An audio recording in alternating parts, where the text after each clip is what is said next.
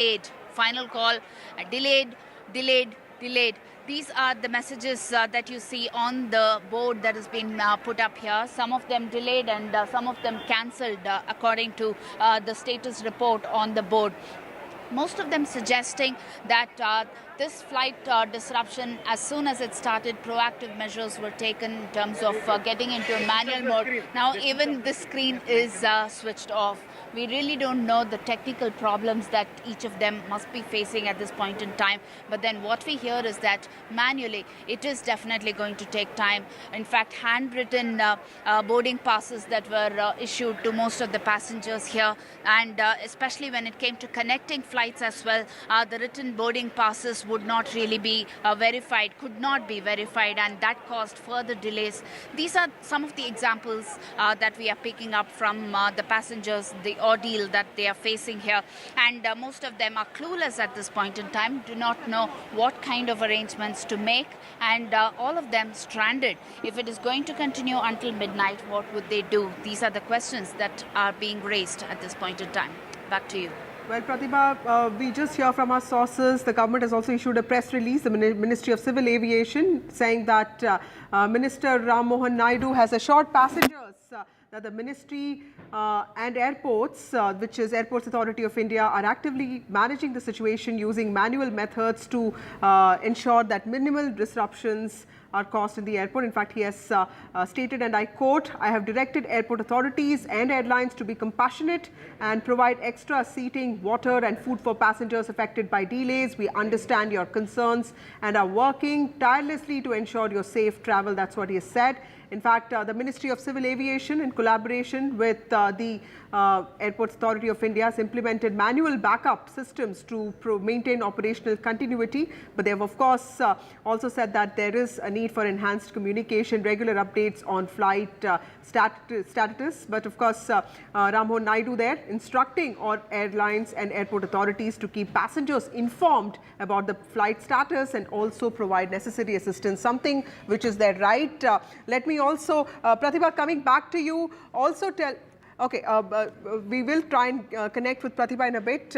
Let me go across to Ishika, who has been reporting on this story tirelessly since today morning. Ishika, you were one of the first few to report on how the situation was actually worsening on the ground at the airport there. What is the situation right now? Because Microsoft and a couple of other people are also saying that there are efforts being made to normalize the situation now. Is there a sense of improvement when it comes to services?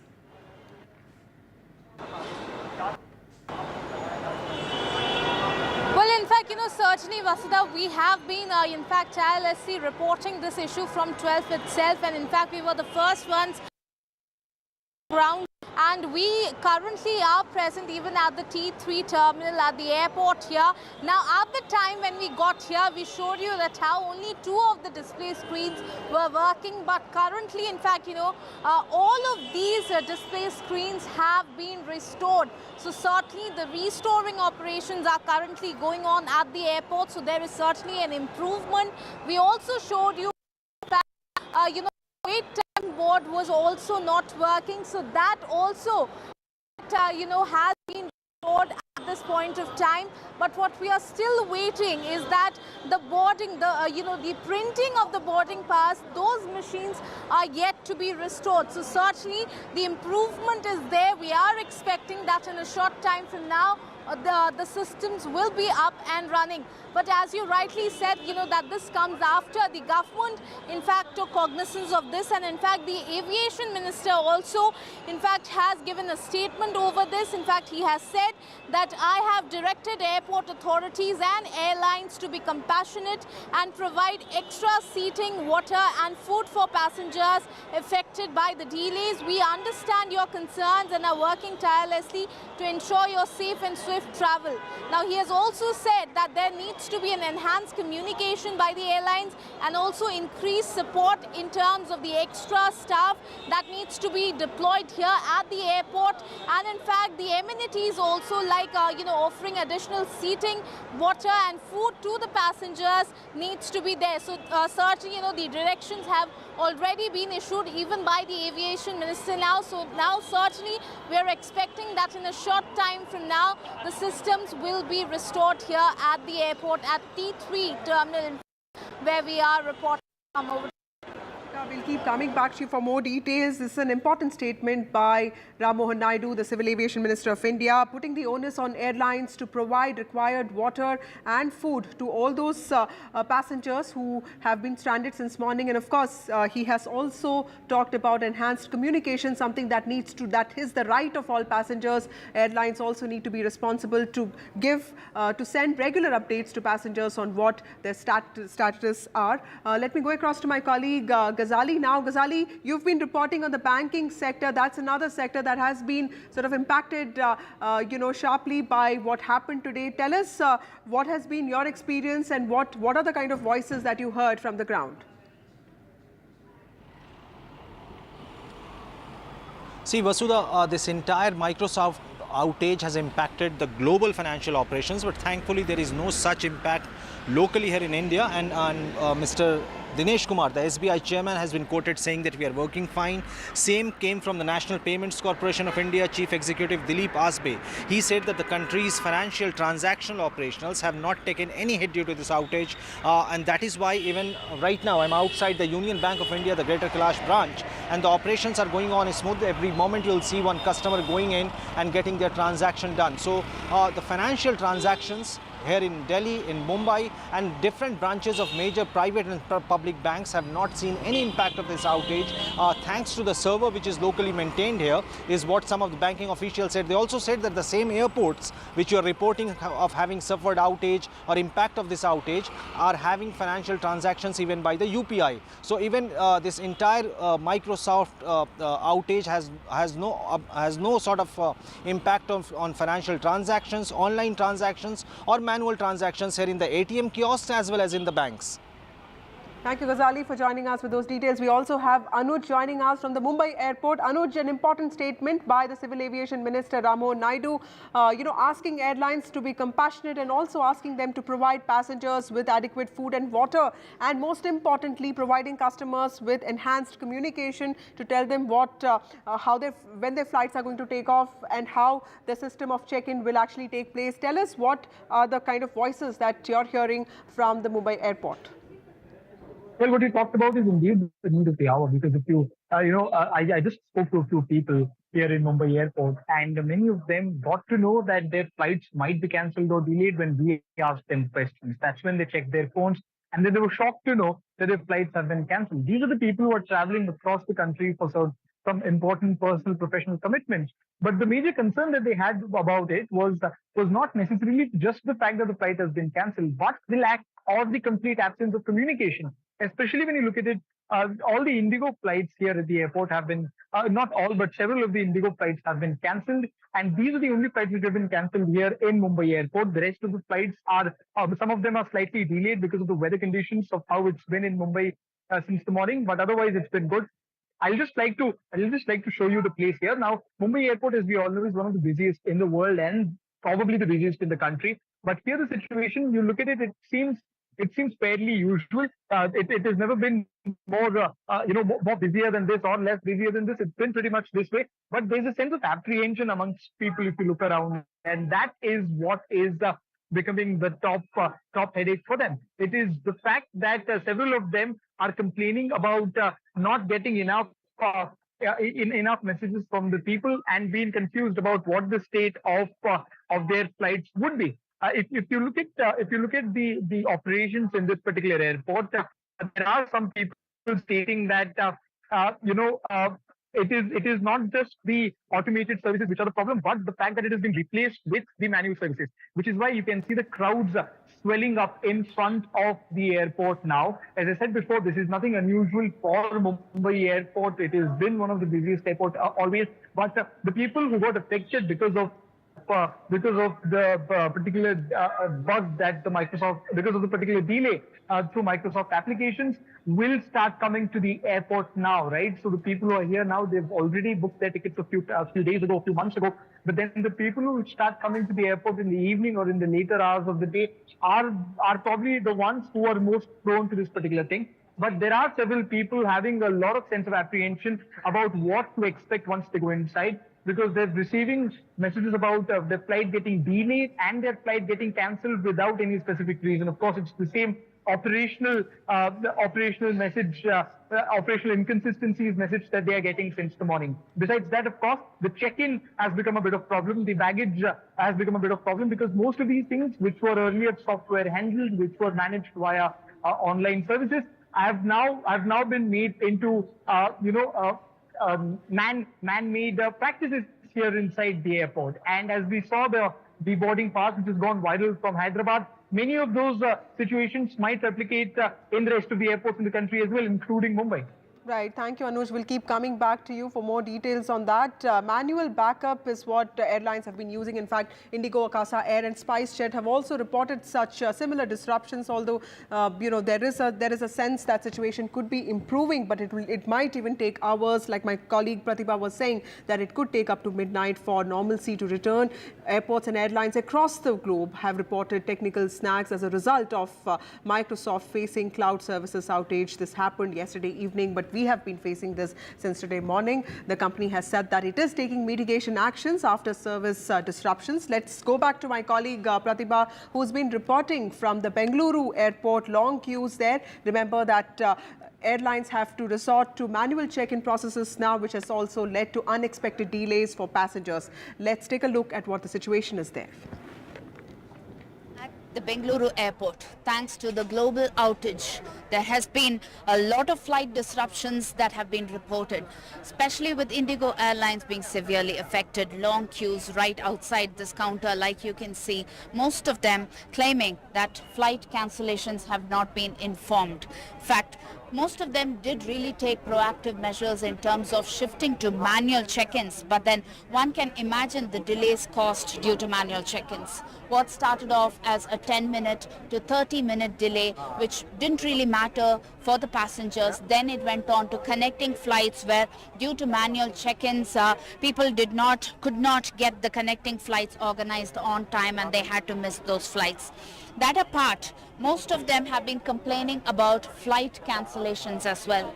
Let me see if I can go across to a couple of passengers to give you a reality check of the frustrations, the irritations, as well as the kind of inconvenience caused to them. So if you can speak a few lines about the inconvenience caused to you. Yeah, definitely. See, I just came in and I was just checking Digi Yatra.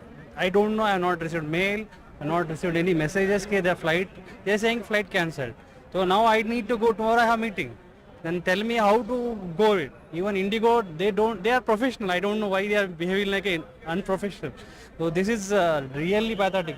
You can look at this. Everyone is frustrated now. Right. Thank you. Most of them talking about their frustration here. Ma'am, could you speak a few lines about the inconvenience caused to you because of this? Yeah, it's actually quite difficult because they did not send us an information beforehand. We got to know when we got to our gates, and I actually have to go because someone passed away in my family, and now I don't know if they'll reschedule it or not, so it's quite bad. Dire situations in their family that is causing the entire frustration, triggering an outrage of sorts among passengers here at the Bengaluru airport. Most of them claiming that they have to take these flights, no confirmation, no messages given. Ma'am, can you speak a few lines about the inconvenience caused? It's cancelled, so that's what they say. There's nothing could be done before 12 midnight. Even if we try to book another flight, there could be payment issues. So there's no option right now.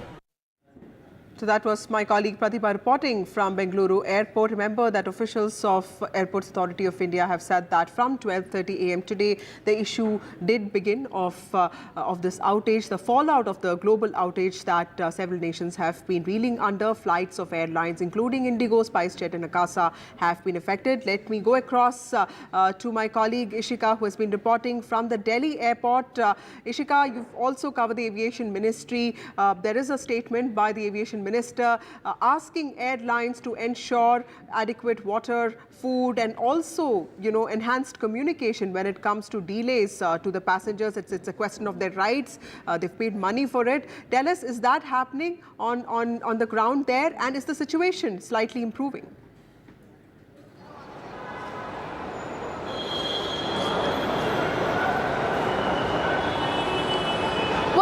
rightly mentioned, Vasudha. In fact, we just saw that just a while ago, the statement was also, in fact, issued by the aviation minister, and the directions were issued, in fact, to the staff here to, in fact, ensure that there is the communication is enhanced to the passengers here, and also, in fact, there should be adequate seating arrangements done.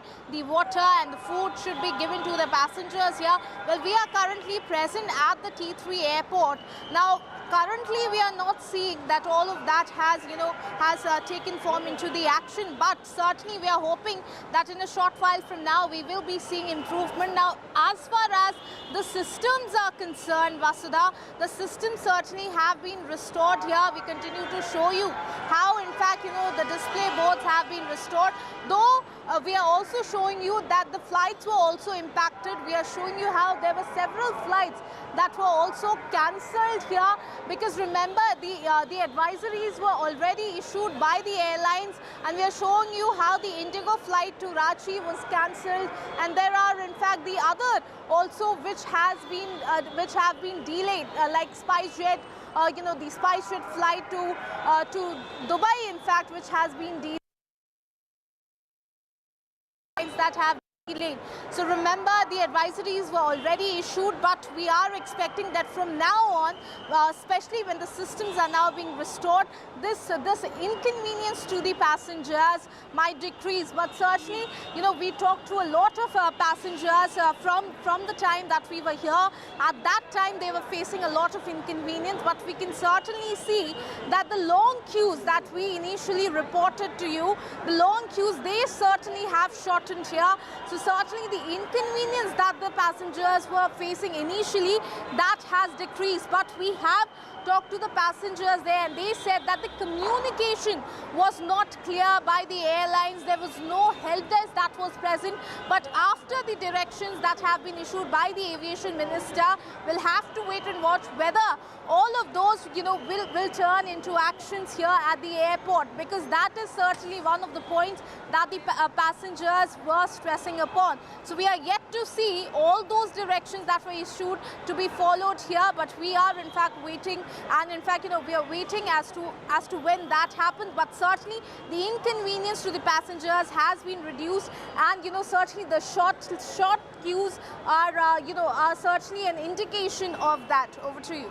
Thank you, Ishika. So fortunately, the situation seems to be improving now. Remember, Microsoft's global outage has impacted flights and check-in processes across airports, and we'll bring you more voices from Mumbai airport now. Going back to my colleague Anuj. Anuj, tell us what is the latest? We did see the statement, this important statement by Ram Mohan Naidu, the civil aviation minister, something that Ishika was also talking about, asking airlines to be responsible and to send out enhanced communication when it comes to unexpected delays. Specifically in this case, how are passengers responding to this? Were they even told that this is because of this Microsoft technical bug? Were they given an idea as to how much the delay could be? It could have been a very distressful situation for them, considering that many of them had to wait for hours. Yes, indeed. And see, quite contrary to what is the case in Delhi here, the lines, the queues are becoming longer. When we were here during the afternoon, when this entire issue popped up. So the general awareness about this matter was too less. And most importantly, the people who were present here, who had flights to catch in the morning, or in the afternoon, were the ones which were mostly booked earlier. But then, as we are reaching the end of the day, we are seeing the longer queues. We are seeing more number of people getting affected by it. And one thing that we all complain about is the lack or the absence of complete communication about any sort of reason being given for the delay. We just received an email, many of those who literally opened their phone when we asked them questions about it, and got shocked after reading the mail that their flight has been cancelled for no good reason. Now, they haven't been told the reason, and that is the reason for their frustration. Many of them, of course, were planning to go inside and complain it to the authorities.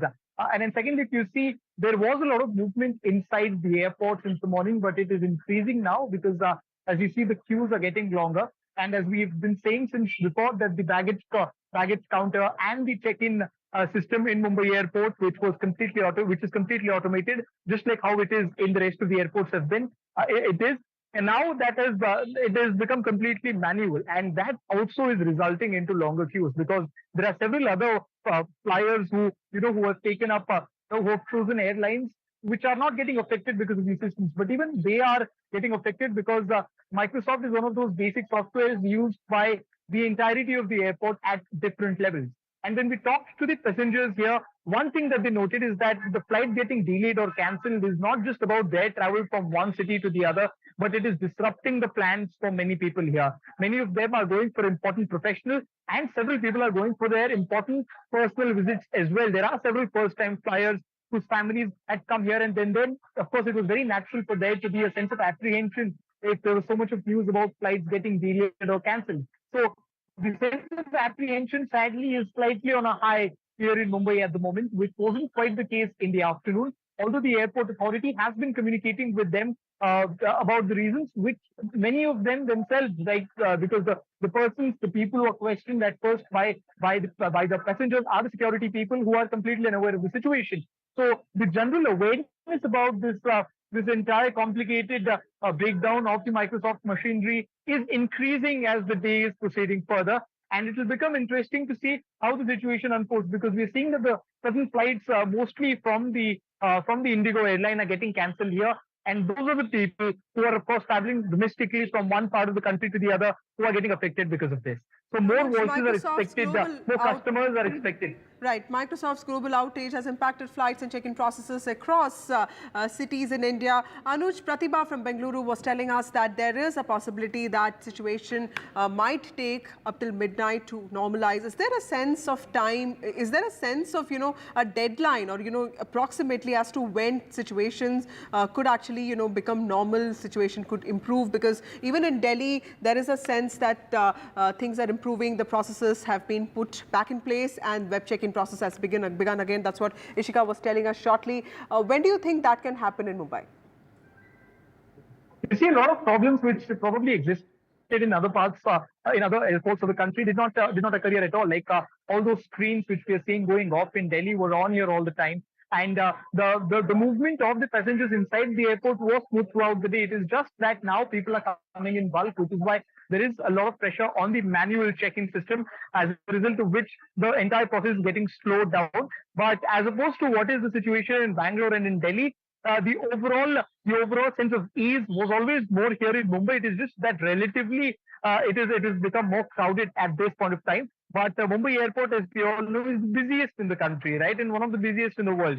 So the machinery of the airport, the personnel is completely capable of making sure that most of these people are made comfortable. But the bigger issue for these people is, as you said, the absence of deadline. Now, the Indigo has definitely said that situation might go on till midnight, and then they don't really know if it will improve thereafter. But the customers, the people who booked this ticket for their travel, haven't been communicated anything of this sort, especially up until 2 hours ago when we were speaking to many of them. So there is the sense of apprehension and not knowing about when the situation might exactly get back to normal exists in the customers, in the passengers as well. Besides that, there has been no message about compensation. There has been no message about refund as well, because many of them who are traveling out had already booked their stay, and all of the other logistical problems will also arise for them. So they told us that they'll definitely demand for compensation of not just the flight, but also about the other related logistical issues there as well. Thank you, Anush. Stay with us and keep tracking the story for us. So from flights to supermarkets to banking operations, the global Microsoft outage is disrupting multiple sectors. It threatens to massive issues if it's not resolved soon. In India, almost all airlines, Vistara, Indigo, SpiceJet, Akasa Air, are facing technical issues that have affected booking, check-in processes and also flight updates. Now, the airlines, of course, are checking in passengers manually. Situation seems to be improving in certain airports, like we saw in the case of Mumbai and Delhi. Of course, some airports are saying that it will take far more time. According to reports, this issue is linked to CrowdStrike's Falcon server, but the tech glitch has resulted in Windows machines experiencing screen errors, something that has led to the collapse of many essential systems across the country. The IT Minister, Ashwini Vaishnav, has responded to this, saying that MeitY is in touch with Microsoft and its associates regarding the global outage. The reason for this has been identified and updates have been released. CERT has issued an advisory In fact, the Civil Aviation Minister Ram Mohan Naidu has also responded, saying that the airlines need to provide enhanced communication to the passengers, and also they need to deal with the passengers who've been stranded with compassion. I have, for now, let's also look at this chat between my colleague Gargi Rawat and Rajiv Chandrasekhar, who has been former MOS of IT. He's a BJP leader now, as to how he sees this entire global breakdown of systems. We're seeing the kind of chaos that has been caused the world over. We do have information, from the center saying that Methi is in touch with Microsoft and its associates, but we still have no clarity when things are going to get back on track. Yeah, no, so I can't add to any clarity. Yes, but your comments here. Yeah, no, so I'm watching the same television and the online, I'm consuming the news as much as all of us are. Look, I think it is enough to say, and it's pretty appropriate to say, that this is something that I have never seen in my life before. And I've been around the block for about 35 years. I've seen ups and downs in tech, and I've never seen anything this deep and this wide and this, touching almost every nation and every small business and big business in this kind of way. I've never seen it before. And the fact that it is attributable finally to a small cybersecurity solution that sits on the endpoint of the cloud, just tells you that what a complex digital world we live in, that it is not just enough to worry about the computer that you operate on or the server that it is hosting the application, but that every one of these pieces create complexity and create vulnerability at the same time. So look, it is certainly a black swan event of a kind that I have never seen or experienced before. But the good news is it is Microsoft, and this is a large credible company, one of the big credible names in big tech, and they are slowly recovering this.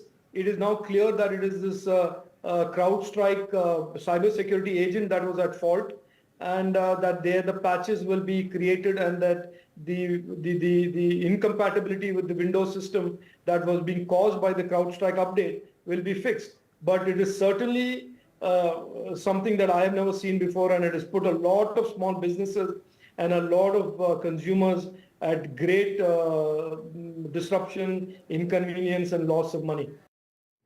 That's former MOS IT Rajiv Chandrasekhar speaking. In fact, we are tracking this story of global outage of Microsoft systems, which has led to collapse of many essential services, including banking, hospitals, even media newsrooms. We have been tracking that story very closely for you. But now, time for a short break. More news and updates on the other side.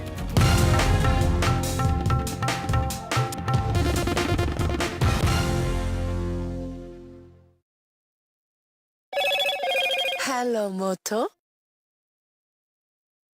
Motorola, India's best 5G smartphone brand.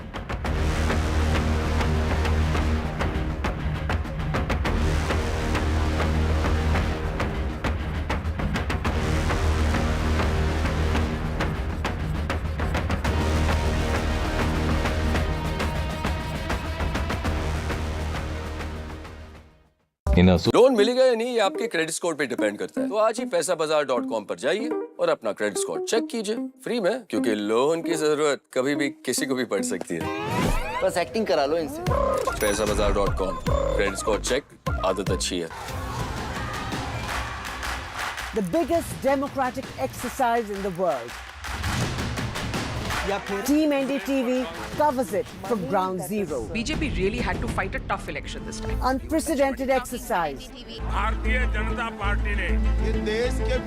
Unmatched coverage. There is no dispute. जनता को decide करना है. From polling to counting, NDTV brought you the most trustworthy news and updates.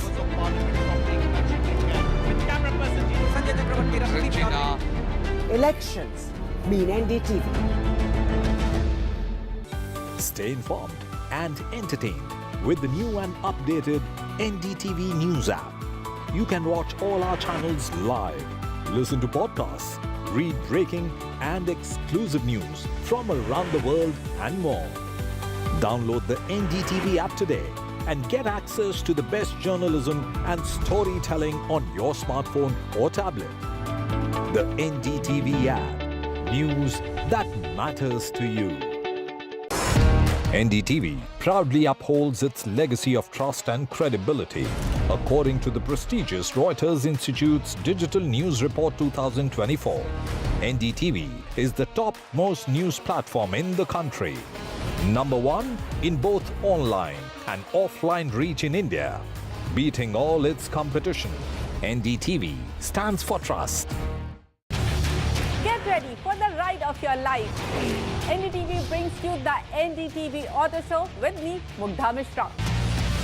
From the fastest supercars to the sleekest new energy vehicles to your trusted daily ride, we cover it all. Every Saturday at 10:30 a.m. and Sunday at 8:30 p.m. only on NDTV 24/7.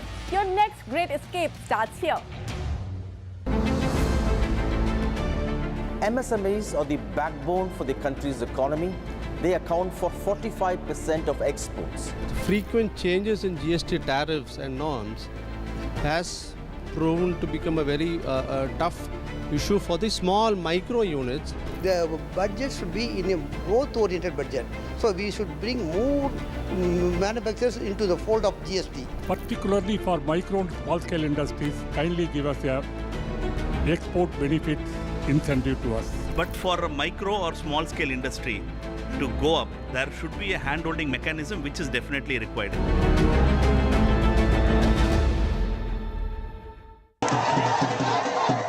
After great victory by Indian team, and today we are reporting from Mohali International Airport where we are showing these visuals. Arshdeep हमारे साथ हैं. The performance सही सारे दी थे बढ़िया results मिले. We are in the city of Kanpur today because they have their champion back home, Kuldeep Yadav. Desperation for each and everyone to go there and win the World Cup, and we did it.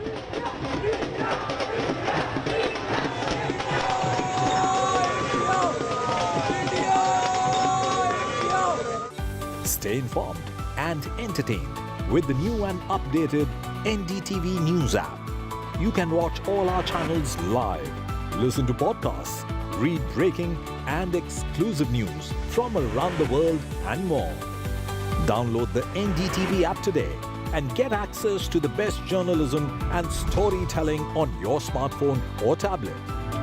The NDTV app. News that matters to you.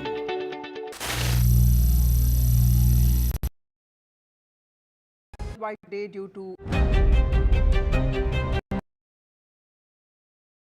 Union Minister of Electronics and Information Technology Ashwini Vaishnav has said that the Indian government is in touch with the US tech giant Microsoft regarding this global outage. It has, remember, affected multiple sectors across the world. It is being seen as the largest in the world, and it has caused disruptions in air traffic, forcing airports to shift to manual operations. Stock exchanges have also been hit as a result of this tech outage. Microsoft, while acknowledging the outage, has said that a resolution is forthcoming. Minister Vaishnav has reacted to this, saying that the reason for Microsoft, the technical snag has been identified and updates have been released to resolve the issue. He has also said the NIC network has not been affected. Remember, this is the National Informatics Centre's ICT network, which is pan-India communication network that provides services to center and state governments. MeitY is in touch with Microsoft. That's what he has said. In fact, Sir.in has also released an advisory. The reason for this outage has been identified and updates have been released.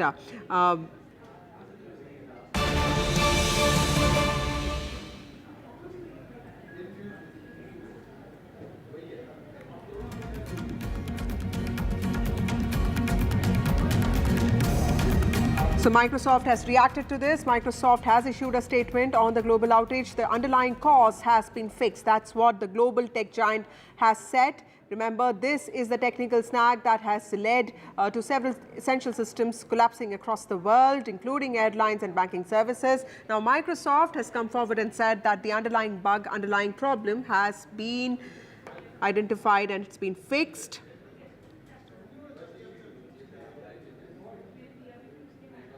This is Microsoft's latest statement that that says that the residual impact is, of course, is continuing, even as Microsoft has come out and said that the underlying problem has been fixed. Remember, this is happening even as the outage, being seen as the largest in the world, has caused disruptions in air traffic, forcing airports to shift to manual operations. In fact, hospitals and supermarkets have also been hit across the world in different cities. Services across multiple sectors, specifically banking and medical services, have been affected today due to this technical snag. Microsoft has come forward and said that the underlying issue has been fixed now.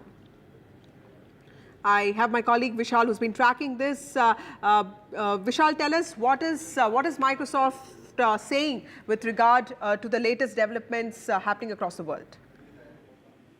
So the latest from Microsoft has just landed on the social media website X. It says that the underlying cause has been fixed. However, residual impact is continuing to affect some Microsoft 365 apps and services. So Microsoft says that they are continuing additional mitigations to provide relief. And they have been asking, the customers to reach out to them through X posts and all to get the latest updates. So the latest is that they have mentioned that they have identified the cause and they're trying to fix it. They have not been able to fix it fully. So it's almost 8 to 9 hours since the whole outage situation started in the US, and then it spread to across the globe from Australia to Poland, London. The stock exchange in London has also been affected. Back home in India, however, the markets are unaffected. However, on the airport side, there are a lot of chaos because customers have had to, log into systems manually, and they've had to do check-ins manually. The systems are all out. They're all under this outage, so they've not been able to access those systems. They have not been able to see updates on the big screens that are spread across the whole airport. So the situation is still tense. The global outage still remains. However, they are saying that both the companies involved in this saga, CrowdStrike and Microsoft, they are saying that they have identified and isolated the problem. It's not a cyber attack or any security incident, but they have identified the problem, the root cause of the problem. Also, Vishal, tell us about all the statements that Microsoft has come up with, and what is to do with the other company, the third-party app that is also CrowdStrike, that is also under scrutiny now. How is that company reacting to this? And I mean, like, very simply asked, who is responsible for this technical snag? Who exactly is responsible? That remains to be clarified by both the companies, and also some of the regulatory authorities in the US and rest of the world will have to step in and see who exactly was responsible. So in the US, it's the FTC that takes care of all this.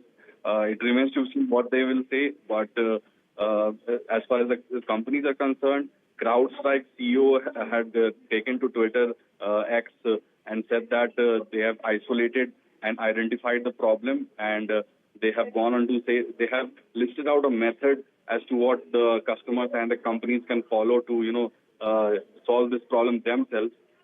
And they have said that this is not the CrowdStrike CEO specifically has said that this is not a cyber attack and this is not a security incident, but the situation on the ground, as you can see on the screens, it remains quite tense. There is big chaos at airports across the globe, and also situations such as, people have not been able to get into stadiums in some places in Australia because of this system outage. So it has impacted almost everyone on the planet.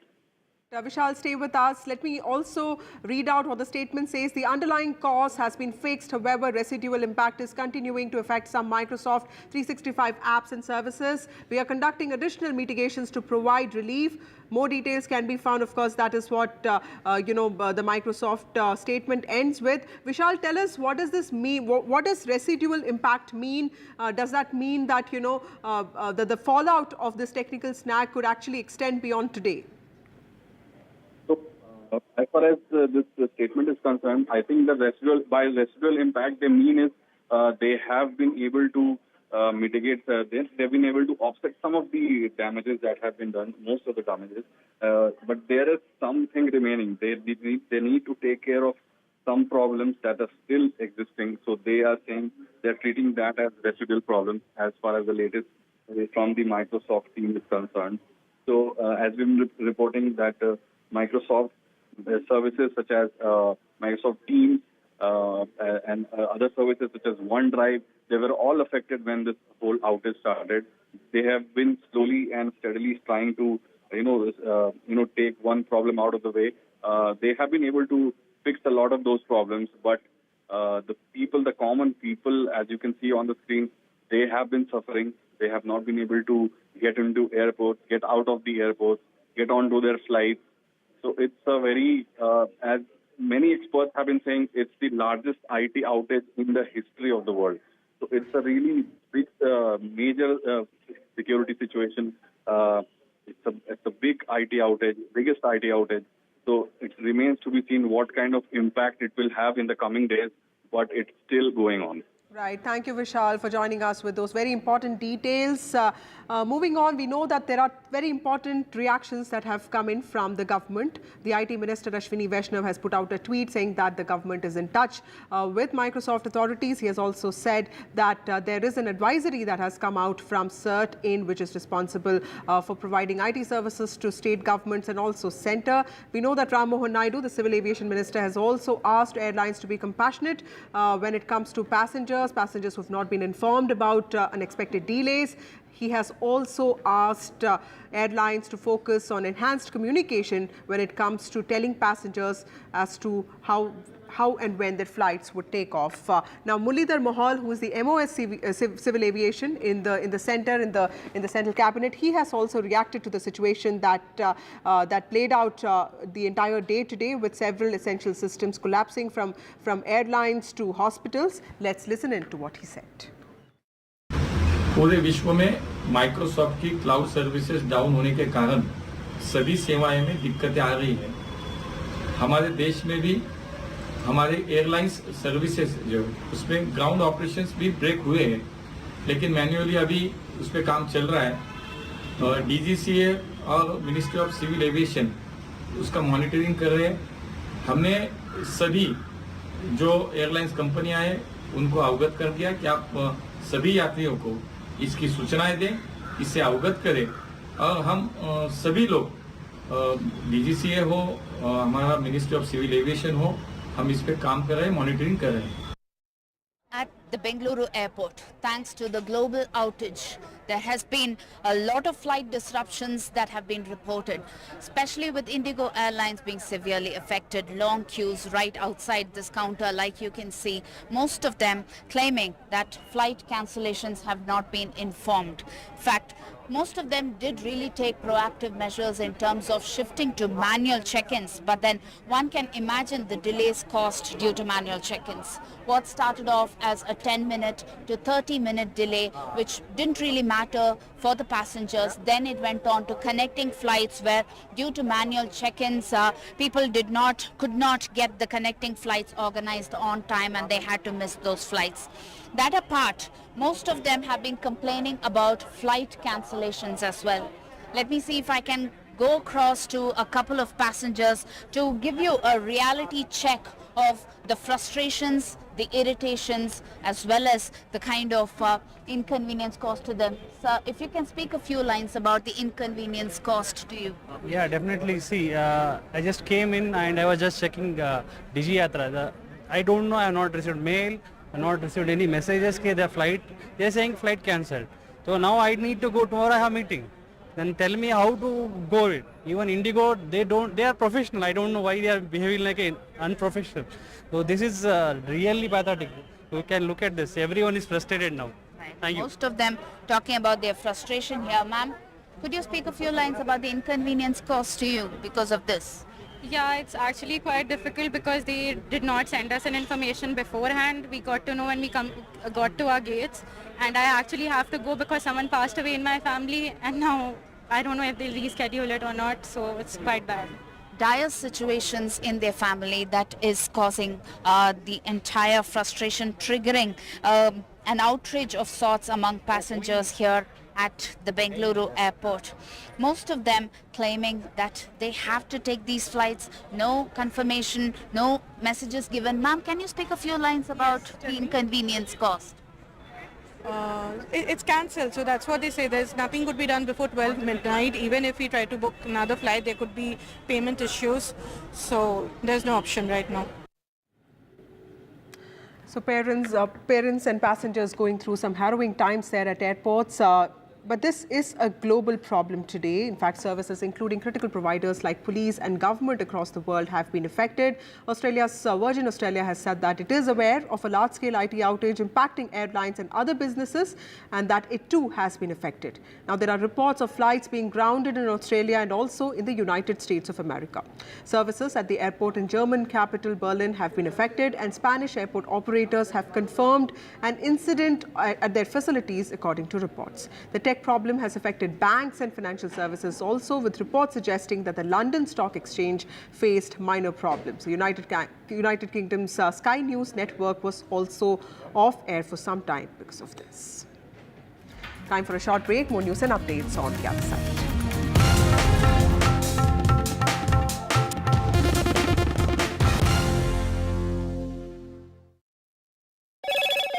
Hello, Moto. Motorola, India's best 5G smartphone brand.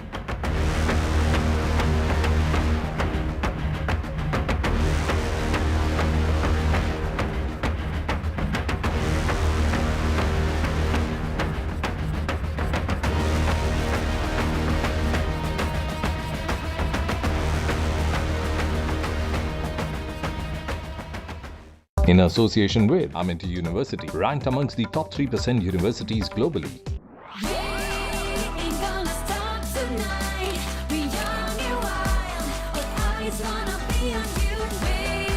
Introducing Moto G85 5G. All eyes on you. Loan मिलेगा या नहीं, ये आपके credit score पर depend करता है। आज ही जाइए पैसाबाजार.com पर और अपना क्रेडिट स्कोर चेक कीजिए फ्री में, क्योंकि लोन की जरूरत किसी को भी कभी भी पड़ सकती है। चल एक्टिंग थोड़ा भेल बनो।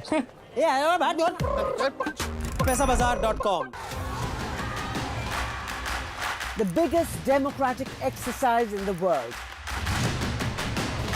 Team NDTV covers it from ground zero. BJP really had to fight a tough election this time. Unprecedented exercise. Bharatiya Janata party ने ये देश के विकास unmatched coverage. There is no dispute. जनता को decide करना है. From polling to counting, NDTV brought you the most trustworthy news and updates.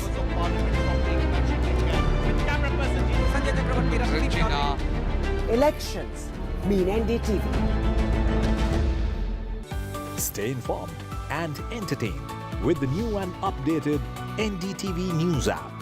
You can watch all our channels live, listen to podcasts, read breaking and exclusive news from around the world and more.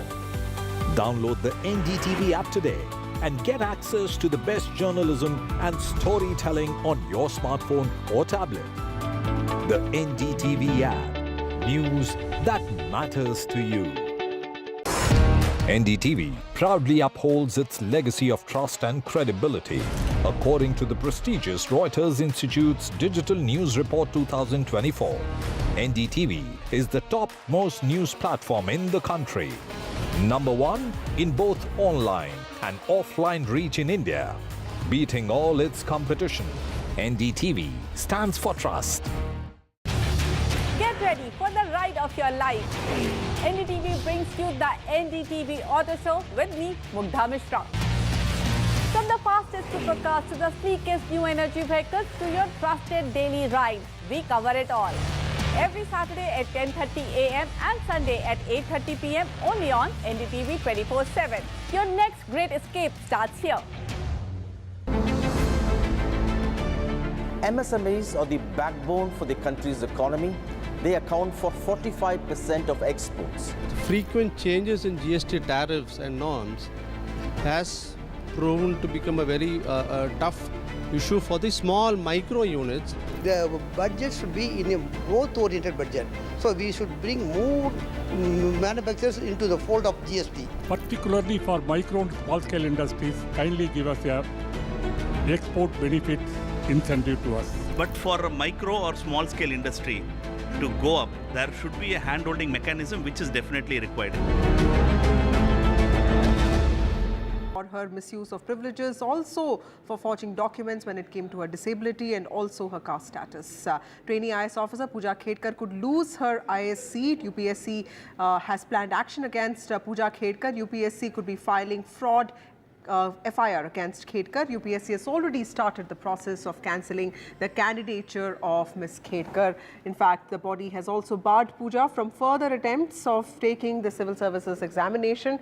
It has also issued a show-cause notice to Pooja. Her training has been put on hold. She is a probationary officer, IS officer from the 2022 batch. Time for a short break. More news and updates on the other side.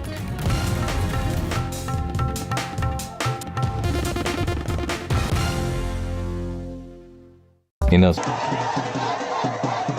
great victory by Indian team, and today we are reporting from Mohali International Airport where we are showing these visuals. Arshdeep हमारे साथ हैं. बहुत ही performance आई सारे दी थे बढ़िया results मिले. We are in the city of Kanpur today because they have their champion back home, Kuldeep Yadav. Desperation for each and everyone to go there and win the World Cup, and we did it.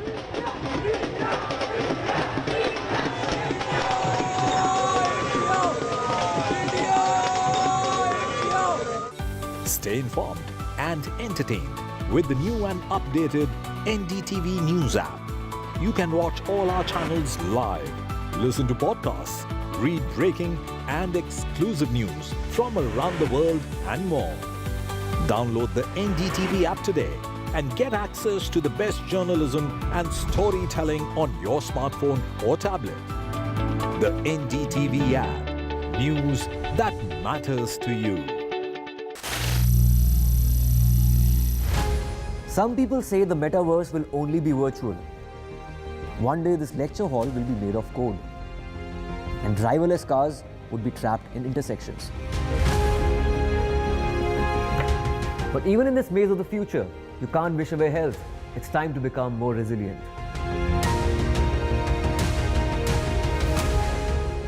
"10 years of Banega Swasth India, we have grown and achieved so many milestones.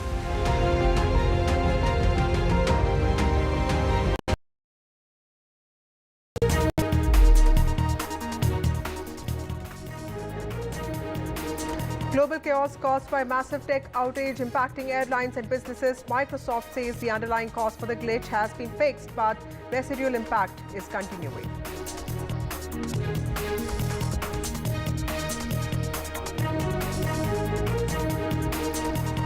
It's the largest global IT outage ever. Civil Aviation Minister, airports have been directed to help flyers. 90% flights disrupted at Bengaluru's T1. Indigo also has said that Bengaluru chaos to stay till midnight. Cyber security update causes IT chaos. UPSC crackdown against trainee IS officer Pooja Khedkar for faking her identity. UPSC to file fraud FIR against Khedkar and began the process of cancelling her candidature. And MEA speaks on Bangladesh unrest, says we have around 8,500 students in Bangladesh. All of them are safe, and the High Commissioner is monitoring the situation. 39 people have died in the quota-related protest in the country.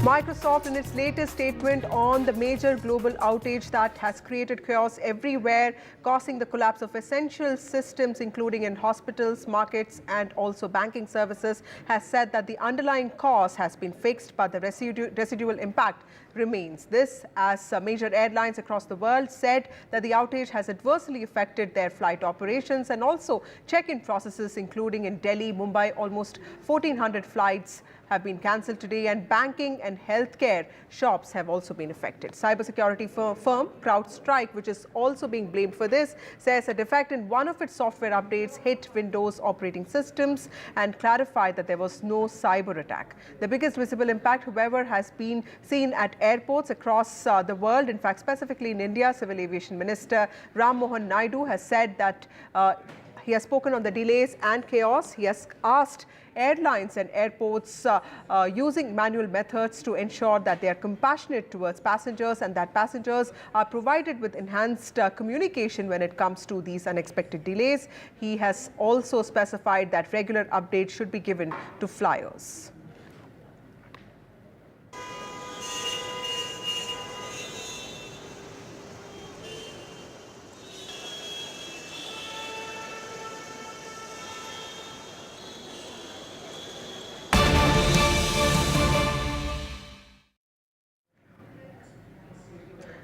What we also hear is that over 100 flights have also been in some ways cancelled or in some ways redirected.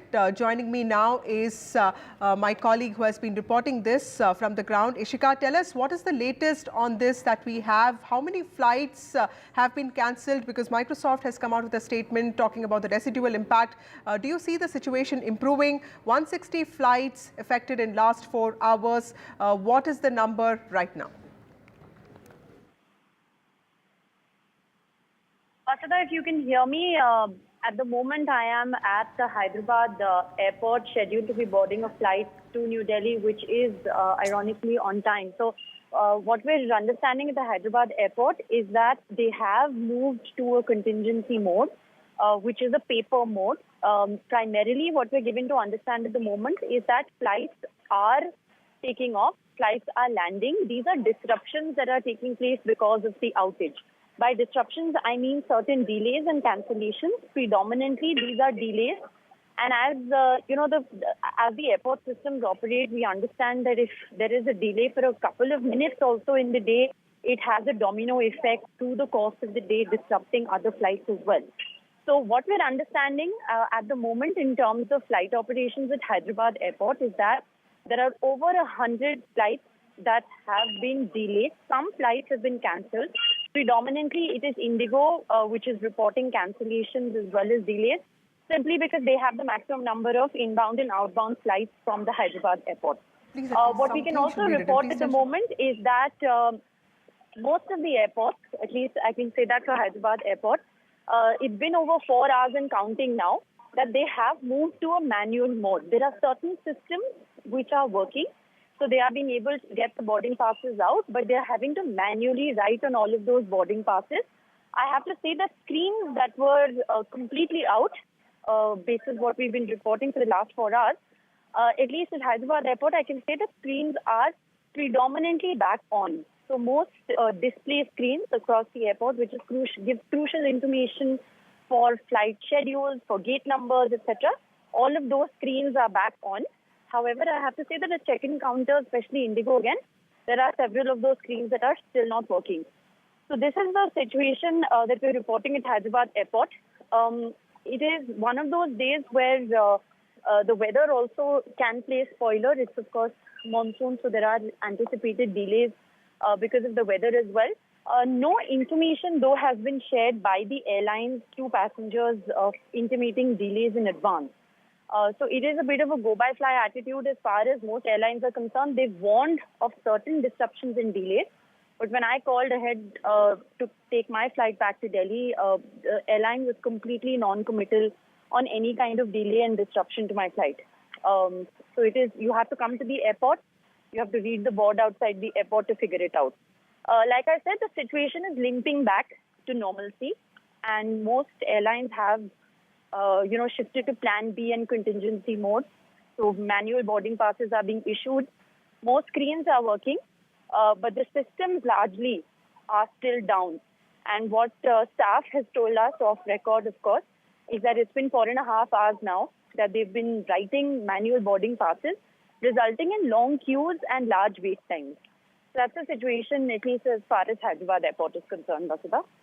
Rishika, also tell us, the Civil Aviation Minister Ram Mohan Naidu has come up with an important statement asking, in fact, putting the onus on airlines and asking them to be extremely compassionate when it comes to passengers who've been stranded since morning. He's asked them for enhanced communication to be given out to passengers. He's asked them to ensure that there's adequate food and water, and he has specifically said that there needs to be clarity that needs to be given to passengers when it comes to these unexpected delays. Do you think any of that is happening in Hyderabad specifically, because the number of flights is, the 160 flights across the country that have been affected? Do you think anything of that sort is happening on ground, any action specifically in benefit of the passengers? I can tell you what I'm seeing anecdotally on the ground at Hyderabad airport. There are no chaotic scenes. Yes, there are long queues. And a lot of people are standing outside the terminal also in order to be able to get information on whether they should enter the terminal or whether they're inadvertent long sort of delays that are affecting their flight. But having said that, what we're learning at the moment is that passengers are not getting any information prior to departure. So there are no text messages or no updates on the website or anything of that sort. Passengers mostly relying on coming to the airport and then understanding, what the tune of delay is or what the status of their flight is. Yes. So as far as communication is concerned, I think airlines are still trying to figure that piece out. Even though it has been 4 hours and counting, like I said, there's also a domino effect of delays and disruptions that is taking place. So no first-hand information, no prior information that is available. Unfortunately, passengers are having to come to the airport, look at the boards, contact the airline counters, and then they are being intimated of delays, etc. So that's as far as the situation on the ground is concerned. But I also want to say, at least as far as Hyderabad airport, no chaotic scenes. The situation at the airport is being managed, and there is enough staff on the ground that is communicating with passengers and ensuring that their needs are taken care of. Okay, thank you, Rishika, for joining us with that very important update. Let me go across to my colleague Mohammad Ghazali, who joins us from a hospital in Delhi. Ghazali, apart from banking services and airlines, hospitals have also been affected. This is after this massive global outage that several nations are reeling under. This is because of a technical snag that Microsoft faced, and of course, Microsoft now has come out with a statement saying that the underlying cause has been fixed, but the residual impact remains. What are you witnessing outside the hospital? Because hospitals are completely dependent these days on systems. See, Vasudha, we have been reporting from different hospitals in the city, and some of them had no impact of this outage. But this one behind me, the Max Hospital in Lajpat Nagar, had a morning impact of the outage because the registrations were not getting done electronically, or say on the computer, the desktop and laptops which had the Windows operating system was not functioning properly. But this was fixed within a few hours, and the impact was in the early morning for around 3 to 4 hours, after which the registration has started happening. Earlier, a short while back, there was a good gathering here of people saying that this thing was not working or the system was not working properly, but this has been fixed by now. Now, this is one of the many cases we have seen in certain hospitals. In some of the systems, the outage showed its impact. Like in the chemist shop, we have seen that in certain chemist shop, the billing was being done electronically on the computer. That was working fine. But in the same hospital, the electronic registration was not happening. So it is very random as well, because in the same organization, some systems did face the impact of the outage, while the other section having the same operating system did not face any impact of the Microsoft outage. And as far as the banking system is concerned, we have been reporting that the financial transactions, as well as any financial institution, including bank as well as NFCs, have not seen any impact of this outage. Right. Thank you, Ghazali, for joining us with those details. Let me go across to my colleague Pratibha, who's been reporting from the Bengaluru airport. Remember, major airlines across the world have said that the outage has adversely affected their flight operations and also their check-in processes. This has happened in Delhi, Mumbai and Bengaluru as well. Around 1,400 flights have been cancelled. Banking and healthcare and shops have also been affected. Pratibha, tell us, you had reported earlier that the situation could take up to midnight to sort of in some ways clear out, to become normal. What is the fallout on passengers? How it must be very distressful for them. What are they saying? Absolutely distressing emotions that are being voiced by several of the passengers here.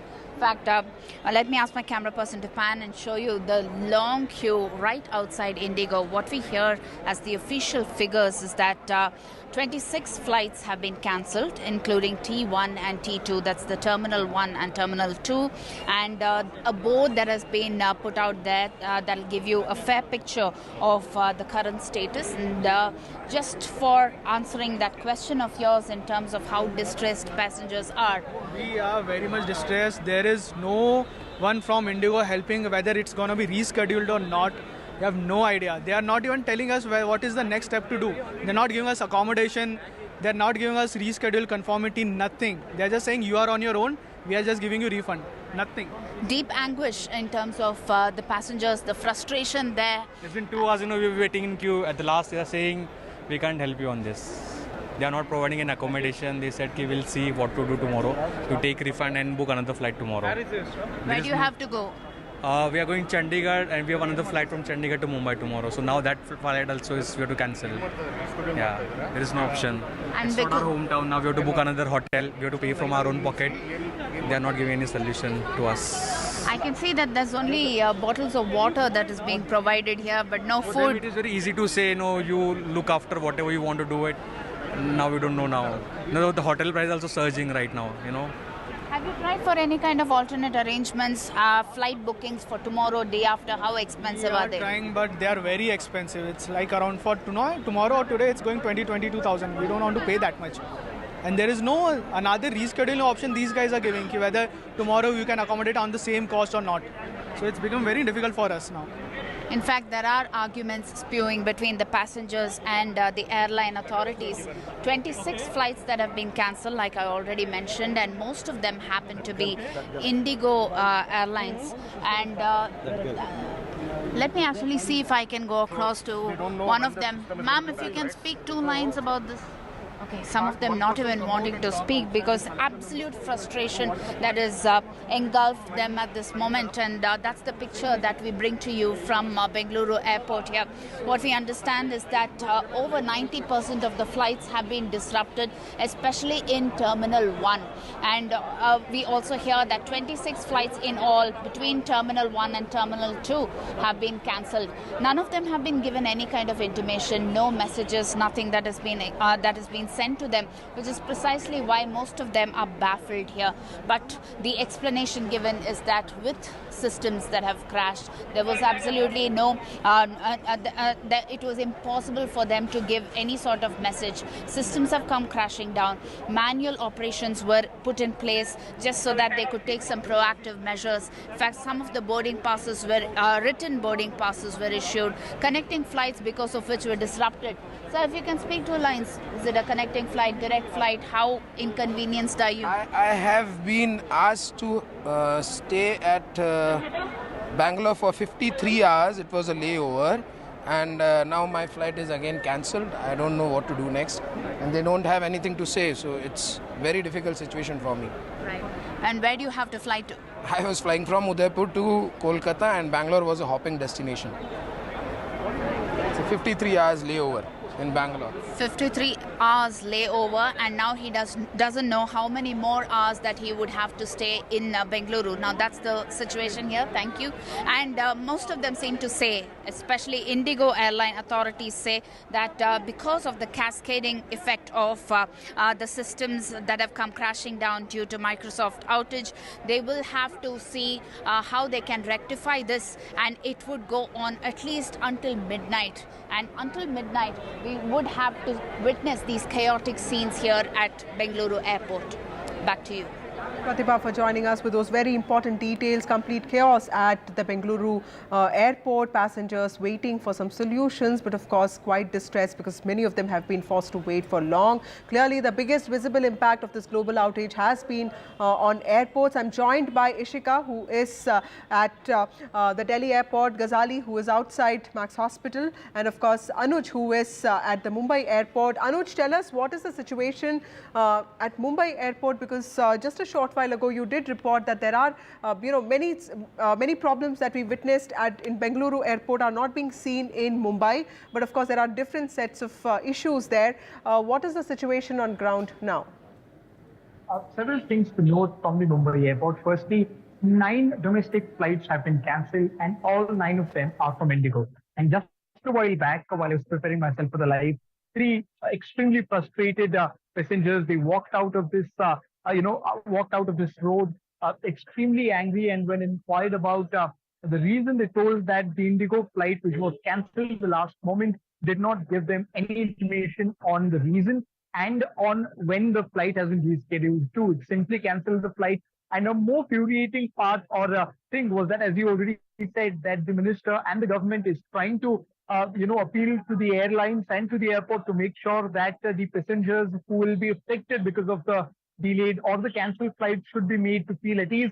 That's exactly what is not happening here. Many of these people there was basically no one at the Indigo counter, according to many, to attend them. So there are not, leave alone the extra facilities of food, water, seating, etc. But there are no people to listen to the problems of those passengers whose flights have been cancelled at the last moment. As I said before, 9 domestic flights have been cancelled here from Indigo. And from what we've been reporting since the morning, we've gotten to know that as I'd like to just pan out and show what the situation here is. You see, these might look like longer queues, but it is extremely normal for Mumbai airport to experience this because it is an extremely busy airport otherwise as well. So these queues aren't the problem. And the overall situation here in the Mumbai airport is also extremely normal because the rest of the flights are on time. There is no delay because the rain also kind of got down since the afternoon.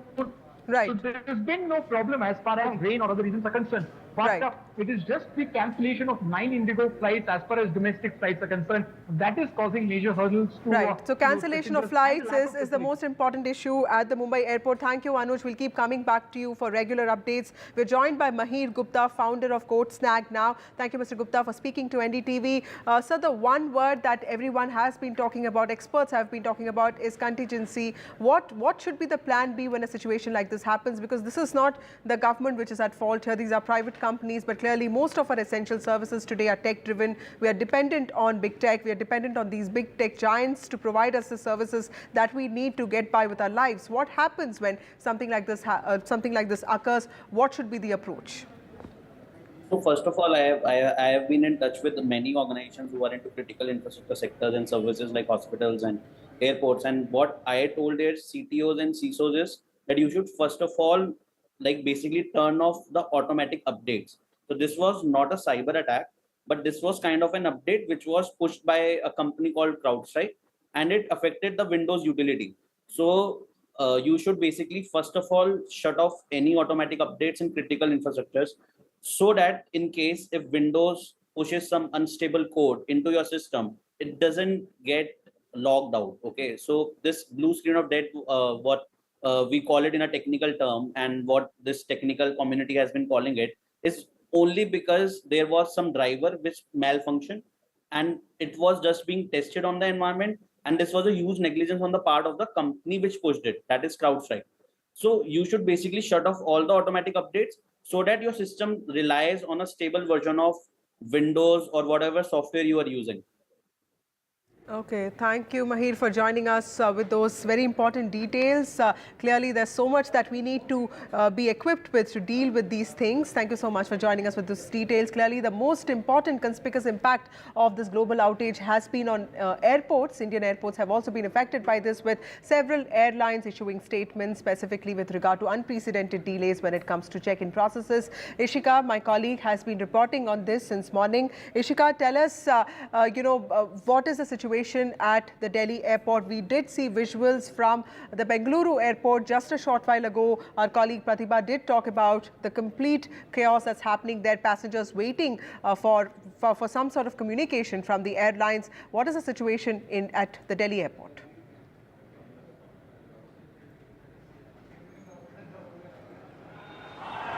Well, in fact, as we informed earlier also that we are currently reporting from the T3 airport, and we did see that if we talk about the display boards, if we talk about the wait time boards, they are in fact they have been restored now, as we are currently showing you in the visuals. You can see that the wait time boards are restored. The display boards are also now restored. Now what is also here important is that the DG Yatra services have also now been restored. We are showing you the visuals here. We did see that the time from which when we came, the DG Yatra services were not at all working, but we are currently showing you the visuals here. You can see that the DG Yatra gates are currently working, and all the passengers, all the DG Yatra, in fact, service users, all of them are able to use it now. So that certainly is a good news for the passengers here. If we talk about, the directions that were issued by the aviation minister, it was said that, extra staff should be deployed at the airport to give assistance to the passengers here, because that was also one of the points that were raised by in fact, the passengers, that they are quite confused as to what is happening and what should they do. And that is why, in fact, this was also one of the directions that were issued. And now we are showing you that, in fact, you can see that the staffs, the extra staff also now have been deployed, who are now assisting all of these passengers who are coming here. You can see in the visuals here, we are showing you how the extra staff also now has been deployed at the airport, assisting all of these passengers to help them, in fact, so that the inconvenience can be reduced. So certainly, we are hoping that from short time from now, all these services here will be restored. Over to you. Thank you, Ishika. Thank you, Mahir. Thank you, Ghazali, and thank you, Pratibha, for joining us from different corners of the country to bring us updates on the impact, the fallout of this global outage that has led to collapse of some very important essential systems. Let me remind our viewers that Microsoft has said that the bug has been fixed. The underlying cause has been fixed, but of course, residual impact would remain, which means that it will take about a few hours for the entire situation to become normal. We'll keep tracking that and more for you, but time for a short break. More news and updates on the other side.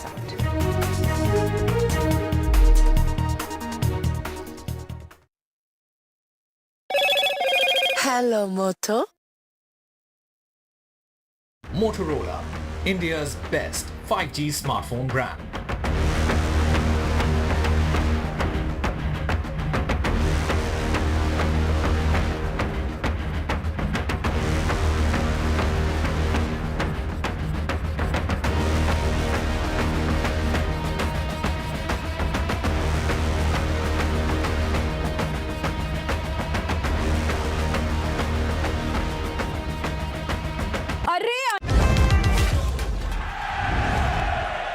Get the magic of the best working for you now.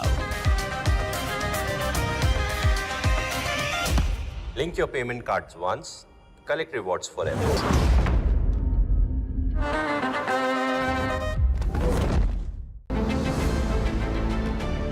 MSMEs are the backbone for the country's economy. They account for 45% of exports. Frequent changes in GST tariffs and norms has proven to become a very tough issue for the small micro units. The budget should be in a growth-oriented budget. So we should bring more manufacturers into the fold of GST. Particularly for micro and small-scale industries, kindly give us a export benefit incentive to us. But for a micro or small scale industry to go up, there should be a hand-holding mechanism which is definitely required.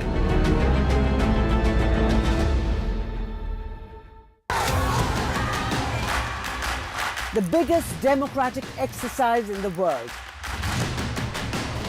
Team NDTV covers it from ground zero. BJP really had to fight a tough election this time. Unprecedented exercise. Unmatched coverage.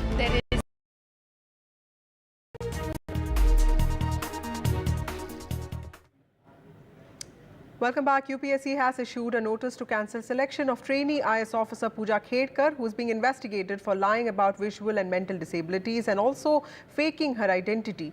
In fact, a notification said Ms. Khedkar fraudulently availed attempts beyond the permissible limit, and the UPSC has initiated a series of actions against the 23-year-old probationary officer.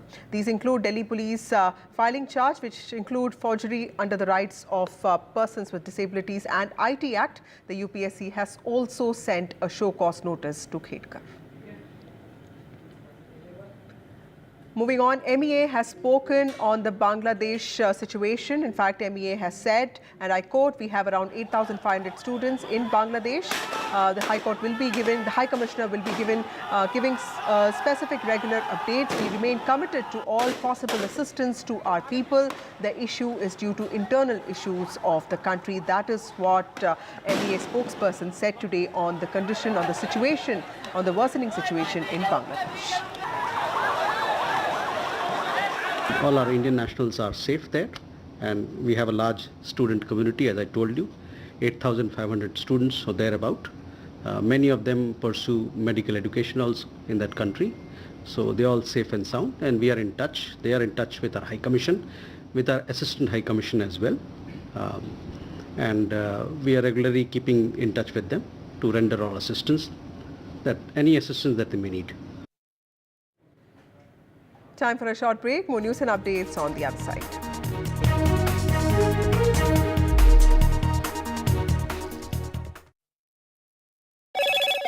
Hello, Moto.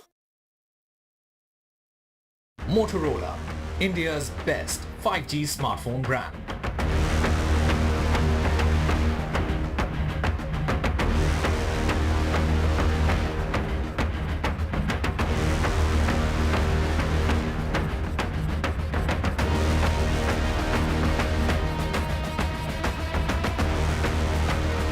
Loan मिलेगा या नहीं, ये आपके credit score पे depend करता है। तो आज ही अपना क्रेडिट स्कोर चेक करें फ्री में पैसाबाजार.com पर। लोन की जरूरत कभी भी किसी को भी पड़ सकती है। ठीक से एक्टिंग नहीं। पैसाबाजार.com। NDTV proudly upholds its legacy of trust and credibility. According to the prestigious Reuters Institute's Digital News Report 2024, NDTV is the top-most news platform in the country. Number one in both online and offline reach in India. Beating all its competition, NDTV stands for trust. Get ready for the ride of your life. NDTV brings you the NDTV Auto Show with me, Mugdha Mishra.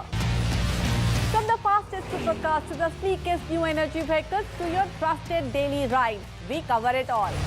Every Saturday at 10:30 a.m. and Sunday at 8:30 p.m. only on NDTV 24/7. Your next great escape starts here.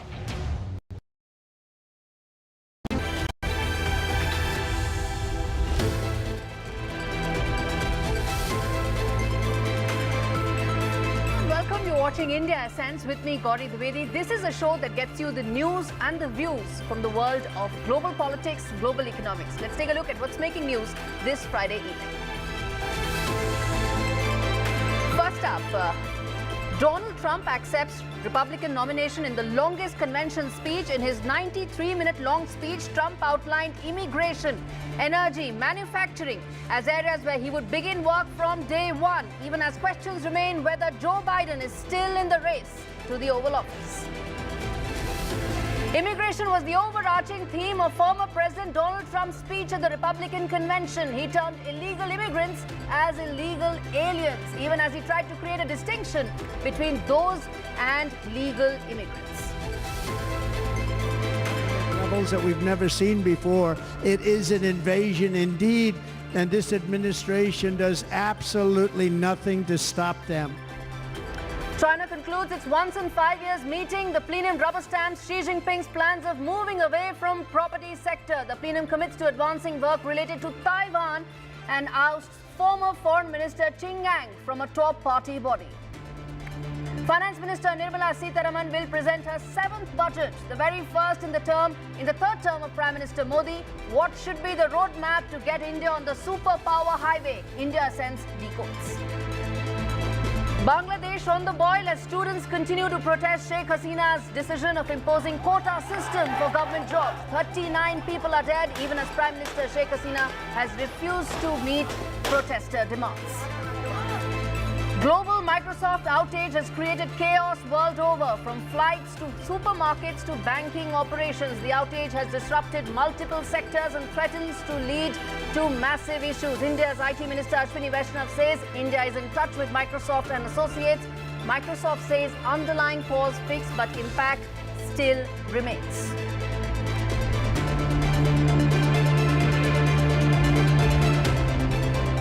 The big story on India sets. Donald Trump is officially the Republican Party candidate for US elections, even as confusion continues about President Biden's candidature. There's growing clamor within the Democrat camp that Biden should make way for a more quote-unquote winnable candidate. But now Donald Trump is an interesting personality. The former president speaks his mind out, some would say even without a filter. And in his 93 minutes long speech, Trump has given a roadmap of what his presidency would look like. And I decode right here what Trump 2.0 would mean for India. First is the immigration. Trump 2.0 presidency will bring in sweeping changes to the present immigration system in America. Trump's rhetoric blurs the distinction between legal and illegal immigrants. But as president, I believe this distinction will be very important, and it's more so for India. In FY 2022, India was the second largest country of origin for green card holders, just behind Mexico. There you can see on your screens. Of the little under 10 lakh people receiving a green card that year, a little over 66, just about 66,000 were from India. And as of now, there are 1.2 million Indians that are waiting in queue to get their green cards, which are complicated due to country-specific restrictions and the low annual quotas that have been put in place. And this figure is set to rise to 2.1 million people by 2030 as per present norms. And if they get any worse, then this number would balloon even more. And I believe under the Trump presidency, the 7% per country quota could probably be revisited, and that could mean longer wait lines for Indians as far as green cards are concerned. Now, illegal immigrants, the part which causes so much of political rhetoric, the part on which elections are actually won and lost in countries like America, that you can see is also an area where Indians do have a fairly large chunk. And that could face a lot of political slugfest and I believe severe action under a President Trump's presidency. Add to it the travel ban that aims to discriminate between who can and who cannot enter in America. Now, let me point that out that India does not happen to be in these countries that will be covered under the ban, but it talks about the approach towards immigration in whole as far as Trump 2.0 is concerned. Listen in to what he said in that 93-minute long speech where all one heard was immigration, frankly. At the heart of the Republican platform is our pledge to end this border nightmare and fully restore the sacred and sovereign borders of the United States of America, and we're going to do that on day one. The greatest invasion in history is taking place right here in our country. They are coming in from every corner of the earth, not just from South America, but from Africa, Asia, the Middle East. They're coming from everywhere. They're coming at levels that we've never seen before. It is an invasion indeed, and this administration does absolutely nothing to stop them. And you're seeing it happen all the time. That's why, to keep our families safe, the Republican platform promises to launch the largest deportation operation in the history of our country. So the second impact for India will be on trade. Trump 2.0 will see him coming very hard on his protectionist plank that he spoke about. India's long pending free trade pact, I believe, could probably take longer to come through if Trump were in the Oval Office. He would insist that India should ensure a complete pass-through of all US manufactured goods and dismantle the tariff structure that we put in place. Now, that is a problem for India because India's domestic industry is not as advanced or as big as some of the developed countries, which means that the mechanism that we have to safeguard some of our interests of the Indian industry cannot be completely overcome and dismantled in one single day, something I believe Trump would make a case for. Now, the bilateral goods and services trade that India and US have is about $118 billion. India runs a trade surplus, which is about $36 billion. But you look at it from Trump's point of view, it means that there's a trade deficit of $36 billion. He would want to cover this up, and he would probably put in place category-specific tariffs. So I believe a lot of protection is in way for Indian industry if Trump 2.0 happens. The third thing is China. That's an area where Trump and his views match what is India's, particularly regarding security and strategic threat that Beijing poses to India, to Asia, and to the world. In fact, it was Trump who recognized the role and importance that India plays in countering China in Asia. And he was the one who renamed the US Pacific Command to Indo-Pacific Command. So there you can see that there is a meeting of minds between India and US under Trump 2.0. That's likelihood as far as dealing with China is concerned. Trump would also impose big tariffs on the Chinese goods that will be coming into America. Take a look and listen into what he said with regard to this threat. We'll end the electric vehicle mandate on day one, thereby saving the U.S. auto industry from complete obliteration, which is happening right now, and saving U.S. customers thousands and thousands of dollars per car. And if they don't agree with us, we'll put a tariff of approximately 100 to 200% on each car, and they will be unsellable in the United States. We will not let countries come in, take our jobs, and plunder our nation. They come and do that. They plunder our nation. The way they will sell their product in America is to build it in America. Very simple. Build it in America and only in America. And this very simple formula in Congress has to go along with us, and they will. Trump would also probably double down on the military posturing in support for Taiwan. This is again very good news for India, since we've always complained that America has not fully understood the threat that we face, Indians face, from China on our land borders. So that, I think, would be a huge plus for India. Now, speaking about Trump in general, as a businessman, Trump is instinctively transactional in his approach. And under his presidency, his first impulse will be to ask every ally, every partner, what is it that they can do for America? What is it that they can get to make America great again? That's the case for Europe, Japan, Australia. I believe India will not fall in that category. For one, India does not have a formal military partnership with America. It also enjoys warm relations with Moscow. It also is the only counter to China, as I said, in Asia, and provides American goods the access that they need, a very large growing market. So Trump would not like to topple that apple cart, and he may have to curb his instincts when he is dealing with India. And I believe that India-US relations, they have a significant momentum now, and they're going to be agnostic to who really comes as the next occupant in Oval Office. But some of India's interests will be impacted under Trump 2.0 as well, like the Chabahar port in Iran, which will be hit by fresh US sanctions come Trump in Oval Office, because he's going to go after Iran, and that is an area that India will have to protect on its own.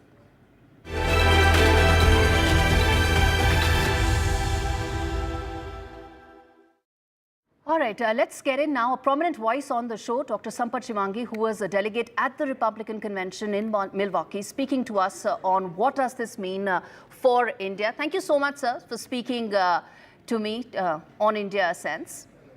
Absolutely, my pleasure. Dr. Shivangi, I want to ask you this, that Trump spoke at length about several issues, immigration, trade, China, he covered it all. How do you see Trump 2.0, if it happens, from India's point of view? He was one of the friendliest presidents of U.S. towards India, and he visited India, just before his fourth year of his presidency, and he is very, in a sense, when he meets any Indian or Indian American, he is very fond of them. He shows interest. He likes, he says, Hinduism, and he's all for India. I think we'll have to wait and see. He hasn't spoken about India in recent months. We'll have to watch and see what he can do. But he is very aggressively against China. Even he has placards in the hall that he would work against China. China is America's biggest enemy. Yes. So in that one they had balloons in the sky a year ago, and he criticized very strongly against Biden administration not holding America's interest. Right. So I think he will be a tough president. I can tell you that, especially after 4 years of lapse. Dr. Shivangi, yes. Develop. Besides China, what are the other issues that you feel would bring India and US partnership closer in terms of, one is meeting of minds as far as the China threat is concerned, what could be the others? Yeah, but he is the one,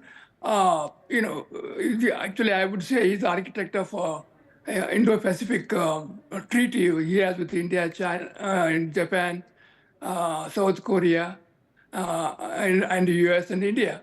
I think he will definitely, try to work that deal because he likes. I think, as I said, it was his brainchild to have this treaty.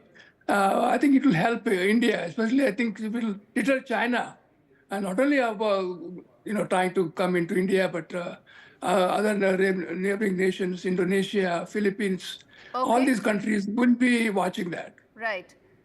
Dr. Shivangi, I want to ask you about the Indian community there as well. His running mate, J.D. Vance, his wife is a PIO, and you spoke also about the fact that he speaks warmly with regard to the Indian community in the US. How are they looking at Trump's candidature, and what are they expecting out of his presidency if it happens? No, I think it is the biggest boon. Usha Chunkuri Vance, if Mr. Vance is elected, because we have another vice presidential candidate or his spouse being in the White House presidential quarters. And I think India last election was not only maybe 25-30% of Indian Americans voted for Republican Party. I think they will change, because I see WhatsApp messages every day. People are not very happy about what the administration, even though Biden was very friendly with when Prime Minister Modi ji was in the US. Indeed. But I think, I think it's not the only. I was there. I attended lunch with the president, with the vice president, and Modi ji. But somehow Biden administration has not been very friendly, in spite of the best treatment they gave it to him in Modi time, because Kamala Harris was invited to come to India. It's almost 4 years. She has not shown up in India. Yes, so that is one thing. Biden, of course, he went all over the world, but not India, in spite of his interest to. Indeed, there is an Indian voice on both sides of the ticket. Frankly, there is a Kamala Harris, and there is, of course, Usha Vance. Thank you so much, Dr. Shivangi, for speaking to me. And in fact, on that note, let's also quickly get in a Democrat voice as well. We've got a Republican voice. Let's also get in a Democrat voice. We have Raja Krishnamurthy also joining us and speaking on whether or not, who is going to stand up against Donald Trump in the US elections. Sir, let me ask you this, that the clamor around Joe Biden's candidature and the fact that he should make way is just growing. Do you believe that it's time for him to make way for somebody who has better chances against Donald Trump? I don't know. We'll see what exactly happens. We need our strongest nominee to be opposite Donald Trump. I think that we'll find out in the next couple of weeks exactly what happens. But at this time, we just have to, pull together and make sure that we win the elections. Indeed. But the narrative here, the perception in India is that Republicans are more pro-India. They also are going to stand up against China in a more stronger way. How do you counter that narrative, given that ties with India are important, and also the fact that the Indian diaspora there is a very sizable chunk of the electorate? Well, I think that the issue with regard to China is so important, and it needs to be approached in a bipartisan manner. And we need to work with our friends, partners, and allies, people like India, countries like India and others, to make sure that we can kind of circumscribe aggression that the Chinese Communist Party might practice with regard to technology, security, or economic issues as well. All right, Congressman Krishnamurthy, thanks much for speaking to me. In coming days, we're going to have more of these conversations as the race to Oval Office heats up. On that note, we slip into a very short break. We come back with lots more on the other side. Stay with us.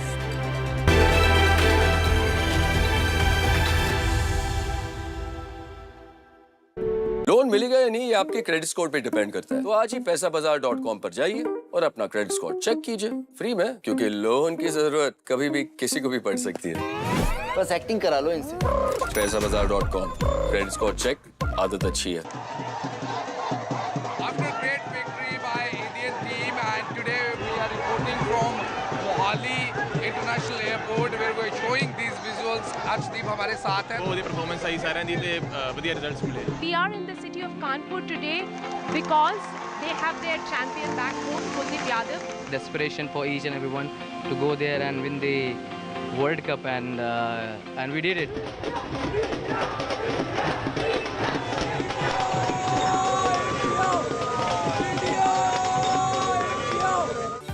Stay informed and entertained with the new and updated NDTV News app. You can watch all our channels live, listen to podcasts, read breaking and exclusive news from around the world and more. Download the NDTV app today and get access to the best journalism and storytelling on your smartphone or tablet. The NDTV app. News that matters to you. Some people say the metaverse will only be virtual. One day this lecture hall will be made of code, and driverless cars would be trapped in intersections. But even in this maze of the future, you can't wish away health. It's time to become more resilient.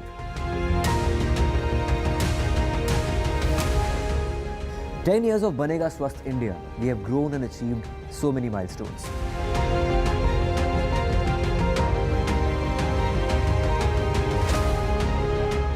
And now,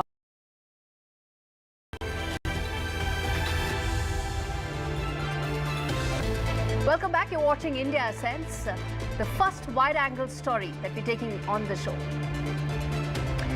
That is Modi 3.0's first budget that will be unveiled on 23rd of July. And what I am interested in, and what I'm very sure the viewers are interested in knowing, is whether it will get India on the superpower highway or not. The budget comes at a time when the government needs to balance its coalition compulsions. It needs to boost demand. It needs to align India to global supply chains. And it needs to ensure that manufacturing ambitions of India that have been in the pipeline for decades finally take off. And let's get down to those issues. Let's understand what's needed and the India Ascends action plan. The Indian economy grew at a world-beating 8.2% last year. But that is not the pace at which Indians are spending, which means we need to give more money into the hands of Indians. In rural India, Manrega wages have to be increased. That's what the Budget Action Plan of India Ascends says. Increase it by 50%. Increase it from 267 rupees per day to 400 rupees. They will spend on everything in the rural economy, from bikes to cycles to tractors. Everything will go up, including personal consumption. On the urban Indian side, tax slabs need to be relaxed. Likewise, spends have to go up, from cars to ACs to houses. Everything will go up only when people have more money in their hands. India is a consumption economy. But that doesn't mean we don't need to boost our manufacturing sector. We've got some initial successes with the PLI scheme. We've created world-class companies, and by all parameters, those numbers are telling you on your screens. Investments, sales, jobs, exports, on all parameters, the PLI scheme has been a booster shot for manufacturing. Exports have jumped, and a lot of investments have come in, but it now needs to extend to the smaller companies, MSMEs. They are the backbone of manufacturing. It doesn't sit on a handful of big corporates. It sits on those MSMEs. And that is where job-intensive sectors like leather, gems and jewelry, handicrafts, garments, all that come into play. And they need to be part of PLI 2.0 for a real game changer to happen as far as manufacturing is concerned. That's the other India Ascends action plan, which is that make PLI scheme 2.0, which extends to MSMEs and get on to some of those job-creating sectors being part of it. In this decade, Indians are set to witness the transformation of the Indian economy into a $7 trillion powerhouse by 2030. We say that, road to $7 trillion. But for that, infra investments are equally important. The government put in 11 lakh crore earlier, and they need to amp it further. Why? Because logistics are very important. Logistic costs in India is still very high. To bring that down, we need to have infrastructure investments. Here's a statistic, viewers, very important. We are still catching up on the semiconductor chain. The first chip factory that will come up at Guwahati, the Tata factory, is going to produce 28 mm of that chip, as against a 2 mm chip that Taiwan is manufacturing. Look at the journey we need to traverse. And that requires a combination of SOPs, focus, and targeted government policy. And that is how you bridge this tech gap that impacts us economically, it impacts us politically, and it needs to be closed. And I'm hoping that the revamped PLI scheme, the focus on better logistics, should be part of a plan to attract big-ticket investments. And Invest India needs to revamp further to attract those large investments like the ones we talked about in those chip factories. This budget should be a step in that direction. That's what the India Sense action plan says.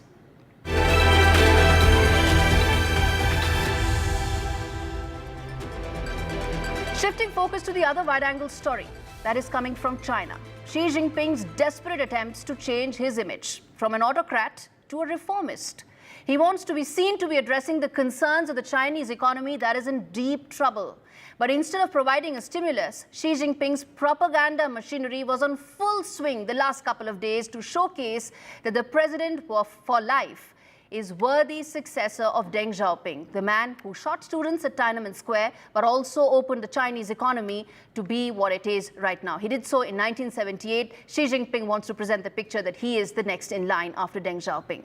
Now, Chinese politicians met to decide the future course of the economy, military, and society. And it was at one such meeting, called the Third Plenum, that Deng Xiaoping introduced those major reforms, as I said, in 1978, that opened floodgates for China. But Xi Jinping is not Deng Xiaoping. And the reason is his vision has nothing to do with taking the Chinese economy forward. It has nothing to do with making the plight of ordinary Chinese go down. In fact, Xi Jinping's fix for the economy is driven by curbing any possible challenge to his presidency, which, by the way, is for life. He has decided to move the economy away from property, since it is now a cause of social unrest, which could lead to people collectively revolting against the government's policies. 25% of the Chinese economy is tied around real estate. Almost half of the savings of people is stuck in the property market, which is seeing its worst slump in decades. And the sector is going through a crisis. Ordinary Chinese are worse off due to Xi Jinping's policies that focused on property sector for the last 10 years. But despite such acute problems, the sector was mentioned just once in the 4,000-word long communique that came out of the Third Plenum. Instead, the entire focus has been on tech-based sectors to address the economy's deep troubles, or so the Xi Jinping propaganda machinery would want everyone to believe. But the Chinese economy's problems are far from over. They could get worse if Donald Trump and J.D. Vance win the US elections this year, because what will follow, in all probability, will be a trade war between US and China. The shift from property that Xi Jinping is trying to do is not due to a strategy, but due to the unrest that it can cause. And Chinese politicians, remember, curb anything that can become a rallying point for people. Remember, that's the only thing that Xi Jinping has learned from Deng Xiaoping. Ensure that there are no students on the streets. And without a stimulus, economic pain may grow. Xi Jinping will have no answers. And to deflect that, he is going to create more tensions on the border with India. And Taiwan and military modernization are also part of the communique, areas that I feel will be the centerpiece of Xi Jinping's presidency as the economy falters.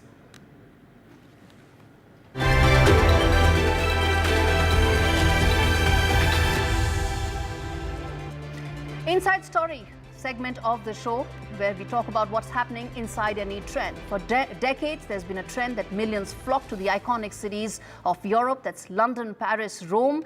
But guess what? Asia Pacific is where now all tourists are making a beeline. Can India seize this opportunity? What's the trend? Take a look.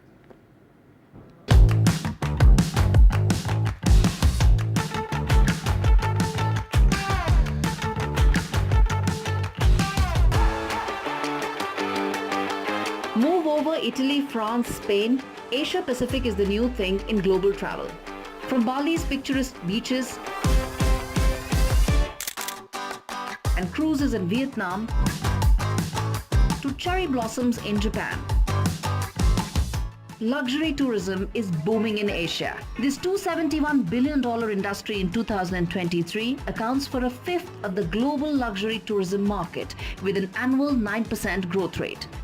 With Asia's tourism market thriving globally, Australia has emerged as one of the top choices for luxury tourism in recent surveys, above Japan and China, with most travelers picking their holiday destination to discover a new food or an exclusive traditional experience.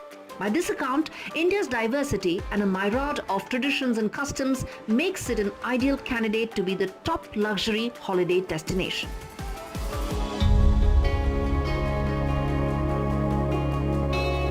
India's tourism, travel and hospitality industry contributes about $178 billion, nearly 7% to the GDP. But its tourism infra is yet to keep pace with its potential. As per WEF, India ranks 39th behind Japan, China, South Korea in the Travel and Tourism Development Index. Tourism alone has the potential to reach $125 billion by 2027, up from the present $75 billion. By 2029, the sector may account for 53 million jobs. But this is just the tip of the iceberg. India is yet to fully tap the luxury travel market. Higher investment in tourism infrastructure will establish its position as a global tourism hub. India packs the breathtaking holiday destinations from the Himalayas in the north to the Sundarbans in the east to the stunning beaches of the Lakshadweep Islands and backwaters in the south. All it needs is a revamped tourism policy. 22 years of incredible India needs to now make for a new tourism policy that promotes world-class tourism infra and world-class marketing. Incredible India was launched in 2002 to showcase the many facets of India, but it's run its course. India attracted 2.3 million tourists in 2002, which increased to just 9.2 million in 2023. In contrast, China attracts now 162 million tourists in 2019. Clearly, the scope for tourism is sky high, and Incredible India hasn't kept pace with it. With that, it's a wrap on this edition of India Sense. Thanks so much for watching.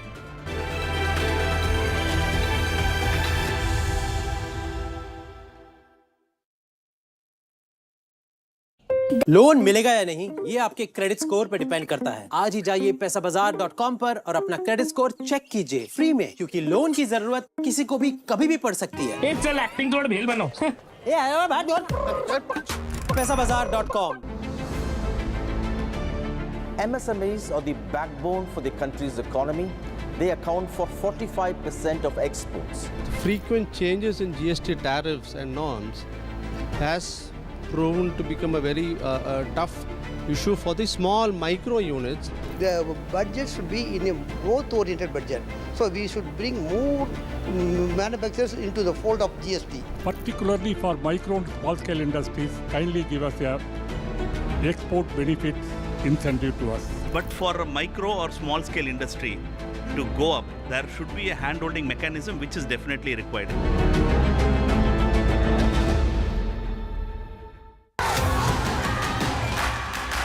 The biggest democratic exercise in the world.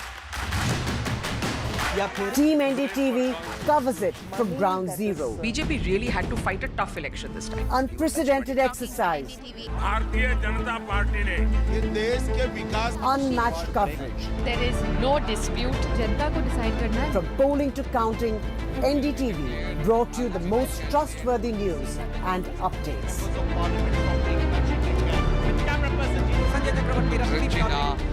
Elections mean NDTV. Stay informed and entertained with the new and updated NDTV News app. You can watch all our channels live, listen to podcasts, read breaking and exclusive news from around the world. Global chaos caused by massive tech outage impacting airlines and businesses. Microsoft says the underlying cause for the glitch has been fixed, but the residual impact is continuing. Largest global outage ever. Civil Aviation Minister of India says that airports have been directed to help flyers. 90% of flights disrupted at Bengaluru Airport. Indigo says that Bengaluru chaos will stay till the midnight. Cybersecurity experts update causes of the chaos.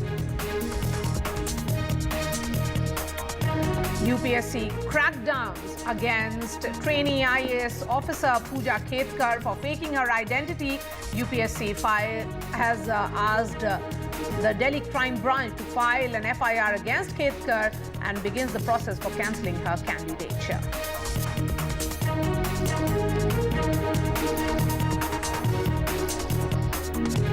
And MEAs on Bangladesh unrest says we have around 8,500 students in Bangladesh. All of them are safe. And the High Commissioner monitoring the situation. 39 people have died in the quota-related protests so far.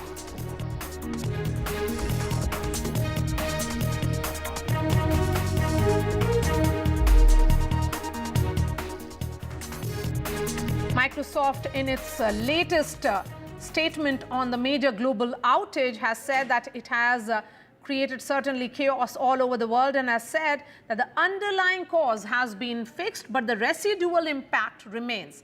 This as major airlines across the world said that the outage has adversely affected their flight operations, including in Delhi and Mumbai.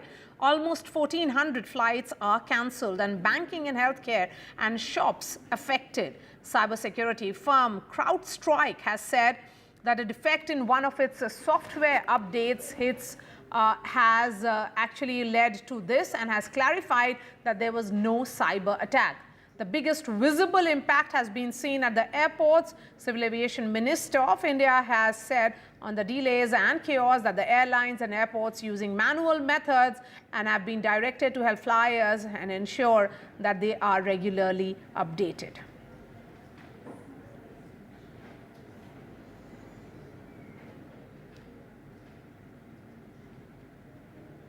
पूरे विश्व में Microsoft की cloud services down होने के कारण सभी सेवाएं में दिक्कतें आ रही हैं। हमारे देश में भी हमारे एयरलाइंस सर्विसेज जो उसमें ग्राउंड ऑपरेशंस भी ब्रेक हुए हैं, लेकिन मैन्युअली अभी उस पर काम चल रहा है। डीजीसीए और मिनिस्ट्री ऑफ सिविल एविएशन उसका मॉनिटरिंग कर रहे हैं। हमने सभी जो एयरलाइंस कंपनियां हैं उनको अवगत कर दिया कि आप सभी यात्रियों को इसकी सूचनाएं दें, इससे अवगत करें और हम सभी लोग डीजीसीए हो, हमारा मिनिस्ट्री ऑफ सिविल एविएशन हो, हम इस पे काम कर रहे हैं, मॉनिटरिंग कर रहे हैं।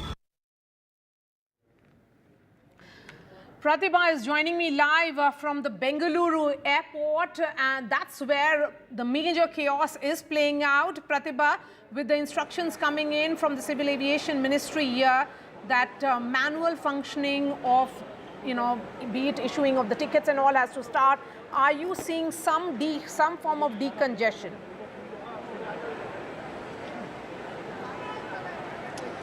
In fact, Bengaluru airport is always reputed for being one of those airports that is always busy with many footfalls. But then today, this is the scene that you witness here at the airport. I have with me a couple who've been waiting for at least about an hour now because they have to fly to Mumbai and their flight has been cancelled. So, the ordeal that you're going through now, can you please elaborate on that? No, it's a global crisis, so we cannot complain against anybody. Right. And we are just enjoying it, in fact. Okay. That's one positive note that a passenger has said in all this while. Yes. A lot of people are also suffering from this problem. Right. Nobody is to blame. And because NDTV has reported on my mobile that it's a global crisis for Australia, USA, everywhere. So we cannot complain, I guess. What about you, ma'am? To be waiting like this must have caused a lot of pain? No, not at all. We are Mumbaitis. We had suffered the flood and all that. So we have that experience. So we don't mind the change that is happening over here. We Indians are always adaptable as well as resilient. But, well, the scene behind me is what will give you the right picture. Sorry, I have... Is that the valuable time of some of them it must be wasted. We are retired persons, so we don't mind. But what about the youngsters, those who are, they will have to work and offices and all that. What about them?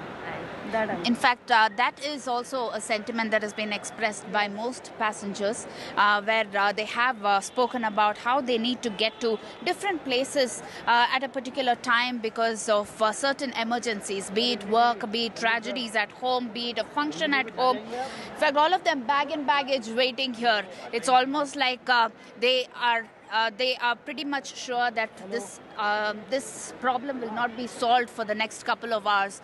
In fact, Indigo authorities have been mentioning that the crisis, the cascading effect of it will continue until midnight. What are your thoughts? Ma'am अभी फ़िलहाल तो पता नहीं है इन्होंने क्या कहा हुआ है, बट मे बी वो रिफ़ंड करने को रेडी है, बट रीशेड्यूल के लिए रेडी नहीं है. मे बी अभी तक क्लियर नहीं हुआ है. अगर वो रिफंड कर देंगे तो आपको तसल्ली होगी? ना क्यों तसल्ली होगी? हमें डेस्टिनेशन पे जब पहुंचना है ना, हमें डेस्टिनेशन पे पहुंचने के लिए हमें रीशेड्यूल ठीक लगेगा. तो अभी देखते हैं क्या उनके तरफ से क्या आता है clearance. How many hours have you been waiting here? Maybe almost 2 to 3 hours. In fact, 2 to 3 hours. There are some who have been waiting for 6 hours because right since the time that I came in here, I have seen a couple of passengers who have been waiting endlessly. So if you can talk about where do you have to get to and how long have you been waiting? We have to go to Chhattisgarh, Bilaspur. Our flight was showing this time for 5:30. We are waiting from 3 hours. Our schedule was running on time, but suddenly when we reached there, we got the message that the flight has been cancelled. So we couldn't get the proper update about, and they were not responding properly. They said that we are giving you response as soon as possible, but they said that the issue is globally, so we can't help it out, and we are looking for the better results what we can do. So till then we are waiting and. But problems are aplenty. At least he got a message. There are some who weren't even intimated. So what are your thoughts? Were you informed earlier about the cancellation? What kind of an inconvenience are you facing? I'm very inconvenient because when I came over here, then I came to know about this situation. My only request is to please allow us to stay the night inside the airport because they are not letting us inside the airport. And everybody is sitting here and there is not enough seating places for people over here. So my request is to let us spend the night in the airport inside itself, so that these are the facilities that you are providing us. So you should provide us at this time also. That is. In fact, not enough facilities that have been provided to the passengers here who have been waiting for several hours. And if this continues until midnight, where would they stay? They can't go back into the city is also one of the problems that has been expressed by most passengers here. To give you a fair picture, 26 flights have been cancelled across Terminal 1 and Terminal 2. And most of them are Indigo flights. And in Terminal 1, what we hear is that over 90% of flights have been disrupted. And this is the departure terminal that you see, where queues are running into great lengths, where people are trying to see if they can talk to the Indigo authorities as well as other airline authorities to find out if their flights could be rescheduled, if there could be alternate arrangements that could be made available to them. Because there are some who are waiting for connecting flights. There are some who are waiting for direct flights that have been cancelled. So that is the dire situation that people are in at this moment. And most of them do not really know when this, when the solution would be and whether it is near at all. Back to you.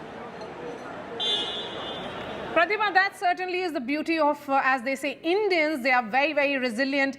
And particularly what fascinating conversation you had with that elderly couple who said that they are perhaps comfortable even in that discomfort that they have right now at the airport. I can see Ishika joining us live from the Indira Gandhi International Airport here in New Delhi, and also Anuj. Anuj, coming to you first, what is the situation right now in Mumbai?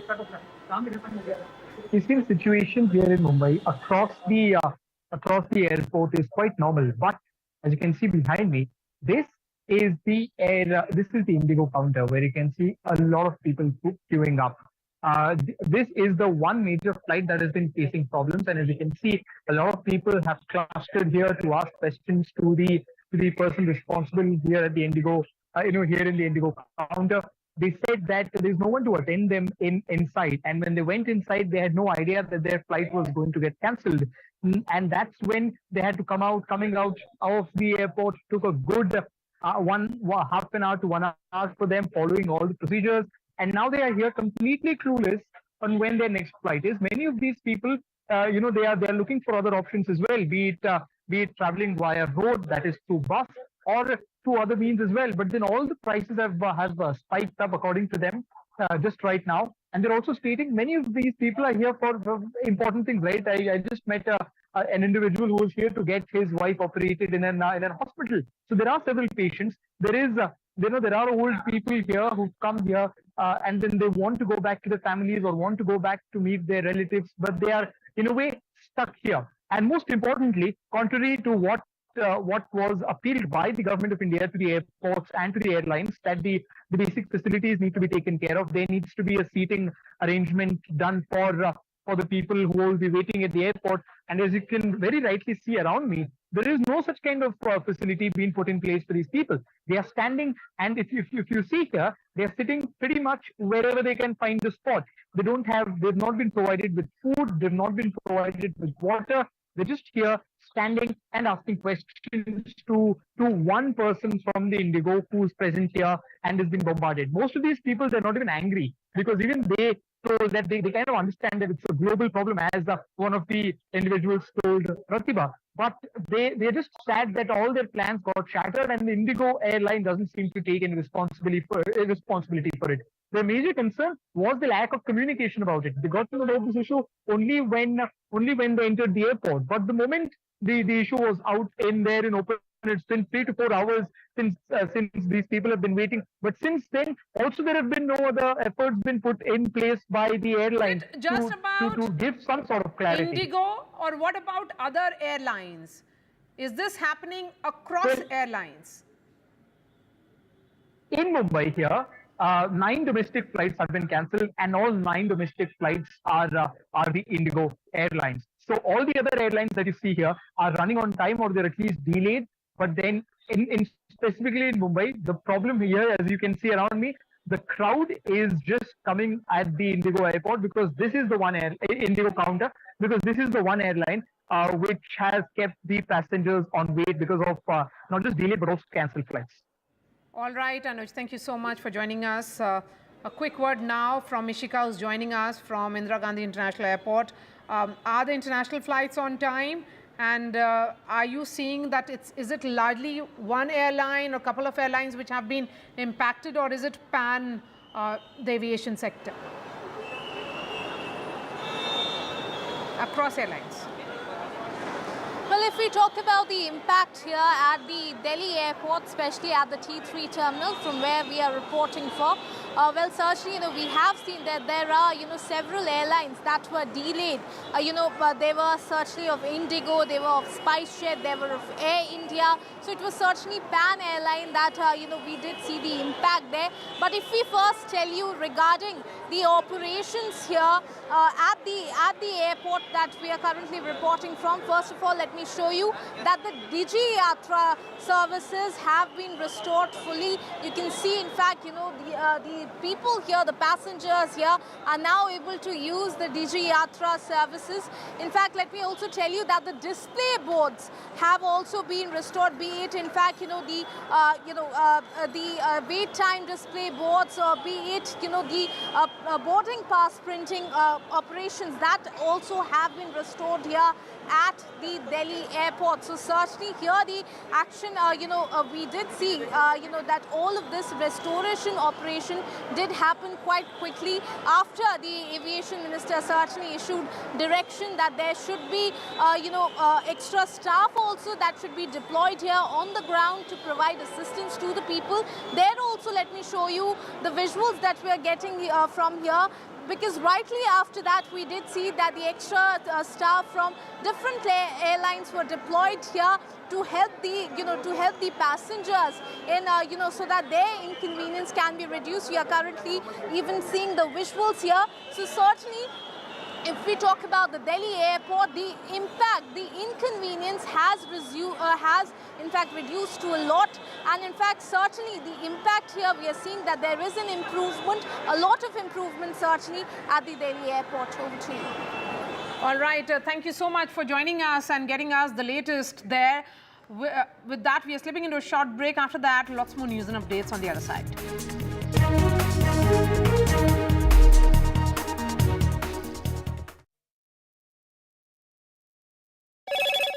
Hello, Moto. Motorola, India's best 5G smartphone brand.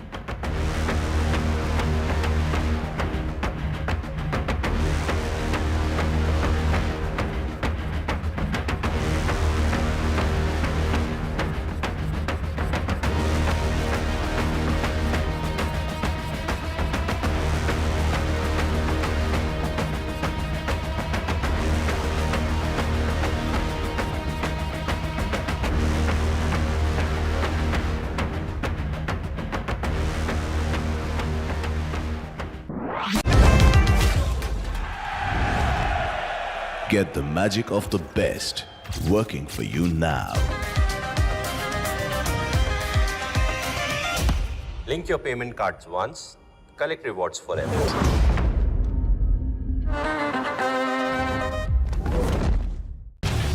Get ready for the ride of your life. NDTV brings you the NDTV Auto Show with me, Mugdha Mishra. From the fastest supercars to the sleekest new energy vehicles to your trusted daily ride, we cover it all. Every Saturday at 10:30 a.m. and Sunday at 8:30 p.m. only on NDTV 24/7. Your next great escape starts here. MSMEs are the backbone for the country's economy. They account for 45% of exports. Frequent changes in GST tariffs and norms has proven to become a very tough issue for the small micro units. The budget should be in a growth-oriented budget.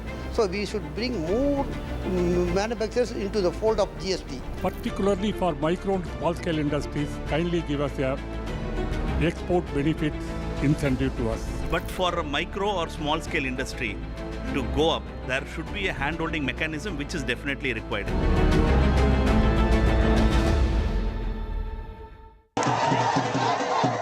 After great victory by Indian team, and today we are reporting from Mohali International Airport where we are showing these visuals. Arshdeep हमारे साथ हैं. बहुत ही performance सही सारे दी थे बढ़िया results मिले. We are in the city of Kanpur today because they have their champion back home, Kuldeep Yadav. Desperation for each and everyone to go there and win the World Cup, and we did it.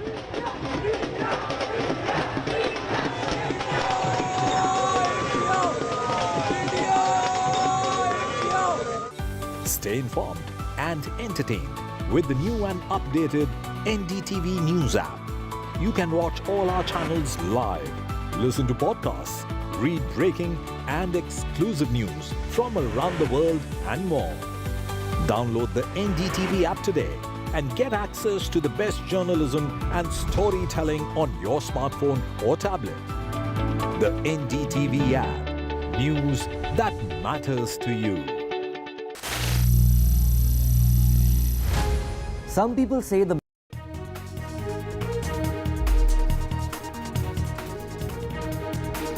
Union Public Service Commission, that is the UPSC, has issued a notice to cancel the selection of trainee IAS officer Pooja Khetkar, who was being investigated for lying about visual and mental disabilities and faking her identity, including changing the names of her parents to clear the civil services entrance examination. A notification said that Ms. Khetkar had fraudulently availed attempts beyond the permissible limits and had said that the UPSC had initiated a series of actions against the 23-year-old. These include Delhi police filing charge, which includes forgery under the Rights of Persons with Disabilities and IT Act, and the UPSC has also sent a show cause notice. Paras is joining me on the phone line. So Paras, have you been able to contact who was an IAS officer in past, Pooja Khetkar, and any reaction from her? Right. So, Maria, this is a very unfortunate thing which has happened right now because UPSC has to issue a press note about this entire thing. It is very much unfortunate for those people who is aspiring to be an IAS and this type of people who comes to light and see what is happening right now in this whole situation. Now, the former IA officer, I am saying, because now UPSC has already given a press note where they have said that the strict actions will be taken against probationary IAS officer Pooja Ketkar. In this entire matter, the Union Public Servant Commission has taken a tough inquiry and had done a tough inquiry in this entire matter. And as you have asked me that if we are able to contact him or her or not, so we are not able to contact her in this entire situation because she has to also appear before the Pune police tomorrow in the case where she has alleged the Pune collector of harassing her. So basically, in this entire matter, the two summons has been already given. This is the second time that Pune police has summoned her, and she has to go to Pune tomorrow to register her statement in this entire matter. So right now, the whole situation for Pooja Ketkar is getting more and more complicated, and the trouble is mounting for her in every aspect of this case. She is going into deeper trouble. Okay, Paras, what kind of action do you think will be initiated in Maharashtra now that the Delhi crime branch has already registered a case against her for forgery? What will be the investigation in Maharashtra? Maria, the most important thing in morning, the state government has already filed their report, which they were inquiring from last 1 week. I'll just brief you what has happened in the report and what has been said in that report, which has been submitted to central government by state government. The reports on trainee IAS officer Pooja Ketkar submitted to DOPT and the central government after a long week one investigation. The state government General Administration Department headed by Additional Chief Secretary Nitin Jarade has submitted its reports on Pooja Ketkar to DOPT. A copy of report has already been sent to Manoj Dwivedi, a one-member committee constituted by the central government. The report is collection of documents derived from various agencies to test the veracity of various claims made by Ketkar before joining the services.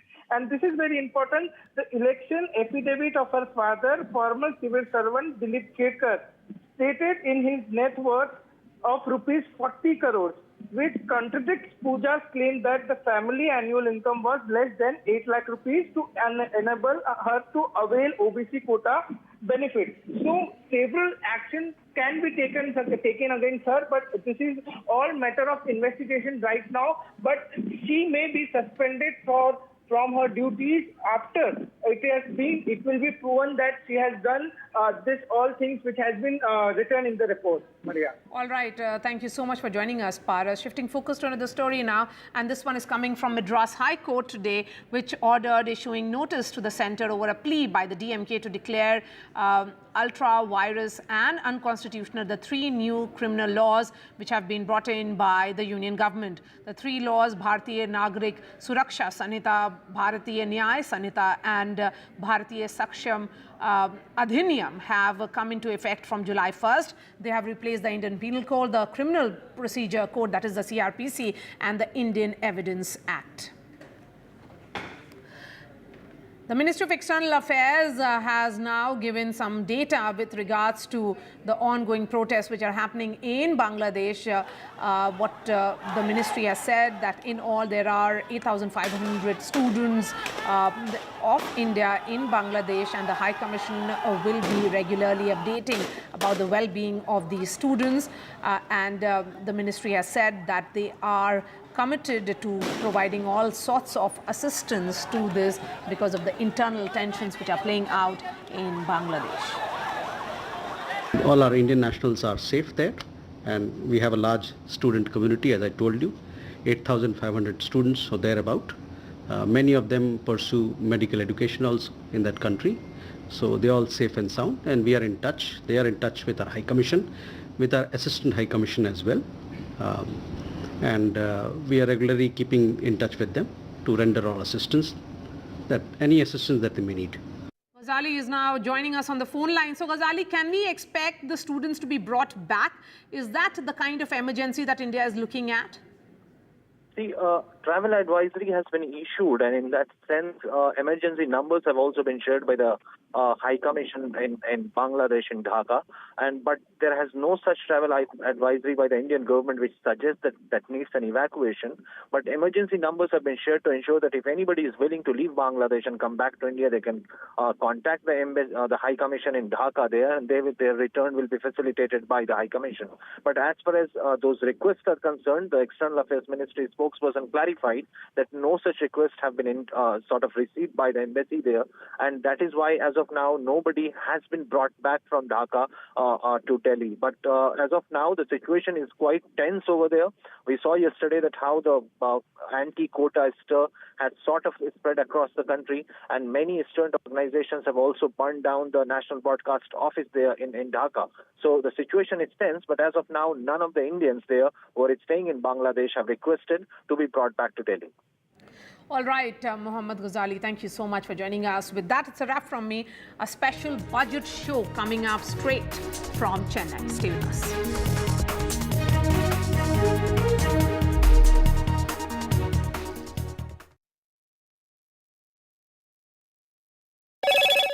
Hello, Moto. Motorola, India's best 5G smartphone brand.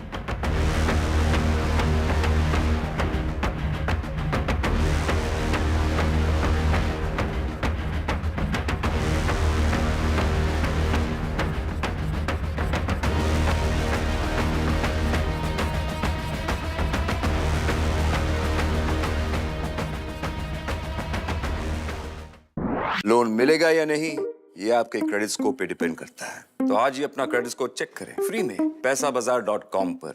Loan की जरूरत कभी भी किसी को भी पड़ सकती है। ठीक से एक्टिंग नहीं। पैसाबाजार.com। MSMEs are the backbone for the country's economy. They account for 45% of exports. Frequent changes in GST tariffs and norms has proven to become a very tough issue for the small micro units. The budget should be in a growth-oriented budget. So we should bring more manufacturers into the fold of GST. Particularly for micro and small-scale industries, kindly give us a export benefit incentive to us. But for a micro or small scale industry to go up, there should be a hand-holding mechanism which is definitely required.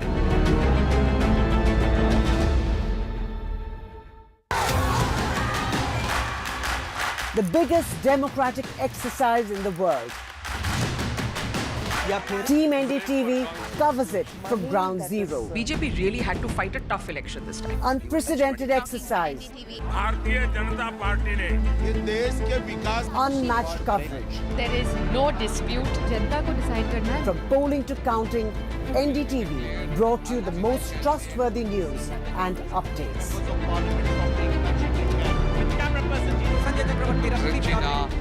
Elections mean NDTV. Stay informed and entertained with the new and updated NDTV News app. You can watch all our channels live, listen to podcasts, read breaking and exclusive news from around the world and more. Download the NDTV app today and get access to the best journalism and storytelling on your smartphone or tablet. The NDTV app. News that matters to you. NDTV proudly upholds its legacy of trust and credibility. According to the prestigious Reuters Institute's Digital News Report 2024, NDTV is the topmost news platform in the country. Number one in both online and offline reach in India. Beating all its competition, NDTV stands for trust. Get ready for the ride of your life. NDTV brings you the NDTV Auto Show with me, Mugdha Mishra. From the fastest supercars to the sleekest.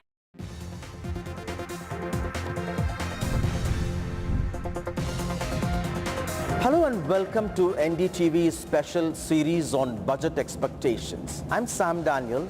We come to you from the Guindy Industrial Estate in Chennai, the first in South Asia. MSMEs are the backbone for the country's economy. They account for 45% of exports.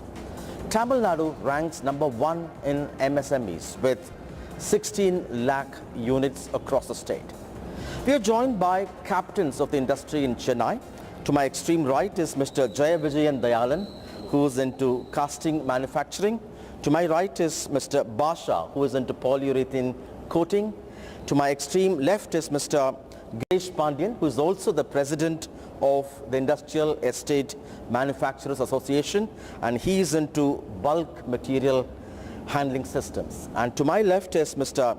Shanmuga Velayudan, who is into electrical equipment manufacturing. Gentlemen, thank you very much for your time to share your views on what you expect in the upcoming budget. If I can begin with you, Girish, your key demand is under indirect taxes, simplifying the GST laws for MSMEs, particularly for micro industries. Correct. To start with GST, there was a lot of taboo about GST in all these years, but now GST has been to an extent implemented all over the country.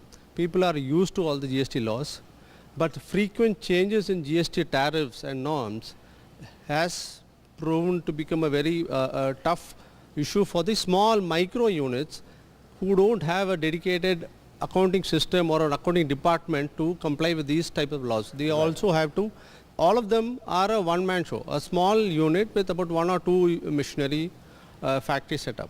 They depend on a consultant. Frequent changes in laws will have a lot of, it's still having a lot of issues at the lower spectrum of the MSME units. Right. Reverse charge RCM. Yeah, that's one major demand. Yes, reverse charge mechanism should be totally abolished. So it really no benefit to the government. It only added to the burden for the manufacturing units. So it should be abolished. One. Another point I want to insist is that is audit. When audit is now putting for 7 years from the inception, they are putting audit. Right. So it should be educational audit for the first 2 years. Then it can be punitive audit. Whereas the first audit itself, they are going for a punitive audit, which makes the manufacturing units have some aversion for the GST. This should be eradicated. One third point I want to insist is the budget should be in a growth-oriented budget. So we should bring more manufacturers into the fold of GST. We should motivate them to bring into the GST, for which the micro industry should be motivated, give some incentive to them so that they will love to come to the GST by giving notional credit to them. Another demand you said is to give GST credit only after payment of bills. How important is that? Many things what happens is, especially for government supplies, they hold the 10% of the GST till 6 months or 12 months, still it's getting paid. So as a unit, they find it very difficult for the supplies. That is the main point in GST. And GST credit, see, we have one issue. When we take input credit and the supply doesn't pay, then it has to be somehow that person should be liable to pay. But in now cases, since he is not paying, the person who is taken the input without with a good faith that he would have paid is getting into a lot of issues that they have to pay penalty or they have to refund the input tax with the fine, which is really causing a pain. So your demand is? There should be a furthermore channelizing and simplification of this credit methodology. Another one small issue is on e-way bills. When a vehicle is going, right, probably from here to Bangalore or here to Pondicherry or anywhere nearby, and vehicle gets into a problem and they change the vehicle in the midnight. It happens especially in midnight, and they change the vehicle and it goes through. Then because of the number being changed, unknowing what is the real reason, because the GST inspector is not interested in understanding the problem, but the penalty for that is paid are very heavy, and it's very, very difficult for a micro and a small industry to bear that much of pain, which is a genuine problem, because in mid of night you can't expect someone to come and change the e-way bill. It is a real big problem, And this has to have some methodology to understand and sort it out, because paying 1.5 lakhs, 2 lakhs, because there are cases which small industries have paid. Right. You have a particular demand with respect to banks when it comes to micro industries in particular. Tell us about that. The small scale, the MSME sector is the backbone of the Indian economy, which give 45% of employment, 45% of the national growth. And mostly it gives from the MSME sector, particularly from the micro industries. We had for export, 15 years back, export incentive, we request our finance minister, madam, to particularly for micro and small scale industries, kindly give us a export benefits incentive to us, in which our India can grow par with the China shortly. Thank you, everybody. I would like to add on to this. Right. The government has come out with the Make in India scheme. So all the, not all the majority of the MSMEs are geared up towards this Make in India scheme, are moving to the next level of equipping themselves to be able to indigenize our products, basically import substitution. So our capacity is increased, which means over a period of time we can export also.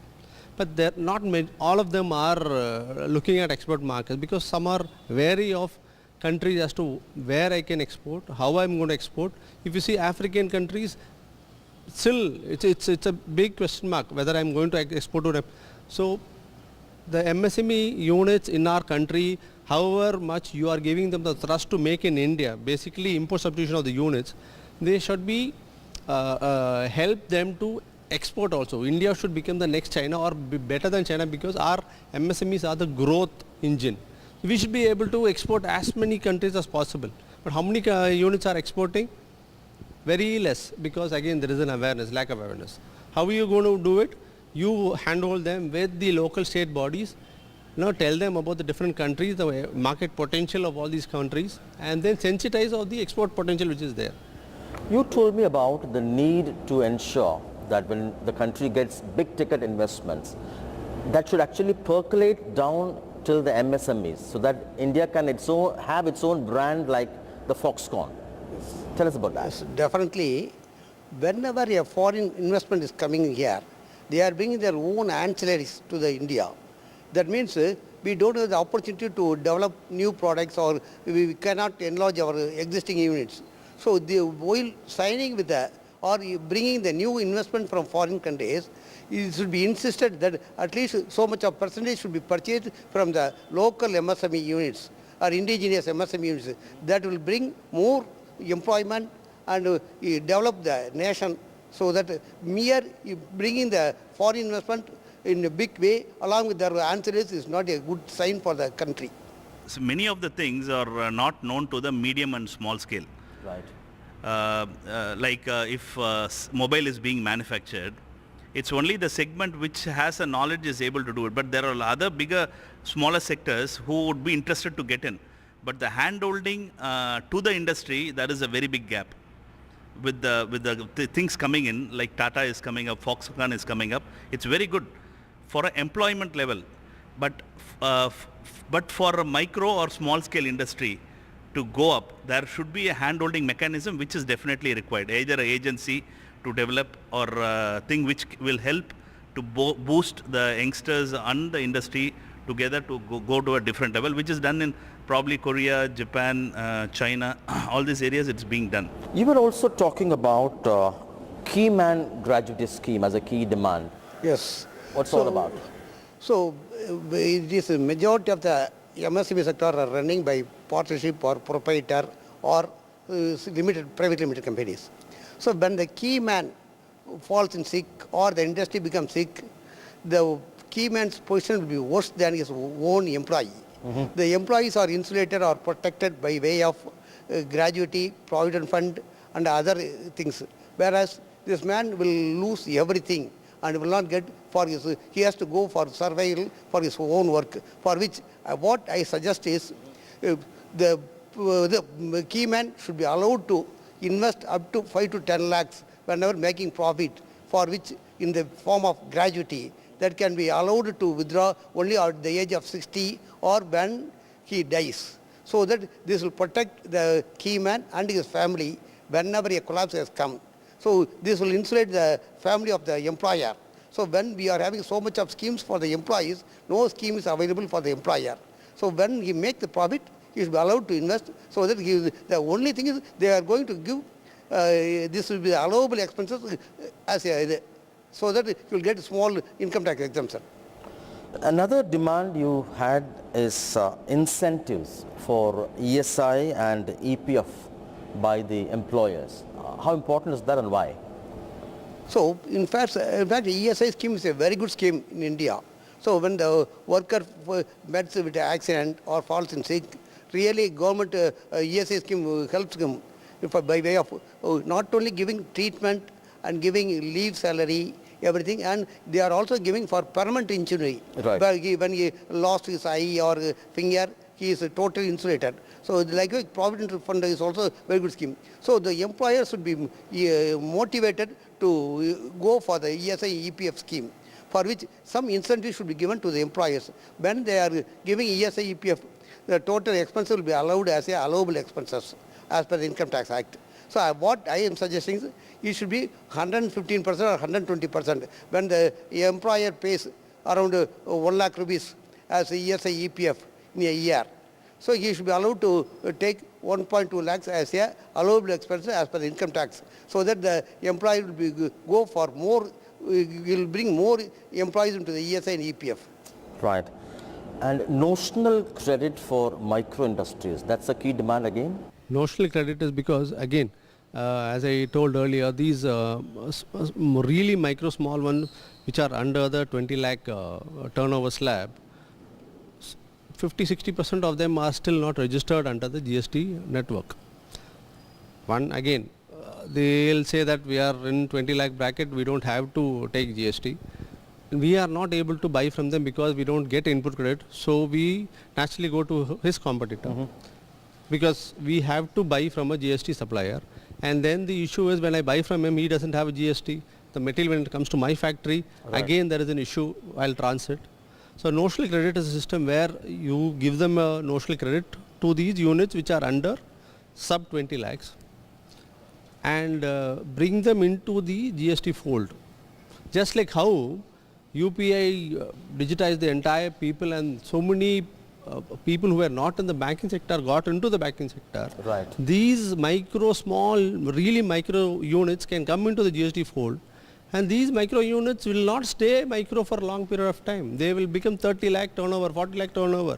20 lakh is just for a short period of time. Right. And then automatically they will move from 20 to 30, 30 to 40. Then they are already in the GST network. Removing the disparity of taxes between the private companies and partnership firms, that's another major demand? Yeah, because in income tax, the partnership companies pay around 30% and private limited pay around 25%, which is a big difference for any companies. Yeah, because private limited are essentially within the family or one person outside. So, and partnership are mainly within the family or one more person outside. So there is definitely there is a strain in the whole system. So it should be uniform, or there should be some methodology to give a difference. Yeah. And empowerment of local banks is one key demand, especially when it comes to higher limits in terms of loans. This country today, in the past 10 years, the engineering graduates are coming, studying in well and coming for start the industries.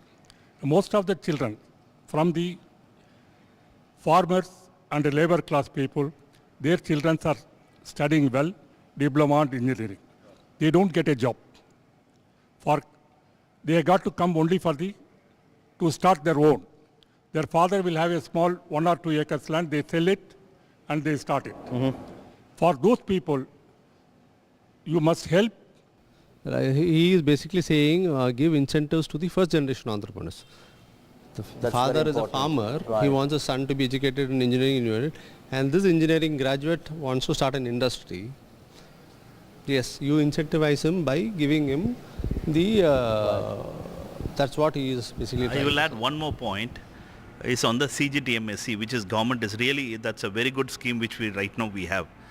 But the challenge is it's only up to 20 lakhs, which is government, even the central government is generously saying that it's 2 crores to 5 crores it should be done.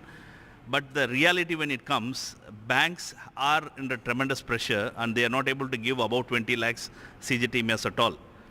They require a collateral. Right. So it's not that everybody, see right now a CNC machine if you wanted to buy, it costs around 35 to 40 lakhs. And the poor chap has experience, he comes with the experience knowing one or two customer, thinking that the bank will give, he will bring his 20%. You work out the economics, he has to pay, invest on the small rental, thinking that he would add, he would also go above, he will also grow. But then once he goes to the bank, seeing the reality, really, these younger generations, they get demotivated because they are not able to give, they require a collateral. And when you are a starter, I'm very sure nobody comes for support. That's what normally happens. Even your own family, understanding your ups and downs, probably they don't support. So I would then definitely request, this has to be definitely looked into the system, which would definitely help a long way for the entrepreneurs to come up, because India is a very young generation country. So we need lot of entrepreneurs to come, and definitely the collateral part should be definitely taken care. You had a specific demand in terms of empowering local banks so that they'll be able to expedite loans. No, everything is centralized. They have formed committees at various levels.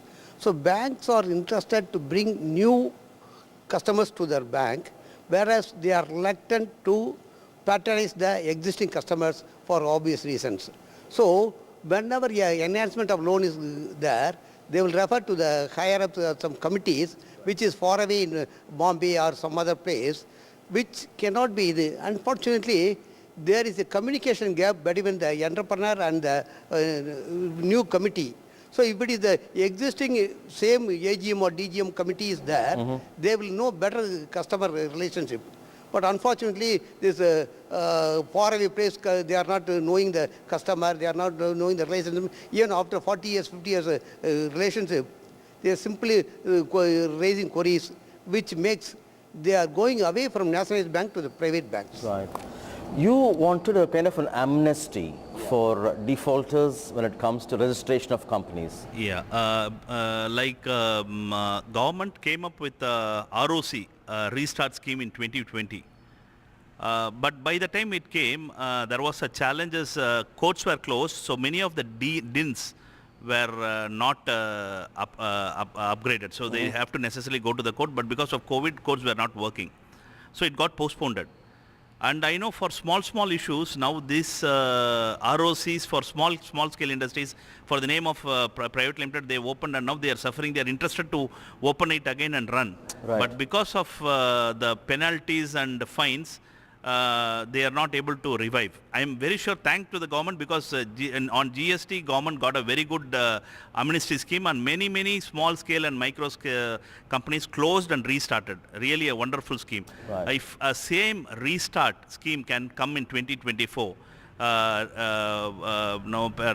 completely wiping out the penalties and this, just paying the existing taxes, I mean whatever his penalty is, then I'm very sure many companies would definitely thank the entire system, because they are restarting and a lot of people will get benefited. Right. I'm very sure it will be a great start for a small scale industries. So added to this point, compliance in private limited is a little bit difficult than maintaining the partnership firm. Right. So people are reluctant to go to whereas a small private limited company cannot have a full-time secretary. He has to depend only on a part-time secretary. So whenever a part-time secretary fails, it affects the unit. The entire system, exactly. Entire Correct, system. Sir. Correct, sir. So that has happened in many of the units. Many of the units, very right. Right. Krish, you were talking about the need for import substitution when it comes to MSMEs, and particularly what you called as non-tax barriers to help local MSMEs develop technology like farming equipment. Tell me about that. If you see, India is How much ever we talk about manufacturing to be improved, we are still an agrarian community. Majority of our revenue comes from agriculture market. 47% of the agricultural equipments are imported from China. How much ever we try and say that Make India scheme has to be there. There are very good companies who are manufacturing the similar products or equipments in India. But when you look at the market is flooded with Chinese imports or the similar agri implements. These implements, when it is bought by the trader and sold in the market to the farmers, these farmers apply for a subsidy. And so these Chinese products are getting subsidy indirectly. Vis-a-vis, you're pitted against an Indian manufacturer who struggled all these years. So he is at a disadvantage. The Indian subsidy system is going to a Chinese company. So there again, said you should incentivize the agri implement manufacturers of India and bring in more import tariffs for companies who are importing these products from Chinese companies. Right. So in China, some of the products are subsidized or production cost is reduced artificially, by which they are selling at a lower price than the Indian production cost. That means they are killing the local MSME sector. So Indian government should be alert that wherever we are having sufficient production capacity is there. So before going import, allowing them import, or they should increase the tariff, or they should put some artificial barrier. Otherwise, the local MSME will be in trouble, particularly manufacturing agriculture implements. If you see all the big ticket investments we are talking about, similar clauses there for defense. A Scorpion submarine, if I have to place an order, of the government of India places an order with the French government, the clause states that 70-80% has to be made in India. Right. Only then we'll give you that order. The order is like so many billions. It's a Mirage deal, or whatever it is. All these deals of indigenous manufacturing is strictly mentioned in defense deals. Right. These automobile companies, when they come to India, that clause is not there. So they bring in their ancillary units. Right. These agricultural implement companies are small companies. They are not big ticket investments to attract the attention of the government. So the tariff is not there. They are coming here. Again, you are at a disadvantage when compared to different industry segment. Whereas on the other side, you say make in India, make in India, make in India for all the MSME units. And one more thing is, some of the products manufactured in other countries, they will bring to the most favored nation. So India has signed with some of the countries like Nepal, other things. We are signed as a most favored nation. Right. These products are bring to the most favored nation and bring it here with lesser tariff. That means they are artificially killing our local MSMEs. So this should be scrupulously scrutinized, and this should be protected by MSME sectors should be protected. Lastly, no long retrospective GST audit. That's the key demand. First 2 years should be educative audit. But now there are systems where the enforcement team or the audit team has been sent to units for retrospective audit of the units from 2017 when GST was implemented. Now we are already 7 years down the line. 3 years is fine. In between 2 years there was Corona. So the units have struggled in all these years, and we are recovering from all kinds of pandemic and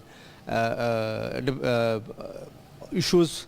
Now, because of the central government's initiative, we have come out now. We have come out and we are growing strong. Industry is doing very well. Manufacturing is picked up. But these kind of issues which pull us down by way of retrospective audit will slow the momentum of growth for the country. Thank you, gentlemen, for your time. And MSMEs are the growth engines of the country, and key demands under direct taxes, indirect taxes, banking and infrastructure. Hope the Finance Minister is watching.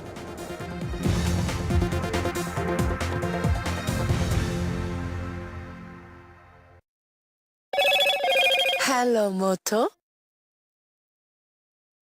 Motorola, India's best 5G smartphone brand.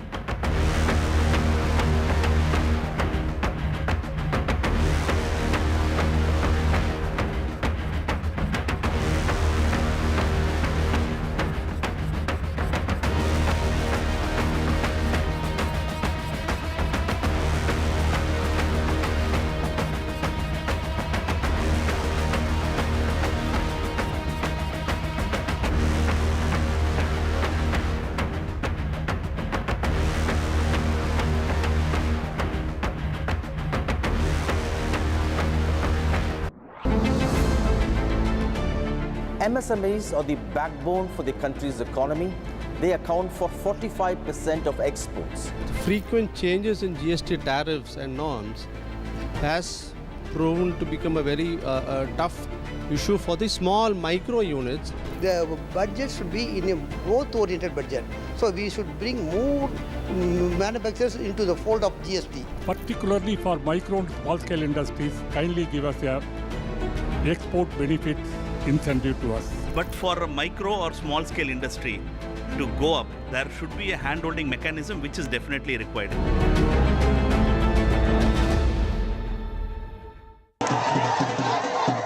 After a great victory by Indian team, and today we are reporting from Mohali International Airport where we are showing these visuals. Arshdeep हमारे साथ हैं. वो performance आई सारे दी ते बढ़िया results मिले. We are in the city of Kanpur today because they have their champion back home, Kuldeep Yadav. Desperation for each and everyone to go there and win the World Cup, and we did it.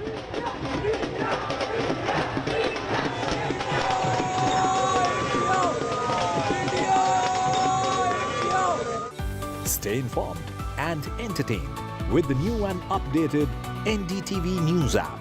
You can watch all our channels live, listen to podcasts, read breaking and exclusive news from around the world and more. Download the NDTV app today and get access to the best journalism and storytelling on your smartphone or tablet.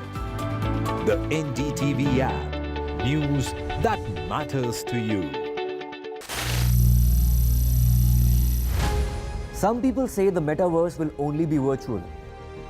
One day this lecture hall will be made of code, and driverless cars would be trapped in intersections. But even in this maze of the future, you can't wish away health. It's time to become more resilient.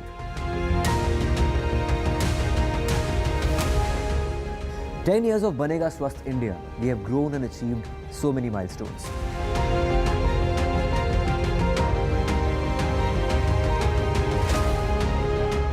And now I have a plan to beat the urgency, to stop breathing with difficulty, to relieve getting choked with inactivity.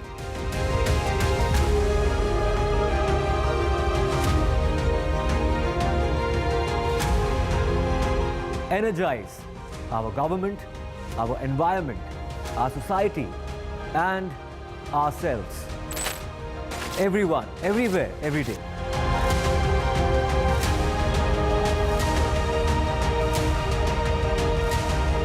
Banega Swasth India. One world hygiene.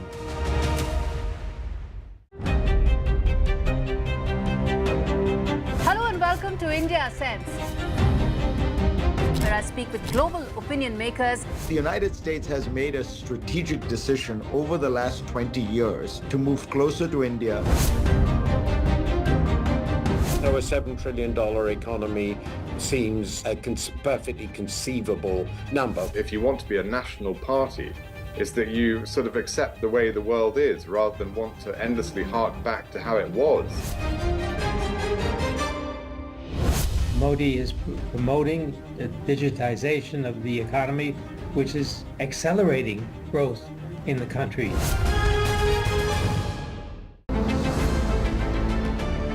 MSMEs are the backbone for the country's economy.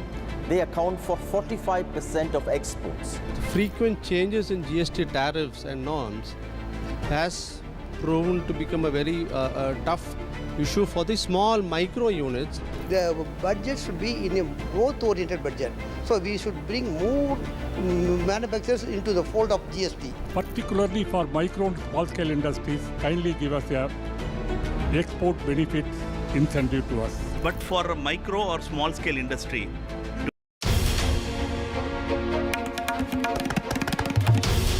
This is NDTV, and you're watching NDTV 24/7.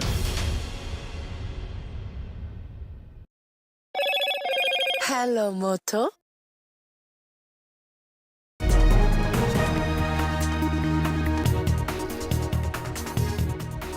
We are tracking that largest and also latest global IT outage. Tech chaos has triggered airport chaos in Bengaluru. The issue is likely to continue till midnight. Civil Aviation Minister has said airports have to help flyers. Global chaos caused by massive tech outage impacting airlines and businesses. Microsoft says the underlying cause for the glitch has been fixed, but the residual impact is continuing. UPSC crackdown against trainee IAS officer Pooja Khedkar for faking her identity. UPSC to file case against FIR against Ms. Khedkar. In fact, it has already begun the process for cancelling her candidature. MEA has responded on the Bangladesh unrest. It has said that India has around 8,500 students in Bangladesh and all of them are safe. The High Commissioner is monitoring the situation. 39 people have died in quota-related protests in Bangladesh.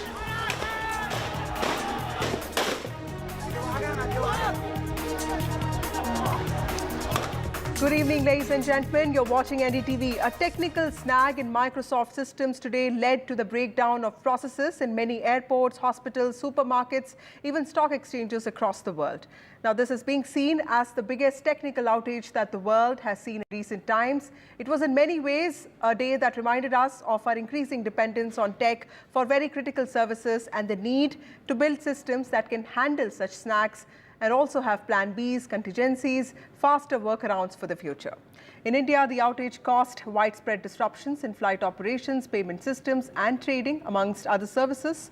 Flight delays were reported across airports, leading to long queues. In fact, the outage affected booking and check-in services for several airlines, including Indigo, Akasa Airlines and also SpiceJet. India's IT Minister Ashwini Vaishnav has responded to the global Microsoft outage, saying MeitY is continuously in touch with Microsoft, which in turn is actively working with the impacted entities. He has said, and I quote, "In addition, CERT-IN is coordinating with CISOs of critical infrastructure entities. All impacted entities are working to bring up their systems. In many cases, systems are partially up." This is what the IT Minister has posted just a short while ago. CISOs in his tweet stand for Chief Security Officers. In fact, passengers in many airports were left stranded or receiving handwritten boarding passes. Banks in India, unfortunately, have said that they remain largely unaffected, but some hospitals in many cities did report unprecedented delays in catering to patients with their own systems collapsing. This, of course, is a global situation as several international airlines remain grounded and even London Stock Exchange faced serious service disruptions. Details are emerging and the full impact of the outage is not known yet. Microsoft has clarified that the underlying issue has been fixed, but some residual impact continues. The most visible fallout was, of course, on airports, and we'll get you voices from across the country. If you are one of the affected people, do call us on the numbers that are flashing on your screens. Komal from Bengaluru joins us. Thank you, Komal, for calling NDTV. Tell us, what was your experience today? Were you also one of the aggrieved people due to this Microsoft outage? Hi, ma'am. Hello. So, what issue I am facing is I have to travel Bangalore to Patna, but I have booked my flight on Indigo, but I am not able to contact Indigo. Like, when is my flight? Like, it will be. Flight will be there or not. Actually, my flight timing is tomorrow morning 5 a.m. But I am not getting any communication between to the Indigo. So I am very confused in what to do. Right. Komal, did Indigo, did the airlines respond to you in any measure? Have they said anything to you? And did you know about, the unprecedented delay that you would have to face? Was there any kind of alerts that were sent to you by the airlines? No, ma'am. I didn't get anything. Okay. No updates, text, no messages. Okay, thank you, Komal, for speaking to NDTV and also sharing your experiences. We also have Swaminathan Iyer from Thane joining us. Mr. Iyer, thank you so much for calling us on this broadcast.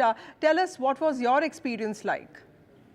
Well, I just wanted to know, hello? Yes, sir. Please go on. I just wanted to know whether the Microsoft global outage affects the flight operations as such, because we have been talking about boarding difficulties. But what about the flight operations, particularly the conversation with the control tower? and exchange of data with the control tower. That is question number one. Okay. Question number two is how has the trading platform managed this particular period where it was all in a big mess? Okay. That's a very important question, Mr. Iyer. I promise I'll take this question to our expert who joins us in a few minutes from now. Also, is there anything else that you would want to share with us? Because clearly today was a reminder that we are excessively dependent on tech, but at the same time, probably we are not really equipped to handle snacks like this. In case of such difficulties. Okay. Okay, thank you, Swaminathan Iyer, for speaking to NDTV. Let's also get you some voices from the airports, which is where the most visible impact of this outage was. Pratibha joins us from the Bengaluru airport, and Ghazali joins us from Delhi airport. To you first, Pratibha, tell us, you were the one who reported that, in fact, for things to get normal, it could actually it could actually take a few more hours. In fact, you were saying that, it could take up till midnight for things to become normal. Is there any change in that situation? We did see those chaotic situations, courtesy your camera, and you're reporting at the Bangalore airport. What is the situation right now?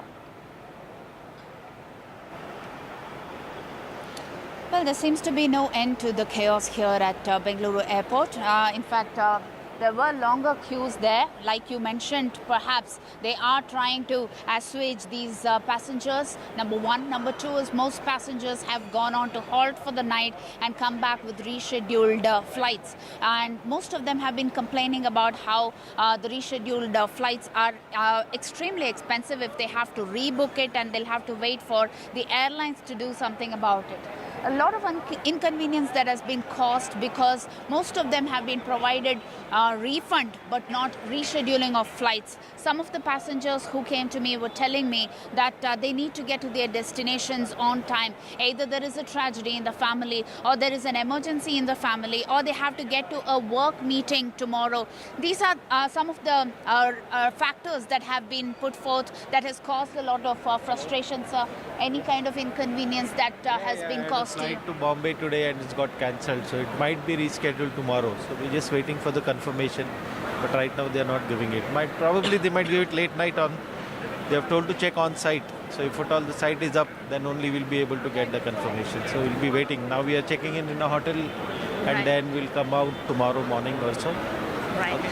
And most of them also seem to be complaining about how the hotel charges have increased in and around this area called Devanahalli, where the Bengaluru airport is lodged, and that is where you see a lot of hotels there. People aren't able to get bookings. Some of them were also complaining that there is a five-star restaurant in the premises that costs around 5,000 to 8,000 per night, and now the charges have increased to around 26,000 rupees.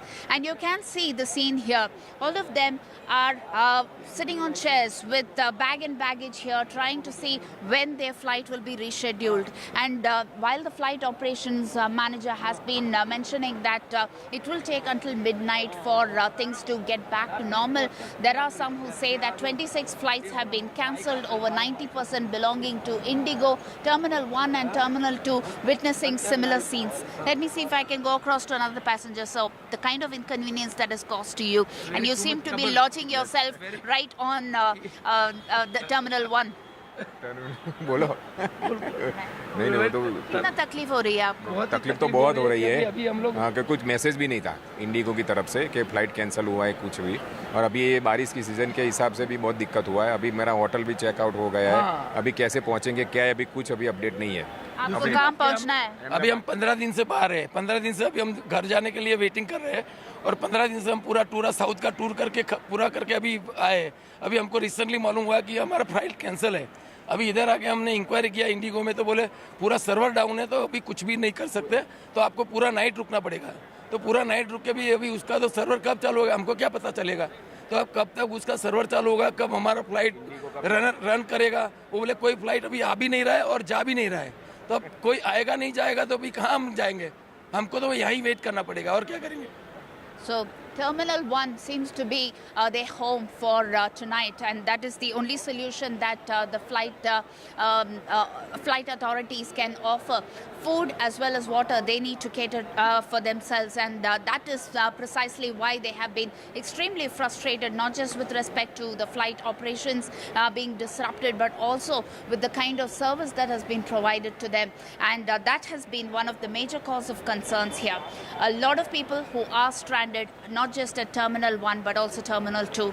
In fact, Bengaluru Airport has always had the reputation of having the maximum footfall and being one of the most valued airports. And this time around, this is a completely contrasting picture that you see at Terminal 1 of Bengaluru Airport. Right. Thank you, Pratibha, for getting us those excellent voices. To you, Ghazali. Now, Ghazali is reporting from the Delhi airport. Ghazali, you heard what people had to tell Pratibha. Koi bhi message nahi aaya. That seems to be this one, common refrain amongst all passengers. So clearly, airlines have not been able to communicate the reasons for this delay, and also they've not been able to give a clear picture to passengers on why this unprecedented delay is taking place and when this could end. Tell us what is happening at the Delhi airport since morning. Our colleagues have also been reporting on how display boards also were disrupted.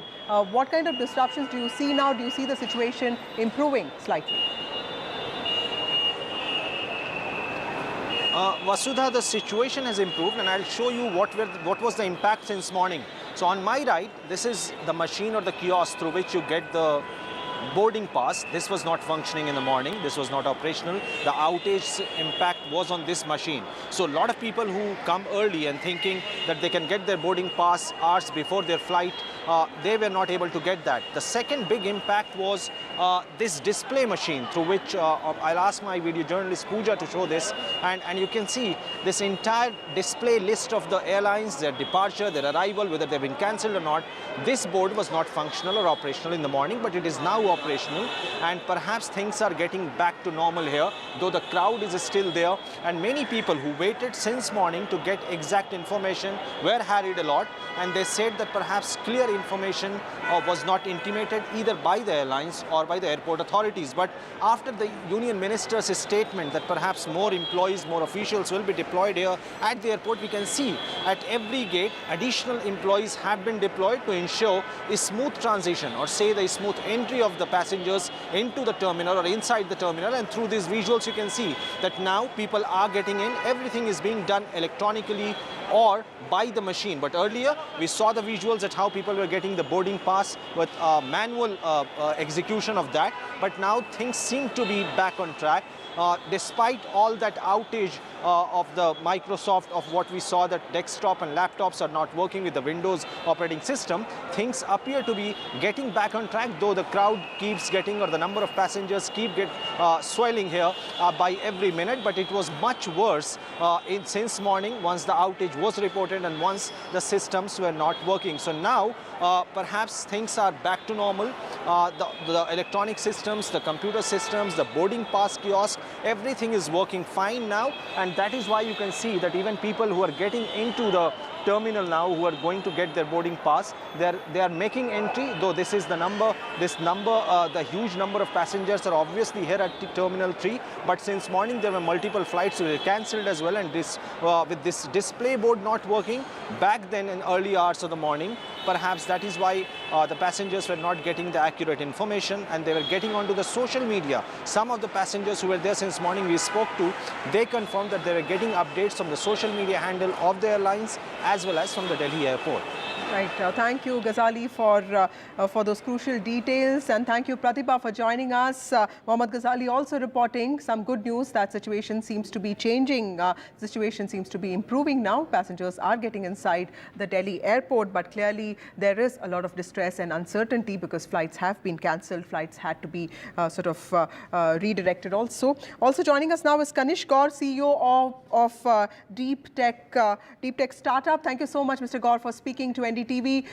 One thing that experts have talked about all through today is technology resilience that prepares organizations to overcome challenges like what we saw today. Every time your technology stack is compromised, your servers get compromised, there needs to be a plan B. There needs to be something that possibly helps you recover faster in case of such urgencies, specifically when it deals with travel or essential services like health. How important is it to have safeguards against such snags, or is it even realistically possible? Because this happened with one third-party application that's associated with Microsoft. Do you think it's even possible for us to put all those tools in place? See, it's very difficult to build up information systems which could be completely safeguarded. This happened in case of CrowdStrike having a Falcon sensor which became unresponsive on Microsoft systems. So all the systems where CrowdStrike was deployed stopped functioning, and their CEO came out and spoke about this disruption, and they were looking to resolve it. So most of the systems which were there on Microsoft stopped responding to it. What is required today is building a manual backup system in case major systems get impacted or there is a cyber attack. So how can you use manual techniques? Like today, it was the first time boarding passes were being issued manually. But do we have a process defined for it, for critical infrastructure? I don't think so that exists in India. That's why hospitals, airports, airlines, everyone was suffering. So it's very important that you build up a manual method when there is a kill switch. I will call it a kill switch because in case cyber attack happens or any kind of disruption happens, then there is a manual method of creating the processes to run. And this has to be planned with the National Disaster Management Authority in India, identifying what are the critical sectors.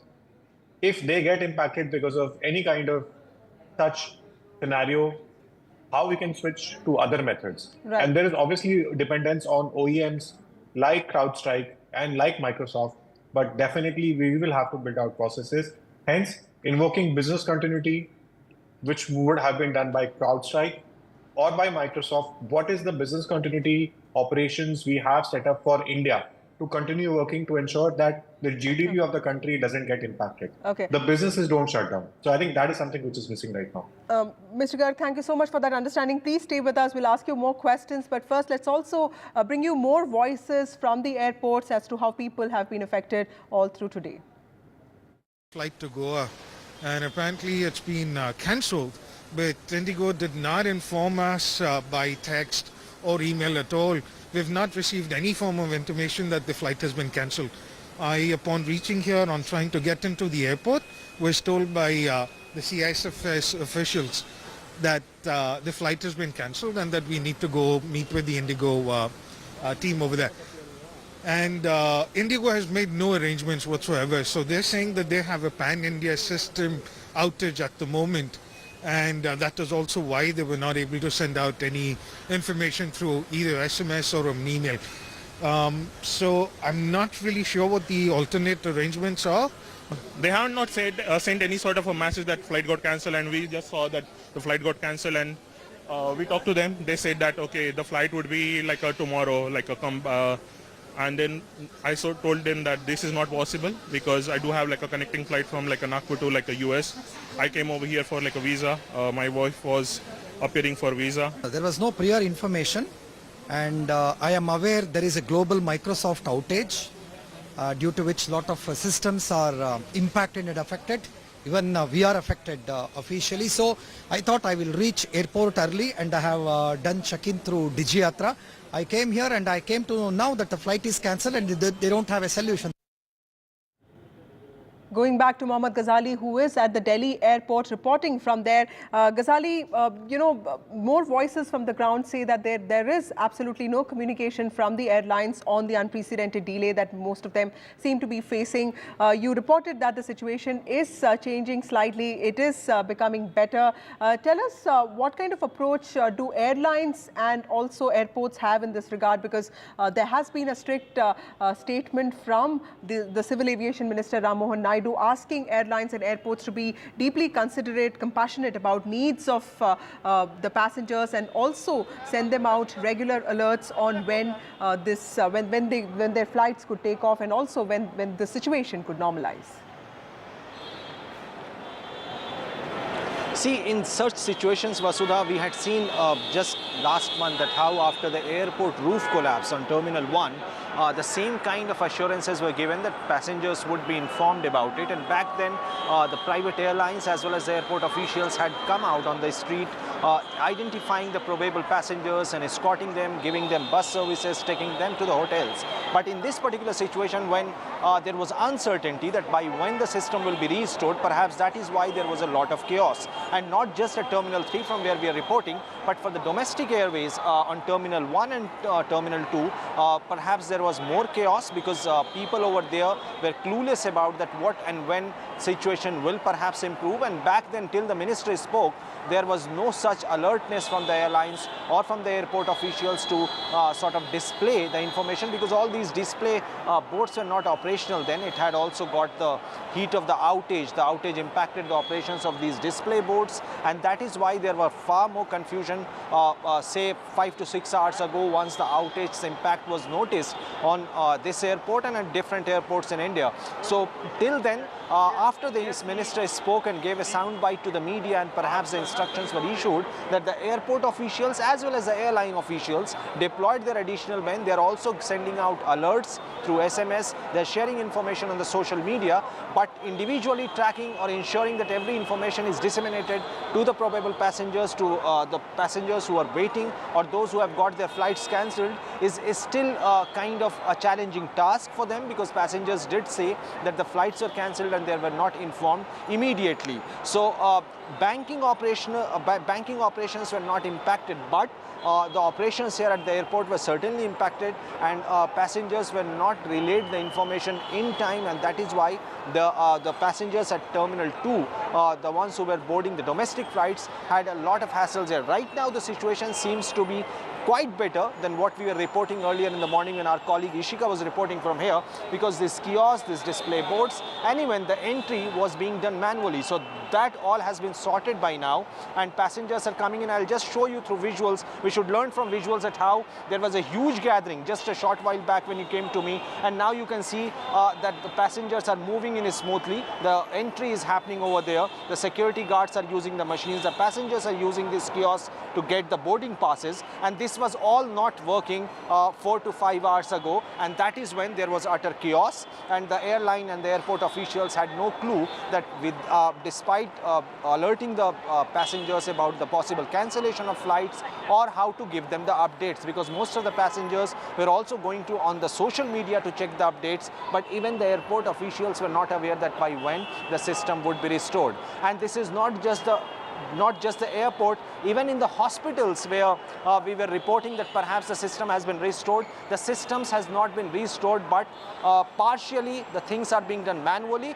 and some systems in a particular organization, some systems have been impacted by the outage, some are working properly, but at the airports it was complete kind of collapse of the system after the Microsoft software outage. Absolutely. Thank you, Ghazali. We'll keep coming back to you. It's a long night for you there at the Delhi airport. Pratibha, back to you. There are some very important details that Ghazali pointed out, handwritten boarding passes and how systems came collapsing. And now, every system has started working. But of course, there is going to be a lot of time before things become normal again. What is happening in Bengaluru? Because, we saw a lot of chaos around 4 o'clock, 5 o'clock. Today again, the visuals say that there are people, hundreds of people waiting at the airports to get inside. At least in Delhi, people have started going inside. So clearly, what is the situation there? Well, I wish I could actually present a similar scene like that, but unfortunately here, yes, the systems did collapse a couple of hours ago, and things seem to be status quo as far as Bengaluru airport is concerned. Now, if you think that the queues have not really run into greater lengths like what was witnessed before, that's mainly because most of them are either looking at alternate arrangements or have been given refunds or are looking to halt for the night in any of the nearby hotels and come back tomorrow tomorrow again. Some of them have been complaining about how they want to rebook their flights, but then rebooking turns out to be extremely expensive. Some of them also complained that when they wanted to stay at a nearby hotel, most of the hotels had also, there was a surge in price when it came to hotel stays as well. So one can imagine the kind of frustration and the inconvenience that this disruption has caused. And well, all of them have gathered here, plonking themselves at Terminal 1 because they have nowhere to go and the entire night is going to be spent at Terminal 1. क्या आप बता सकते हैं कि आपको कितनी परेशानी हुई है? परेशानी तो आप देख सकते होंगे, करीब करीब मेरे ख्याल से 4-5 घंटे से हम यहाँ बैठे हुए हैं। अभी तक तो कोई अपडेट नहीं है। अभी रीशेड्यूल पे अभी बात चल रही है, देखते हैं क्या आगे वो बताते हैं। अदरवाइज़ तो हमें होटल करके अभी आज के दिन स्टे करना होगा may be. Right. Well, that is the kind of inconvenience that has been already explained by most of the passengers here. We'll have to wait to see whether operations would resume. What has been promised by the authorities here is that it will take until midnight because of the cascading effect of the global outage. Back to you. Thank you, Pratibha, for getting us the situation there, and also thank you, Ghazali. Long night for both of you there, and we'll keep tracking all those details. The center taking cognizance of the cyber outage has stated that it is in discussions with Microsoft to resolve the issue. Both Microsoft and CrowdStrike have ruled out claims of cyber attack and said that this outage took place due to some recent update received in the product. But what is important, however, is when on one hand we speak about how AI is transforming industries all over the globe, it's also important to boost existing systems, particularly those running our essential services such as travel and health with adequate security. That is probably the biggest takeaway from today's episode. The biggest global outage in recent times. We with our reporters are bringing the best alerts from the ground from airports across the country. Thank you for watching NDTV.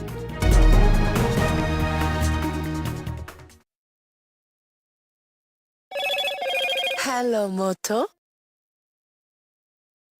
Motorola, India's best 5G smartphone brand.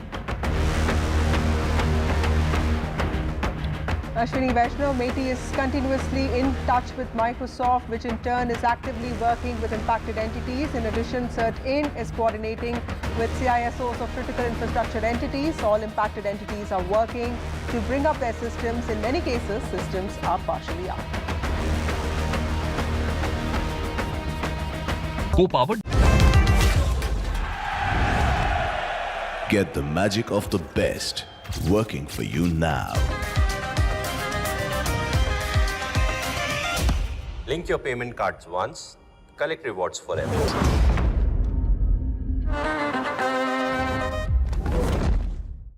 Stay informed and entertained with the new and updated NDTV News app.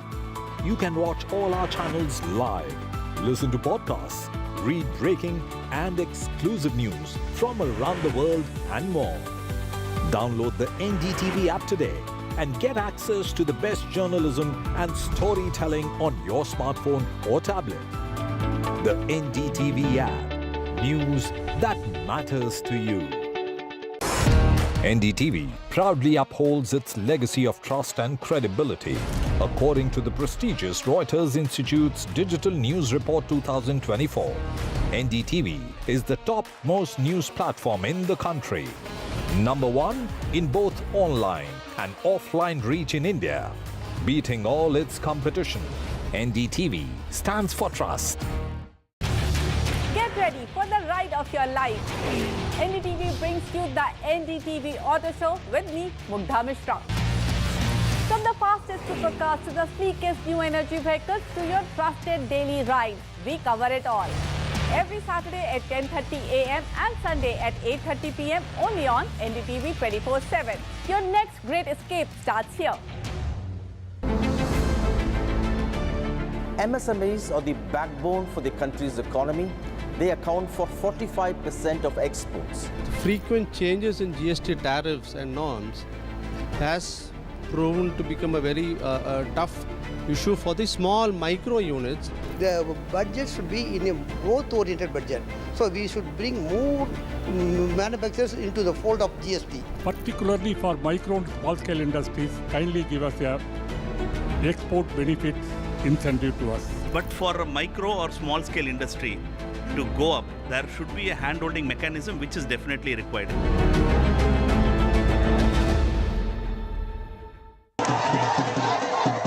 After a great victory by Indian team, and today we are reporting from Mohali International Airport where we are showing these visuals. Arshdeep हमारे साथ हैं. बहुत performance आई सारे दी ते बढ़िया results मिले. We are in the city of Kanpur today because they have their champion back home, Kuldeep Yadav. Desperation for each and everyone to go there and win the World Cup, and we did it.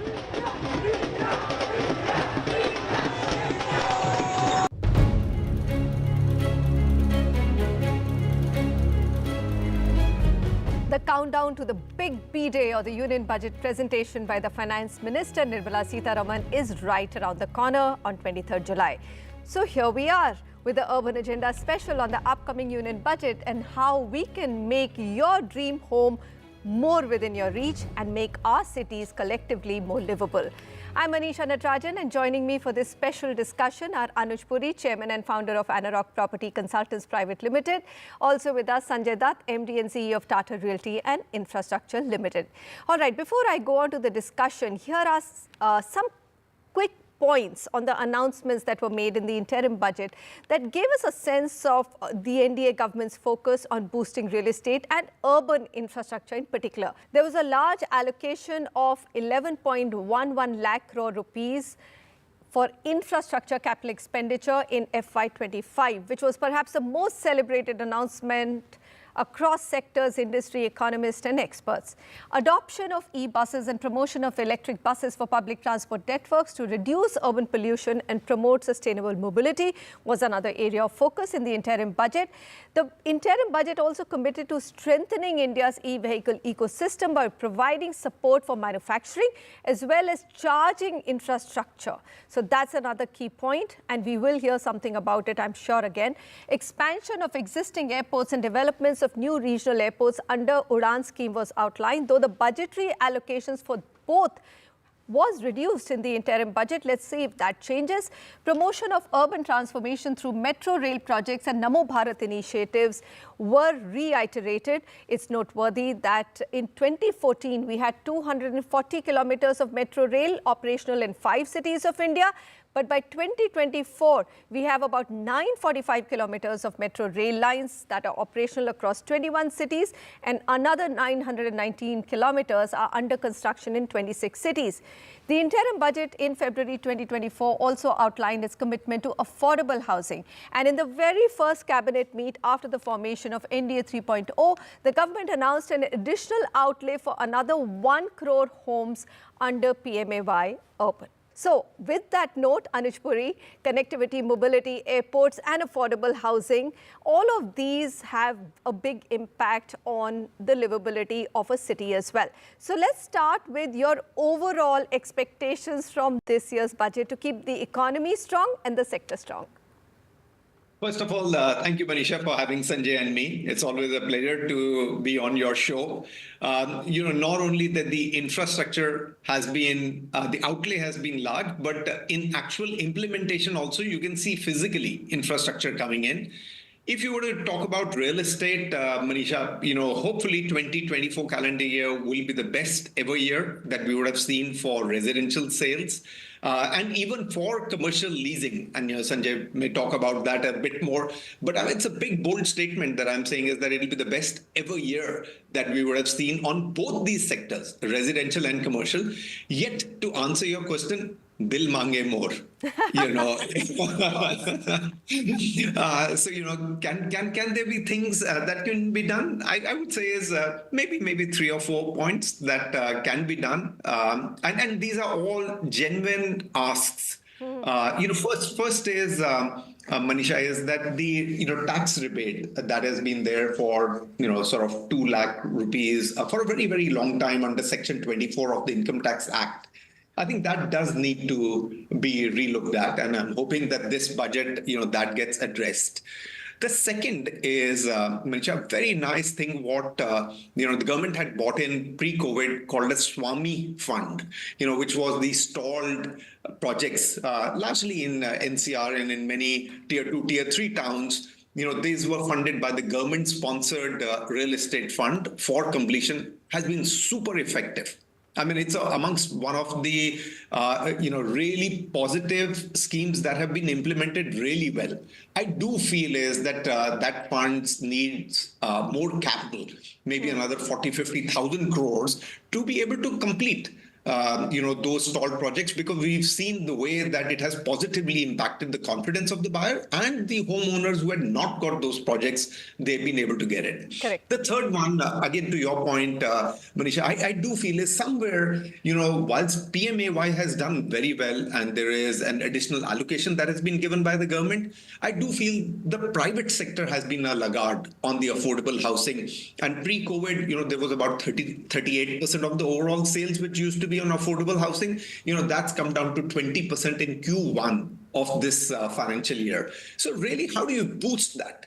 And that's where, 3 or 4 asks will be to boost affordable housing supply, from the private sector. And maybe as we go through the show, I will sort of enumerate those 3 or 4. We'll come back because that's the area of a deeper discussion on how do we boost that affordable housing. But yes, you've really outlined it well.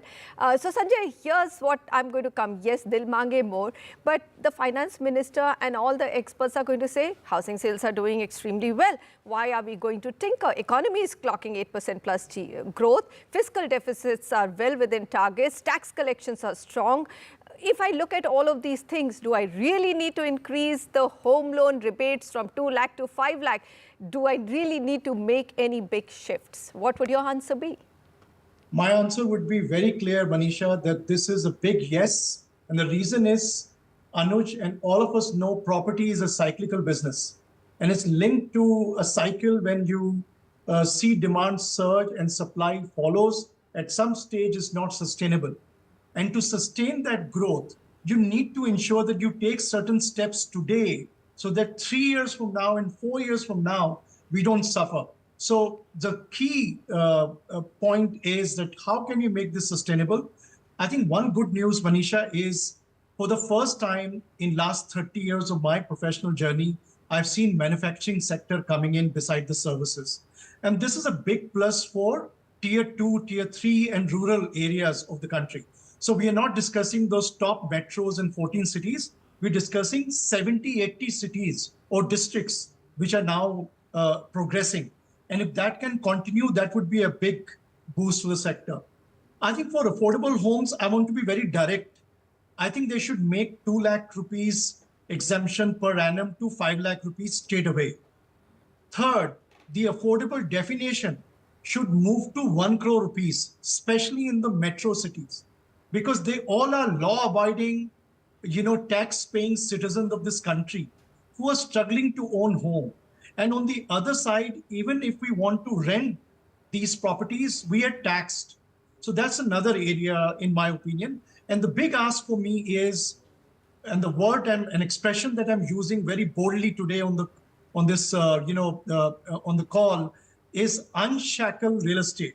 And when I say unshackle real estate is, you please do not charge this sector beyond 45% tax. So from land acquisition to construction and steel and cement tax to basically, GST on JV and JDAs, all the way to the buyer of a home, the tax and the property taxes that eventually that we pay as developer during the development. If you exceed the tax beyond 50%, the developers will not be profitable. The developments will not be profitable. The banks will be under stress. And then we will need more money for Swami Fund to, give them the last mile funding. All right. So let's now talk about affordability, which is the missing puzzle in India's home boom right now. So Anuj, I'm going to come back to you. So you said yes, just to explain to our audience, the reason why 2 lakhs to 5 lakh interest exemption makes a lot of sense on home loans is because it suddenly adds to the affordability, right? But go ahead and take it forward from here on what are the other 3-4 things which can be done for the home buyer and then for the developer to actually increase the supply of affordable homes. We'll break it down in 2 parts. So I'll take it forward from where Sanjay left, Manisha. The first one is the definition of affordable housing itself. I myself am uncomfortable with that 1 crore definition. If you look at what India earns, right, the middle income family earns, 1 crore is not a home that they will be able to afford. It might be your ask, but here's my request to both of you. Let's try and limit it to 75 lakhs and say, how do we increase the supply of 25 to 75 lakh homes? Here's the price target that I've given you, Anuj and Sanjay. Anuj? Absolutely. Yes, absolutely. I mean, we can do 75 lakhs, but, Manisha, 45 lakhs is today where the limit is. I mean, a city like Bombay, to get 45 lakh rupee home is going to be a, challenge. Can it be done? I think as the infrastructure continues to get laid and larger land parcels get connected with the main city, it can be done. But today, it may be tough to do 45 lakhs. Maybe we can have a separate definition for Mumbai. But then to have a blanket 75 lakhs, I don't think is a fair ask. And I don't think Sanjay is saying that either. I think Sanjay is also saying is that, do it city-wise, have a criteria that some of the cities which do demand that kind of, value, you will have to increase the value and you can't have, sort of one brush paint all. At this moment in time, that is what is happening. So maybe, that 45 lakh needs to go to 60 or 75 lakhs, or for, a city like Mumbai, even touch 90 lakh, 1 crore, or limited to 75. But 45 lakhs is, to my mind, what is restricting. And that's why if you look at it, the data that we are producing actually is incorrect in a way, Manisha, that it is getting out of the affordable housing definition, yet the buyer is actually an affordable housing buyer. Because in 45 lakhs, that buyer is not getting anything. As a result of which we are saying is that he is not buying or she is not buying affordable housing. The moment you increase this definition from 45 lakhs to 75 lakhs, you will see the percentage, which was, as I said, is, before COVID in 2019. Should we not change the definition to mid-income housing and have a separate one for affordable? Like under the CLSS scheme, Anuj, you do have a mid-income housing. So now, because, luxury now encompasses everything above 1 crore, then there is a premium category which encompasses everything above 45 lakhs to 1 crore, right? But there is no middle income. And actually what all three of us are talking about is a mid-income house for a mid-income family, correct? Yes. You are absolutely spot on, Manisha. It is the mid-income maybe the PMAY does the more affordable housing, and, we are wanting to address, the buyer who is in that 45 lakhs to 75 lakh rupee category. So that is where, that's the first thing that I'm saying is, second is you will need to bring in tax incentives for the developers under 80 IB, because, they are today not incentivized to do these smaller homes. The bigger homes, the premium homes, the luxury homes, are selling. And data is all showing that they are doing exceptionally well. Now, these are private developers. Many of them are listed as well. They have to look at their own stakeholders. Now, if somewhere they are able to make a higher margin in the luxury or the premium, why would they want to go into the affordable housing? The only way that you will be able to attract is that if you do give them tax benefits, that's when your supply will come in is. Manisha, there is no dearth of demand for the affordable housing. It's largely a supply-led market. And because the developers are doing well on the luxury and the premium, they're not building affordable. To excite them, you will have to bring in, tax benefits for these guys. And the other thing is that you have to bring in the credit-linked subsidy scheme, which we had stopped, the CLSS, that will need to be brought in back to be able to, benefit the home buyer who's looking to, it just helps the home buyer to buy that affordable housing. 80 IB, that is literally 100% exemption for affordable homes. And we are saying also change the category to up to 75 lakh projects, right? Sanjay, do you really think it's a valid demand?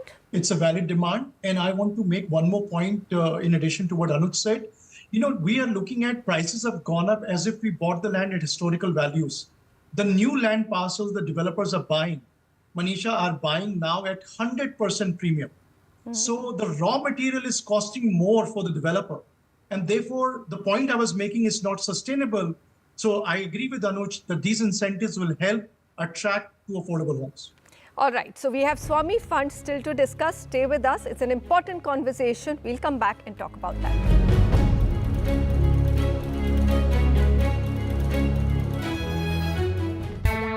Stay informed and entertained with the new and updated NDTV News app. You can watch all our channels live, listen to podcasts, read breaking and exclusive news from around the world and more. Download the NDTV app today and get access to the best journalism and storytelling on your smartphone or tablet. The NDTV app. News that matters to you. Some people say the metaverse will only be virtual. One day this lecture hall will be made of code, and driverless cars would be trapped in intersections. But even in this maze of the future, you can't wish away health. It's time to become more resilient.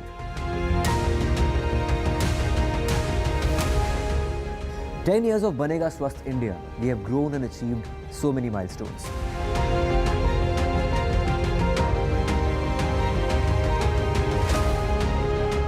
And now I have a plan to beat the urgency, to stop breathing with difficulty, to relieve getting choked with inactivity.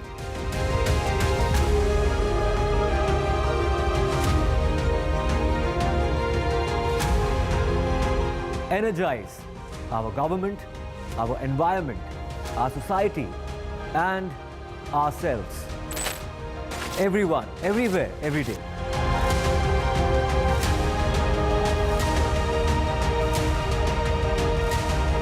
Banega Swasth India. One world hygiene.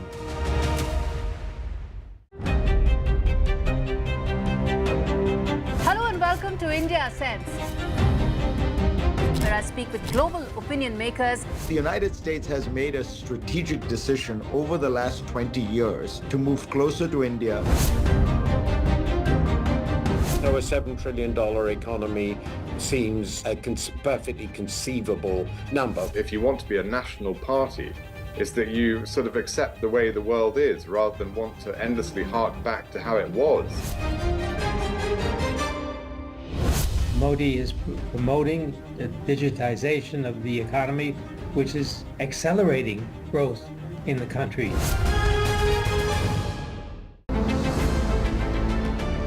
MSMEs are the backbone for the country's economy.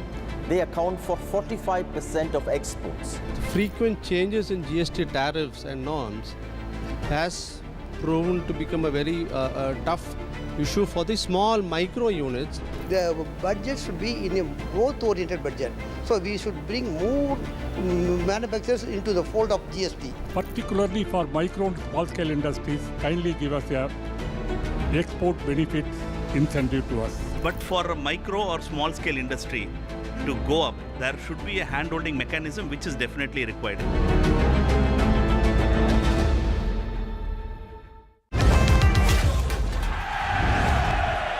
Get the magic of the best working for you now. Link your payment cards once, collect rewards forever.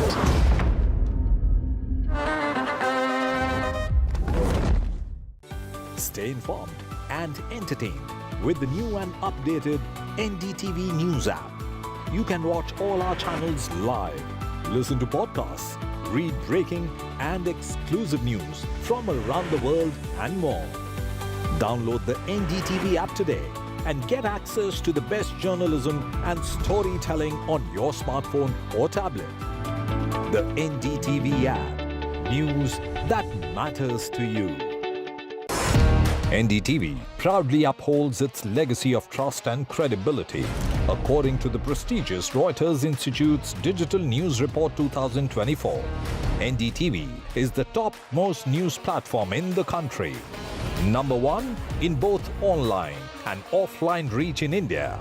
Beating all its competition, NDTV stands for trust. Get ready for the ride of your life. NDTV brings you the NDTV Auto Show with me, Mugdha Mishra. From the fastest supercars to the sleekest new energy vehicles to your trusted daily ride, we cover it all. every Saturday at 10:30 a.m. and Sunday at 8:30 p.m. only on NDTV 24/7. Your next great escape starts here. MSMEs are the backbone for the country's economy. They account for 45% of exports. Frequent changes in GST tariff.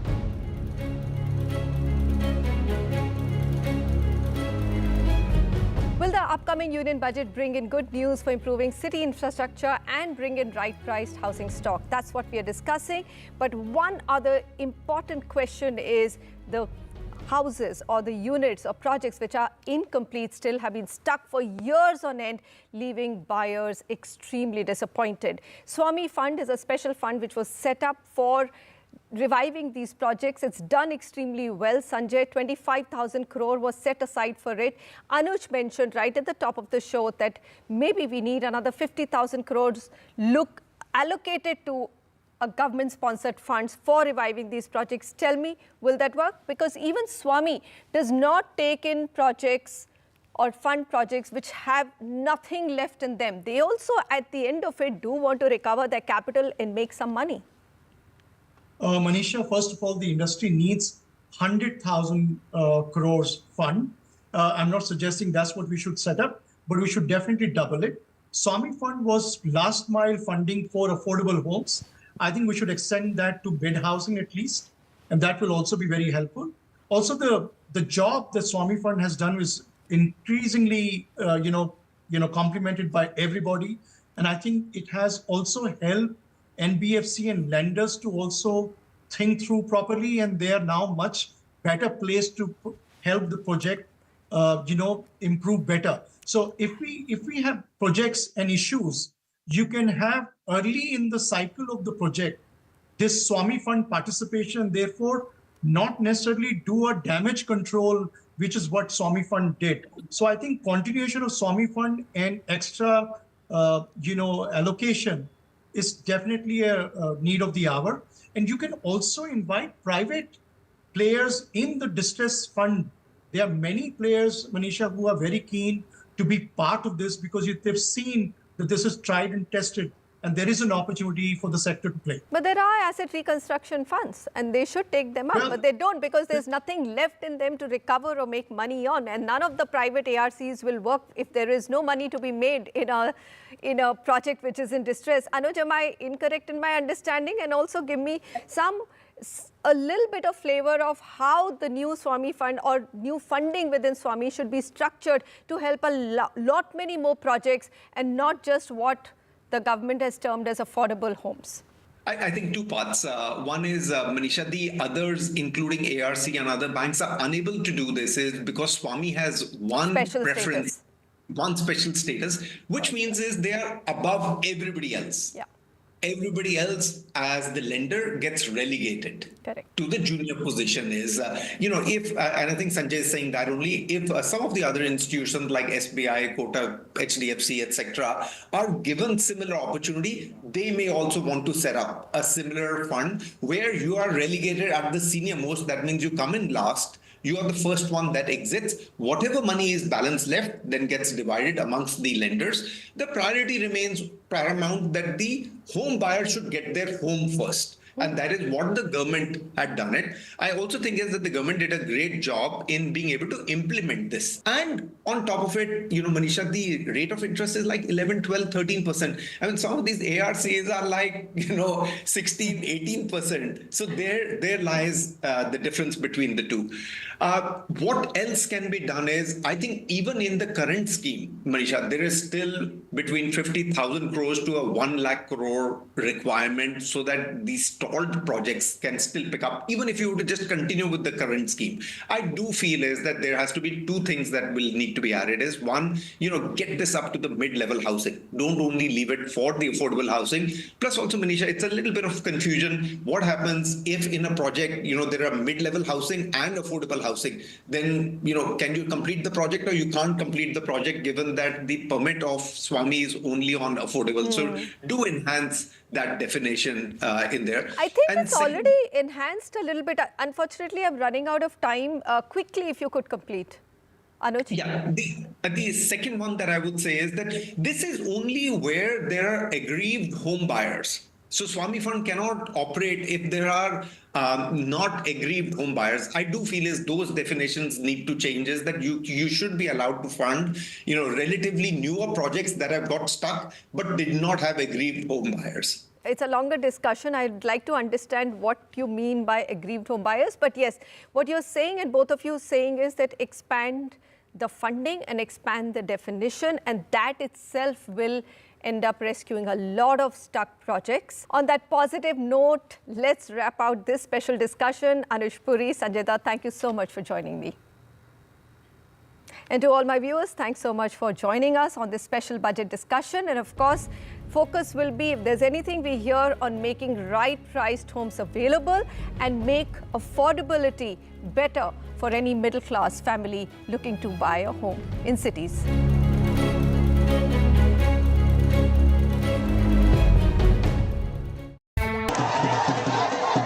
After great victory by Indian team, and today we are reporting from Mohali International Airport where we are showing these visuals. Arshdeep हमारे साथ हैं. बहुत ही performance सही सारे दी थे बढ़िया results मिले. We are in the city of Kanpur today because they have their champion back home, Kuldeep Yadav. Desperation for each and everyone to go there and win the World Cup, and we did it.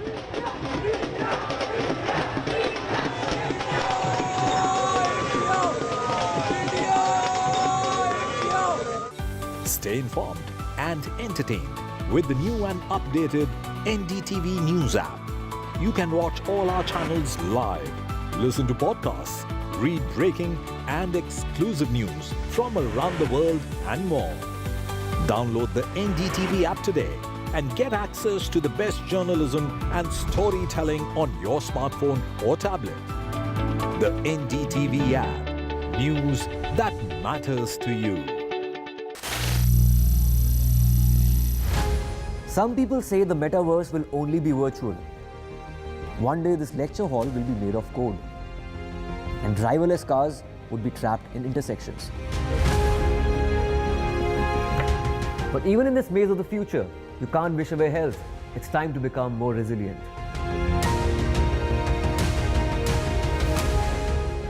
10 years of Banega Swasth India, we have grown and achieved so many milestones.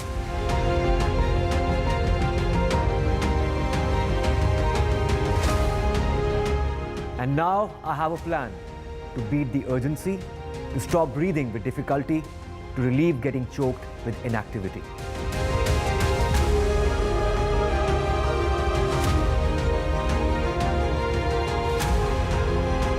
Energize our government, our environment, our society, and ourselves. Everyone, everywhere, every day.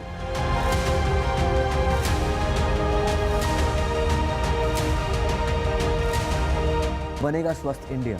One world hygiene.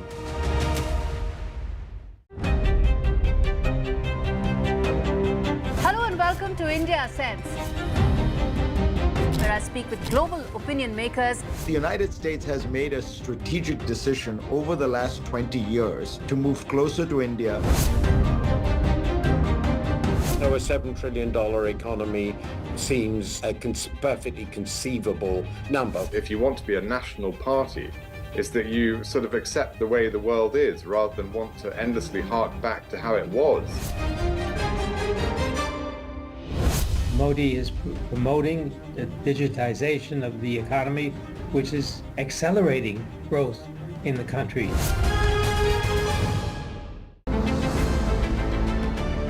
MSMEs are the backbone for the country's economy. They account for 45% of exports. Frequent changes in GST tariffs and norms has proven to become a very tough issue for the small micro units. The budget should be in a growth-oriented budget. So we should bring more manufacturers into the fold of GST. Particularly for micro and small-scale industries, kindly give us a export benefit incentive to us. But for a micro or small scale industry to go up, there should be a hand-holding mechanism which is definitely required.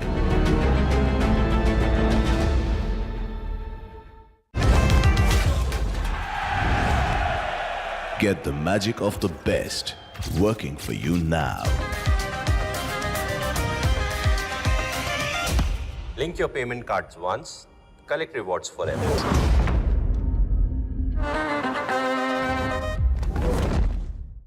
Stay informed and entertained with the new and updated NDTV News.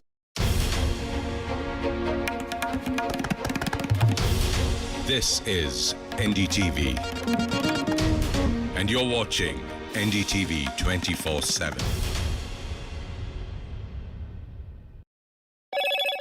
Hello, Moto.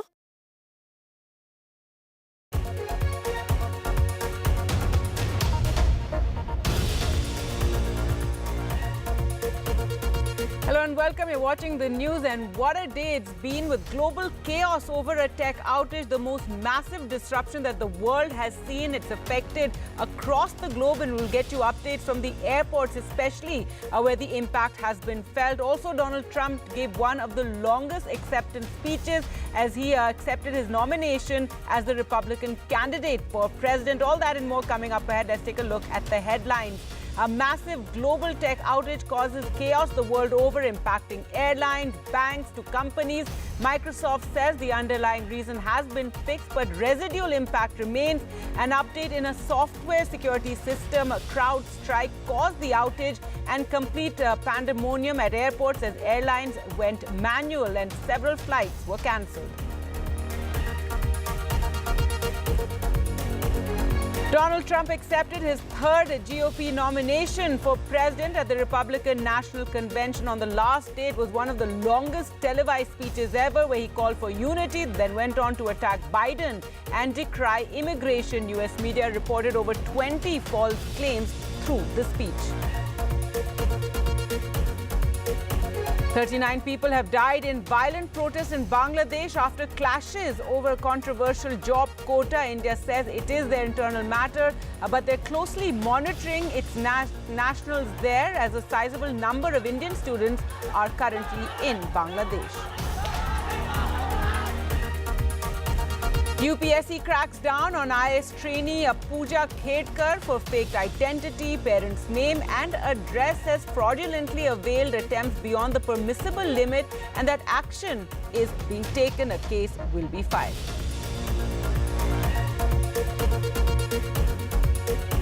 The Maharashtra government has brought Shivaji's secret weapon, the Tiger Claw, back to the country after 350 years. It's on loan from London's Albert Museum for the next 3 years and is on exhibition. This comes just before the Maharashtra elections.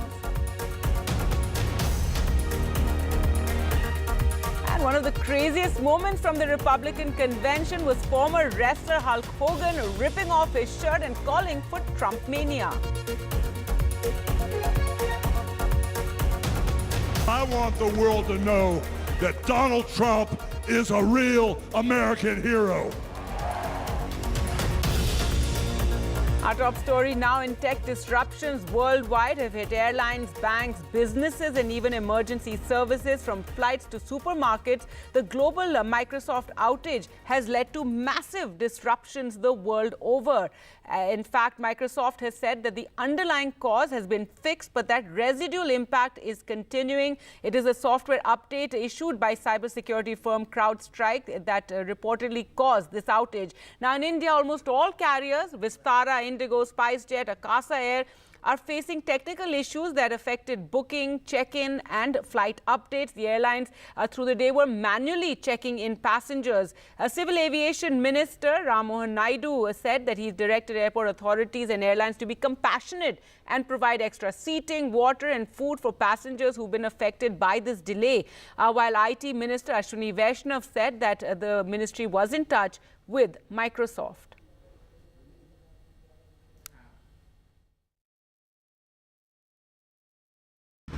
पूरे विश्व में Microsoft की cloud services down होने के कारण सभी सेवाएं में दिक्कतें आ रही हैं। हमारे देश में भी हमारे एयरलाइंस सर्विसेज जो उसमें ग्राउंड ऑपरेशंस भी ब्रेक हुए हैं, लेकिन मैन्युअली अभी उस पर काम चल रहा है और डीजीसीए और मिनिस्ट्री ऑफ सिविल एविएशन उसका मॉनिटरिंग कर रहे हैं। हमने सभी जो एयरलाइंस कंपनियां हैं उनको अवगत कर दिया कि आप सभी यात्रियों को इसकी सूचनाएं दें, इससे अवगत करें और हम सभी लोग DGCA हो, हमारा मिनिस्ट्री ऑफ सिविल एविएशन हो, हम इस पे काम कर रहे हैं, मॉनिटरिंग कर रहे हैं. I've been around the block for about 30-35 years. I've seen ups and downs in tech, and I've never seen anything this deep and this wide and this, touching almost every nation and every small business and big business in this kind of way. I've never seen it before. And the fact that it is attributable finally to a small cybersecurity solution that sits on the endpoint of the cloud just tells you that what a complex digital world we live in, that it is not just enough to worry about the computer that you operate on or the server that it is hosting the application, but that every one of these pieces create complexity and create vulnerability at the same time. All right, well, let's get you updates, and we're going across to all our reporters. Vishal joins us for the latest from Microsoft and also on how slowly normalcy seems to be returning. Also, Pratibha joins us from Bengaluru. We have Ghazali joining us from the Delhi airport, Anuj from the Mumbai airport, and Sam from Chennai. Vishal, first to you, what is the latest that you can share with us? Some sense of normalcy finally returning? That is right, Gargi. So, world over and as well as in India, some flight disruptions have been mitigated. The latest reports in the last half hour suggest that airports across the world and in India, they have been, they have faced the situation quite well, and all these airports are starting to, make the services flow in the right direction now, because a lot of these services had to be done manually, as we have been reporting through the day, because many systems could not be, accessed by the airport employees. So a lot of these things had to be signed manually by hand. So all of that is slowly going away. People are getting back to the normalcy. However, the situation is still far from over, because Microsoft, in its latest update about half an hour ago, has said that the residual impact is still there. They are still trying to mitigate the main issue. They have identified and isolated the issue. Both CrowdStrike, the main company, the main cybersecurity company, which is sort of responsible for this whole global outage, that is also saying the same thing, that it has isolated and identified the main issue. But the issue is the pinpoint of the issue is yet to be identified. It is for sure related to the security updates that we have been talking about. But what exactly is the pinpoint of the update, that is still not known. It is just that one file, it seems to be corrupt, that is doing all this damage. All right, and what damage, the most massive global outage that we have seen in terms of technology. Let's go across now to Ghazali for more. And Ghazali, what is the news coming from the Delhi airport? Yeah, so system is getting back to normal, and before I show you the visuals, I'll just talk to one of the passengers here. He's from Punjab. He had come to drop one of his relatives who had to board a Kuwait-bound flight. कितने बजे की flight है? 9:20 की. 9:20 की. और अभी तक boarding pass नहीं मिला? 2 घंटा हो गया. 2 घंटा हो गया. और कितने बजे अंदर जा चुके थे आपके रिलेटिव? 6 बजे. 6 बजे चले गए. और अंदर से क्या बता रहे हैं? अभी सिस्टम जनरेट नहीं, सिस्टम डाउन चल रहा है. सिस्टम डाउन चल रहा है. So this is one of the common feedback we have been receiving from the passengers here. But what has improved since morning, I'll just try to show you. On this side, if you see behind me, yes, right here, Pooja, my camera person, will show you. These are the kiosks for the check-in passes here, which were not operational since morning. Then we had display boards which are not working since morning, so you would never know. The passengers were harried lot, but they were not knowing whether their the flights are operational or not, whether they're cancelled or not. These are some of those display boards here, where you'll see the waiting time to get inside the airport. Then you have another display board here, where you see the updates of the flights, whether they're operational, they're cancelled, or what time they will be operational. So these were some of the display boards, notifications or information which was missing since morning for the passengers here, and that is why they were harried lot.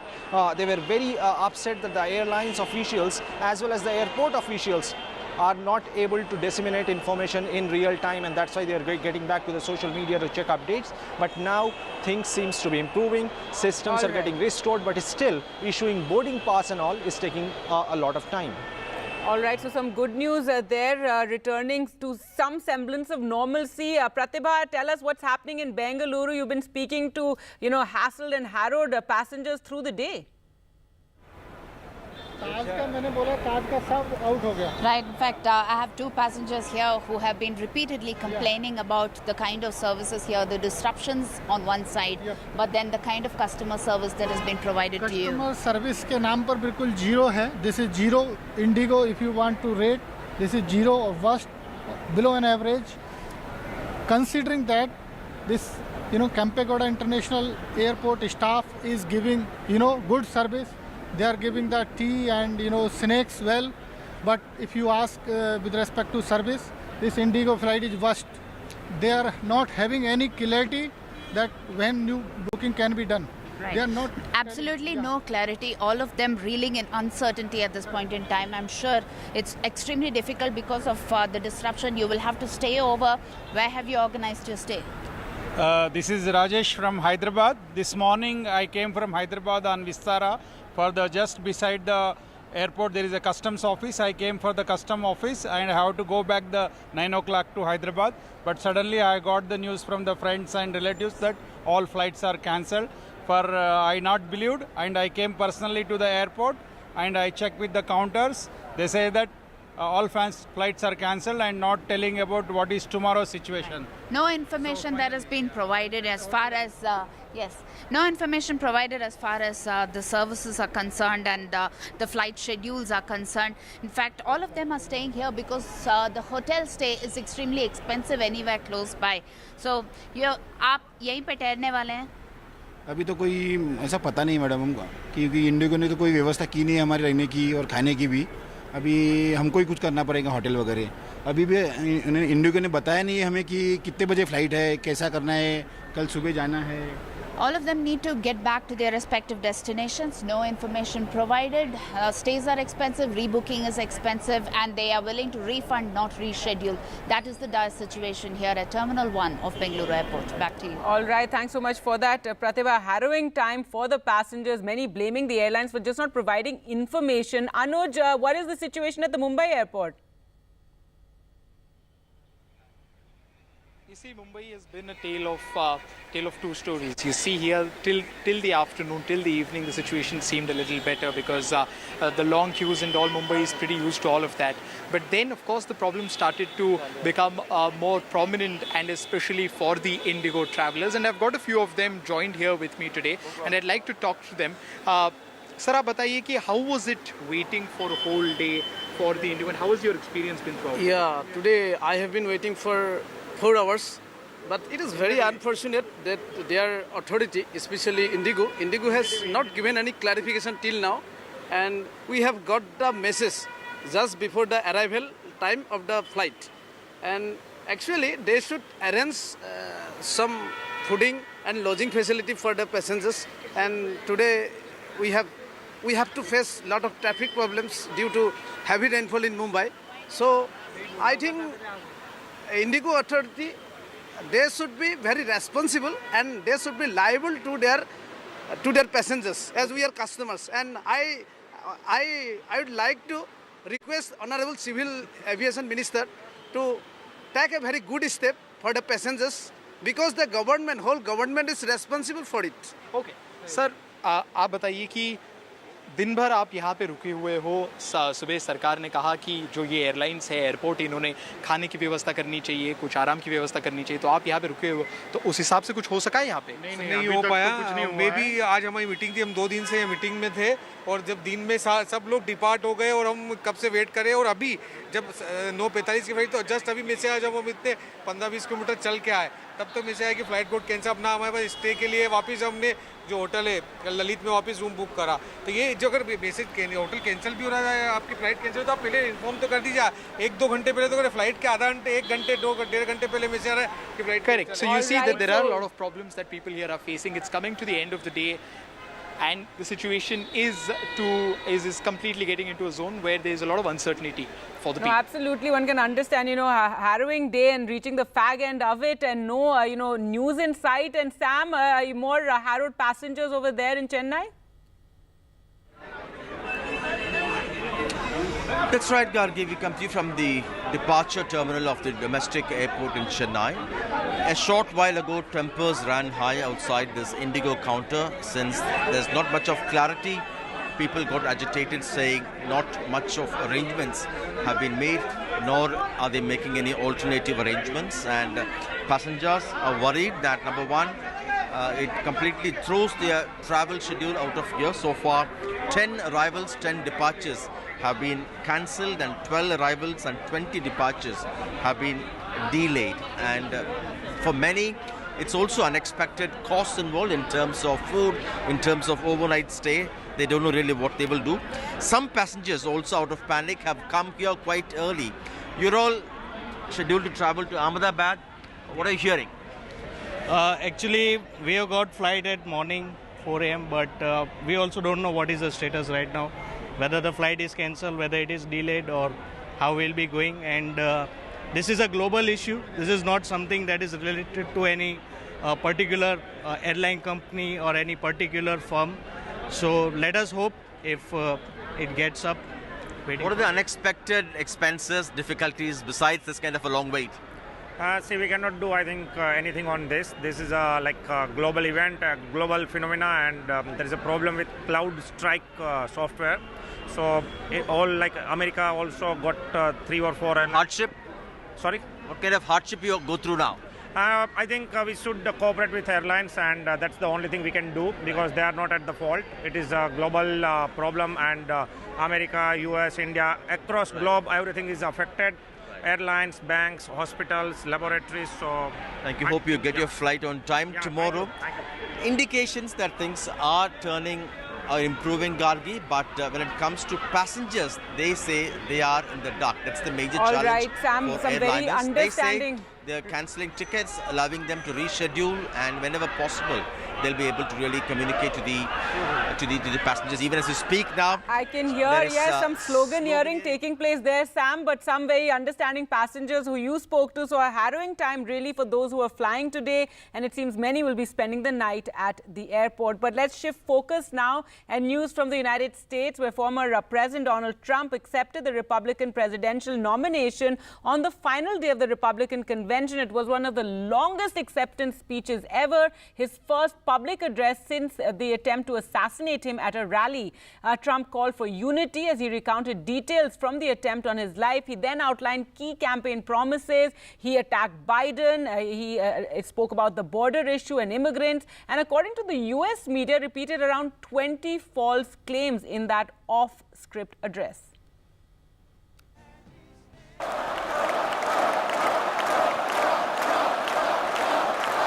Thank you very much. Donald Trump has pulled off an unprecedented feat. The former US president has formally accepted the GOP nomination for president for a third time at the Republican National Convention.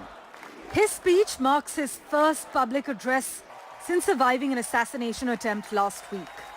I'm not supposed to be here tonight. Not supposed to be here. Yeah.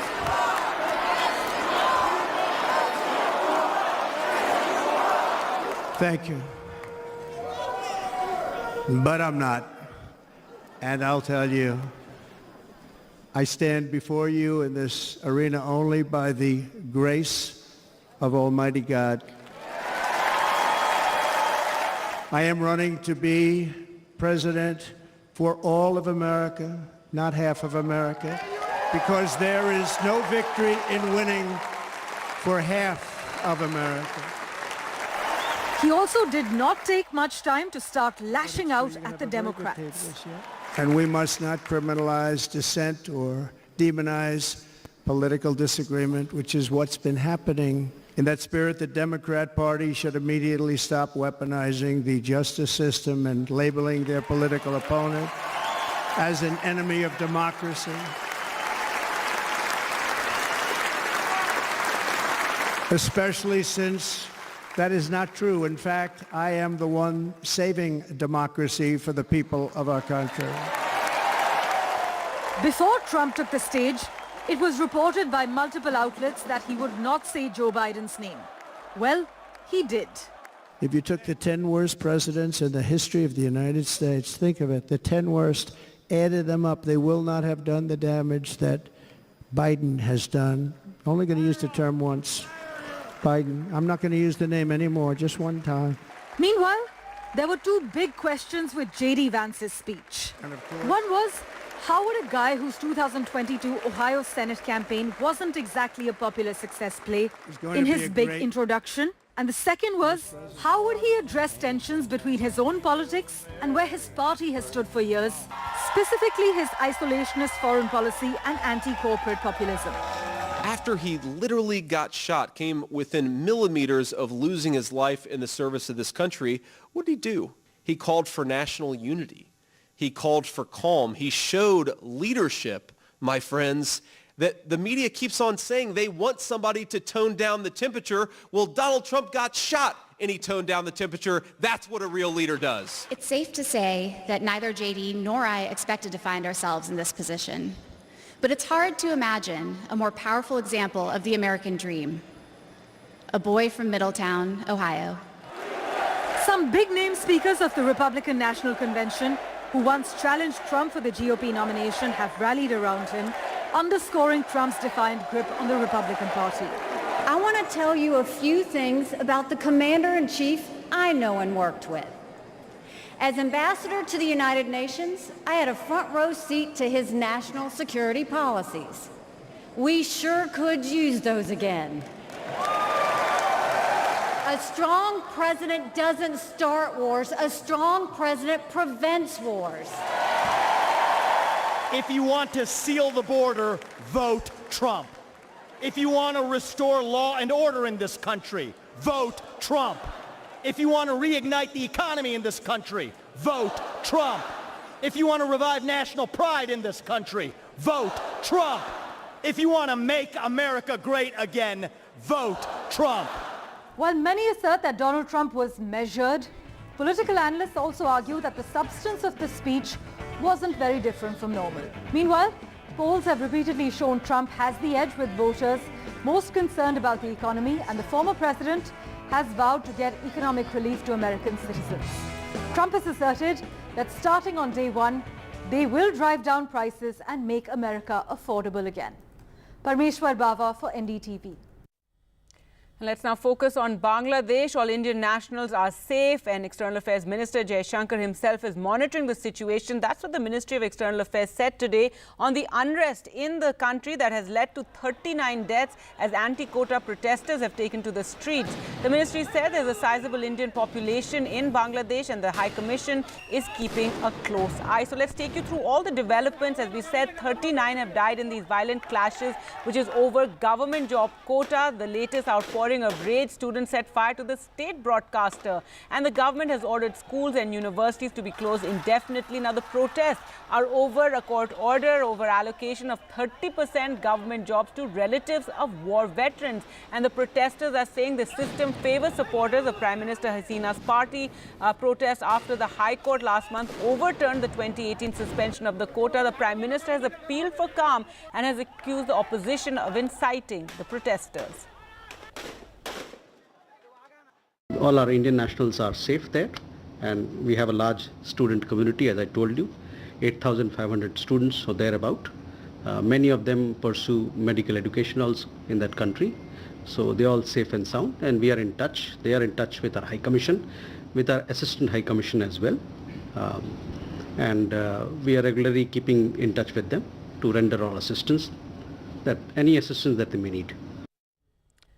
The Union Public Service Commission issued a show-cause notice, a notice today to cancel selection of trainee IAS officer Pooja Khetkar, who's been at the center of controversy. She's being investigated for lying about visual and mental disabilities, faking her identity to clear the civil services entrance exam. The process to cancel her candidature has begun.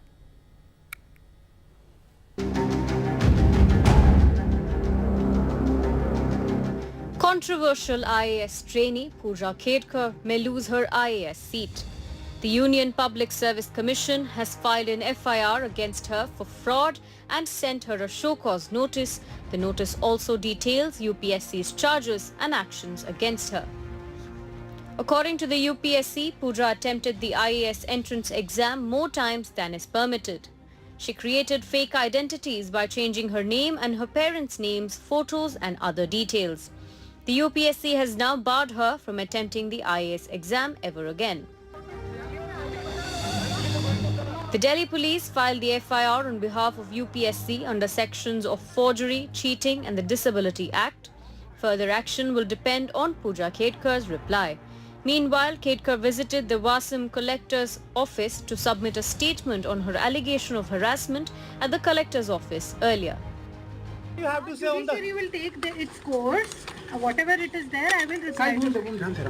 Action against Pooja Khedkar came hours after the Maharashtra government submitted a report to the centre.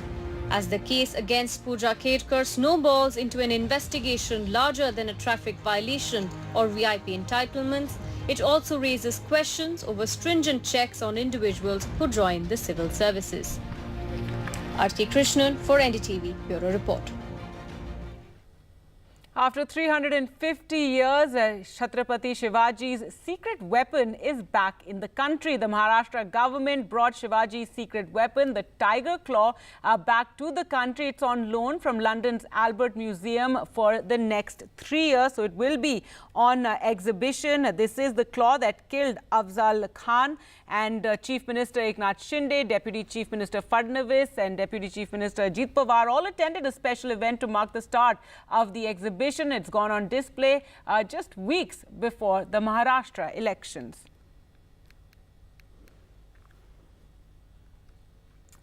And finally, one of the most entertaining and crazy moments from the Republican convention where Donald Trump was nominated had to be when former wrestler Hulk Hogan ripped off his shirt and called for Trump mania to run wild.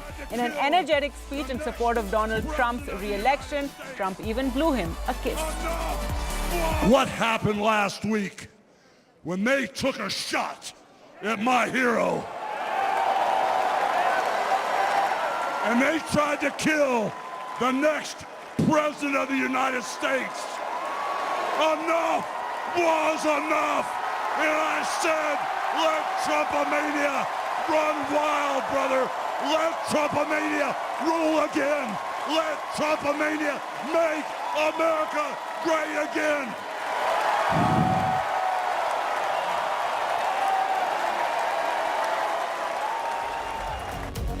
All right, so quite a scene there from the Republican convention. That's it from me for the moment. Thanks so much for watching. News updates continue right here on NDTV.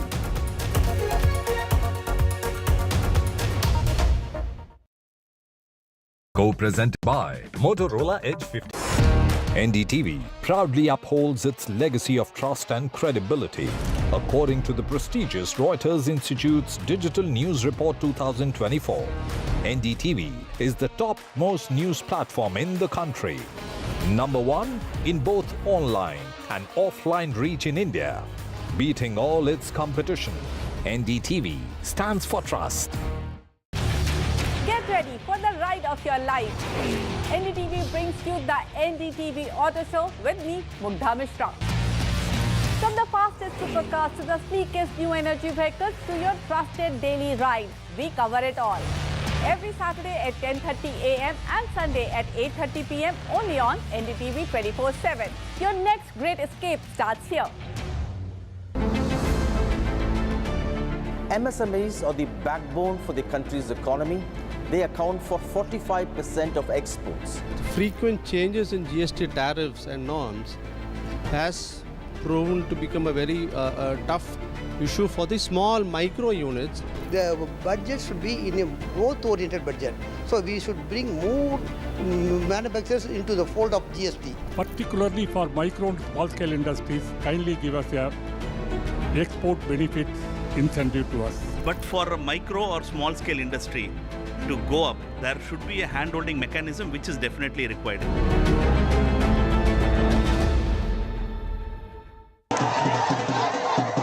After great victory by Indian team, and today we are reporting from Mohali international airport where we're showing these visuals. Arshdeep हमारे साथ है. वो performance सही सारे दी थे बढ़िया results मिले. We are in the city of Kanpur today because they have their champion back home, Kuldeep Yadav. Desperation for each and everyone to go there and win the World Cup, and we did it.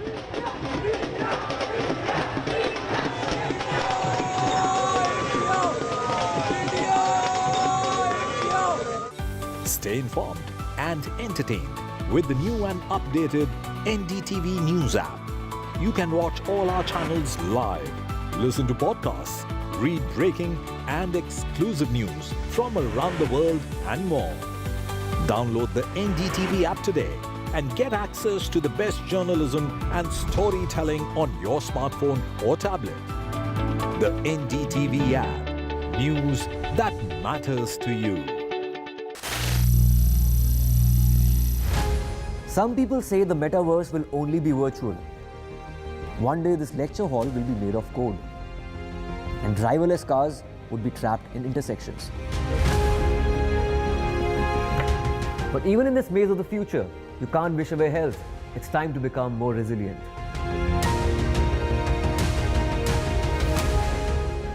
10 years of Banega Swasth India, we have grown and achieved so many milestones.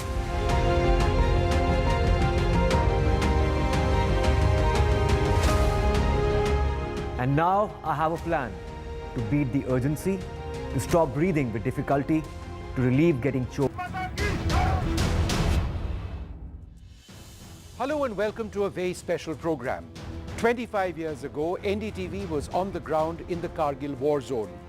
Nobody really thought it was a war at that stage, but the booming artillery guns very soon revealed that what India was engaging was not the common threat of terrorism. In fact, these were Pakistani army regulars who'd crossed the line of control and had captured various posts along the line of control on Indian territory.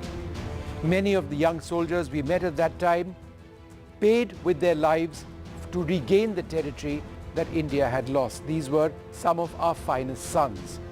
Some of them were Paramveer Chakras, Mahavir Chakras, Veer Chakras, and a lot more. Over the last 25 years, we've kept up with the families of these Kargil bravehearts. And on this very special program, we talk to spouses, mothers, fathers, and brothers who remember their loved ones, remember every aspect of their lives, their bravery, and what it means to have lost someone so dear.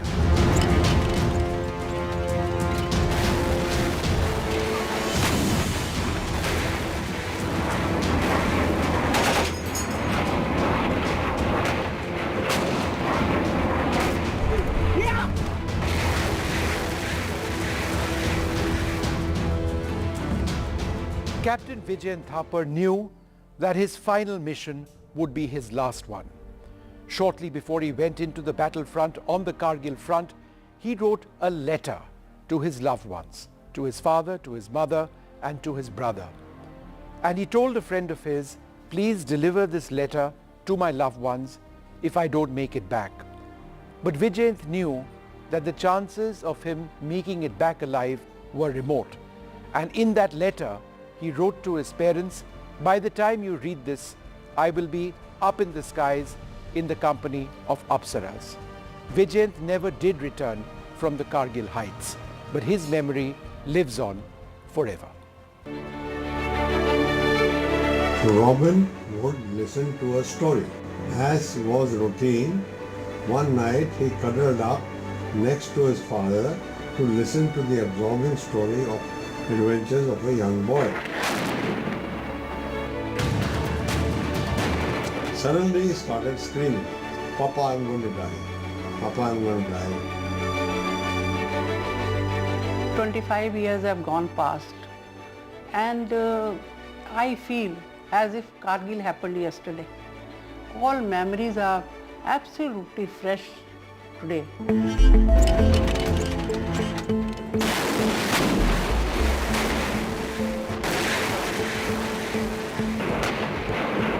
What do you remember most about your son? I remember a wonderful young officer in my son, the kind of qualities which I think every officer should imbibe, try to imbibe. That's how I look at him.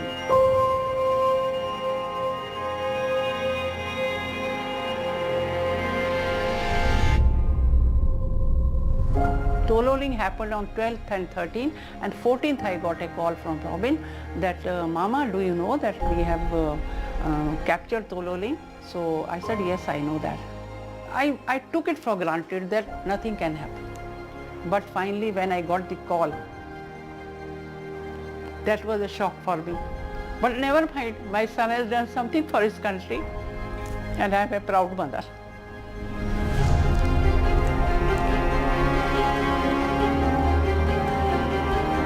You have seen men die in battle.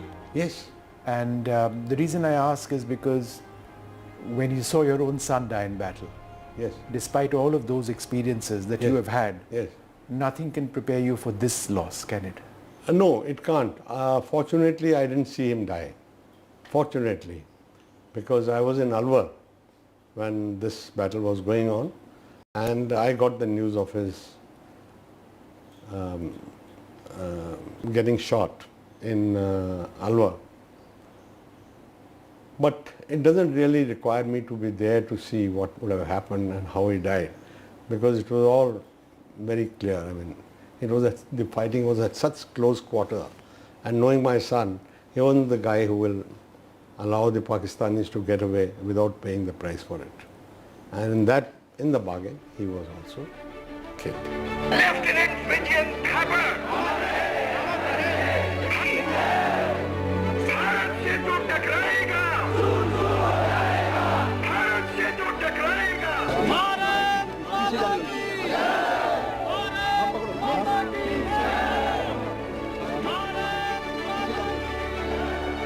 I always call my son soldier saint because he was very honest, very kind-hearted, very loyal and disciplined, of course, very disciplined. And above all, he was a true patriot, ek sacha deshbhakt, which he proved.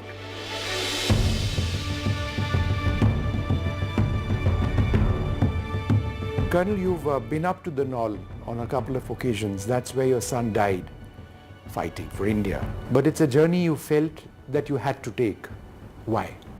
It was an unwritten covenant between me and my son, where he had requested me to come and see where they had fought. He wanted to acquit himself and his unit how well they had fought, and he wanted somebody to go and witness the place. And therefore, the moment I read that, I decided that I will go immediately. That was, mind you, that was still the debris of war was still there. And you reached the spot where Vijayant went away. Yes, sadly I reached the spot where he went away, and it was a very sad experience because some signs of his having lain there and Acharya next to him was still visible on the ground. That must have been very difficult for you. Very, very difficult. And there was a place where the two Rajputana rifles, they had done a yag. And there were, well, other marks, you know, very sad, which were left behind by them. And of course the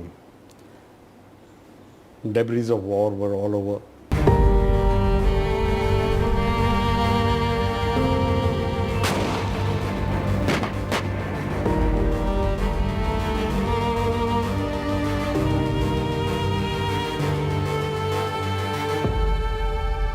What are you holding? I am holding his last letter, which was written a day or 2 days before the final assault. First assault was Tololing, where he captured the post-Barbal bunker.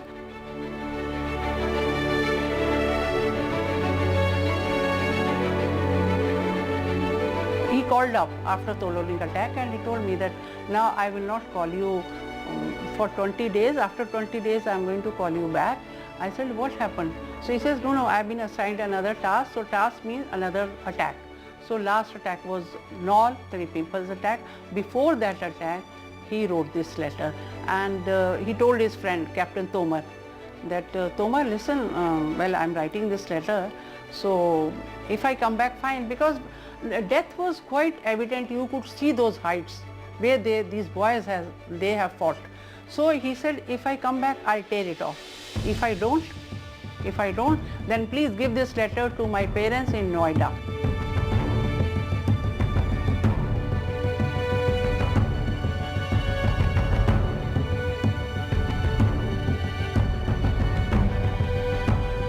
ये चिट्ठी कब मिला था आपको? जब उसका सामान आया था, उसका बॉक्स था वहाँ पर, उस बॉक्स में काफ़ी चीज़ें थी और उसका एक छोटा सा वॉलेट था जिसमें he had only 300 rupees और उसकी जो जैकेट थी उसके अंदर चॉकलेट्स और उनको ना थोड़ा सा एक इमरजेंसी राशन भी मिलता है जिसमें थोड़े थोड़े शक्करपारे भी रखे हुए थे जो उसके अंदर उसकी पॉकेट्स में ऐसे मिले।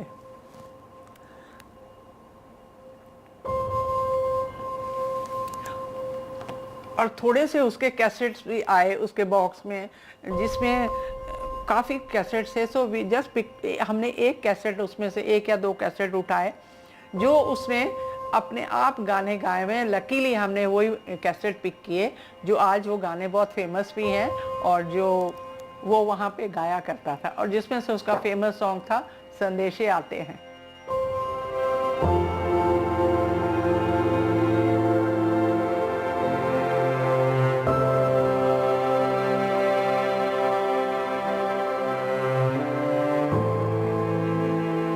Dearest Papa, Mama, Birdie and Granny, by the time you get this letter, I'll be observing you all from the sky and enjoying the hospitality of Apsaras. I have no regrets. In fact, even I become a human again, I will join the army and fight for my nation. If you can, please come and see where the Indian army fought for you tomorrow. As far as the unit is concerned, the new chaps should be told about the sacrifice. I hope my photo will be kept in the A Company Mandir with Karni Mata. Okay then, it's time for me to join my clan of the Dirty Dozen. My assault party has 12 chaps. Best of luck to all. Live life king size. Yours, Robin.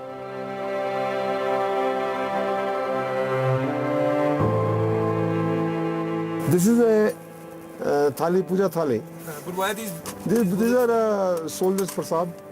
These are all bullets fired by your son? Yes, by my son. They are lying all over.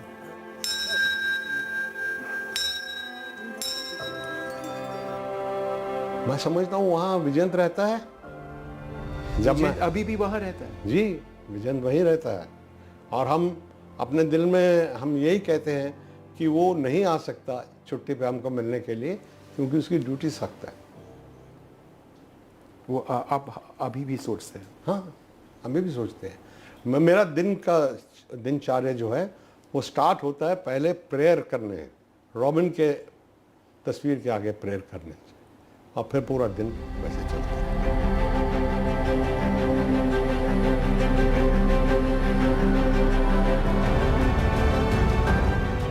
Squadron leader Ajay Ahuja always came to the assistance of those who needed it. In the Kargil war, he was flying a MiG-21 when news came that a MiG-27 pilot, Flight Lieutenant K. Nachiketa, had ejected over the Kargil Dras range. It was Squadron leader Ahuja's job to try and locate perhaps the parachute of Nachiketa so that a rescue operation could be mounted. It was at this stage that his MiG-21 was struck by a Pakistani surface-to-air missile. He ejected successfully. He was injured, but he was surrounded by Pakistani forces. He took out his revolver and fired at the Pakistani soldiers. But he was killed. His body returned several days later. Earlier, I spoke to his widow, Alka Ahuja, to ask her about her memories of the man. She said that when she got married, she realized that Squadron leader Ahuja's first love would always be the Indian Air Force.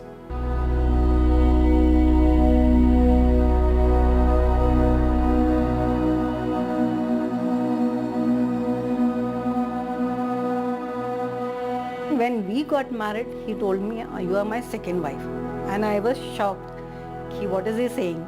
Then he said, Efos is my first wife and you are my second wife. And he always did that.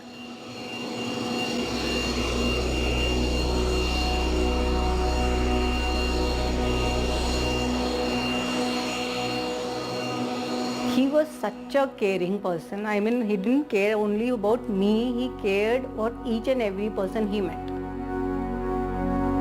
Even in each and every party also, you will find him laughing only, smiling only. No tension, nothing, always ready to help. 18th May, I got a call from the squadron that get his bags ready, we are going to Srinagar. I said, what is that? All of a sudden, he didn't tell me that we are going to Srinagar. We were told to pack up the bags.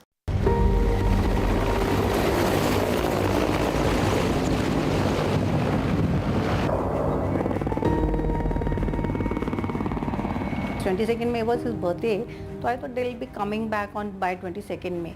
22nd when we spoke, then he said ki nahi, we are not coming. And bete ki vacations were starting, so he said ki I'll send you the tickets, you both come to Srinagar. We are going to stay here for some more time. I said okay. And my son was really excited that we are going to meet Dada. And next day, 23rd May onwards, all the civil flights were cancelled.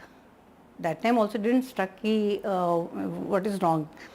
26th May onwards, when airstrike started, then we realized that something is there.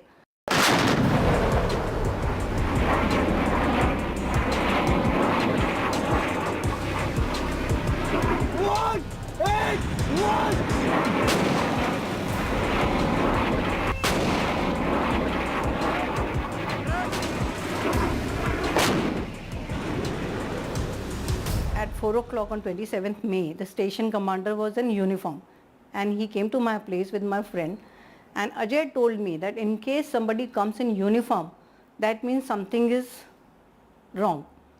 So when I saw him in uniform, I got scared. I had to ask my friend, why has he come to our place? So he said ki Outage has rejected, but he is missing. And there was no news after that. And I was just praying to God that I should get some good news about him, but it was 4:30, 5 o'clock, 6 o'clock, and it was getting dark. So I was worried, and we were just waiting. By 8:30, they said ki one Nachiketa had rejected. So they said ki one has survived and one is no more. Now who is no more was a question. And by 8:30, they said ki Ahuja is no more.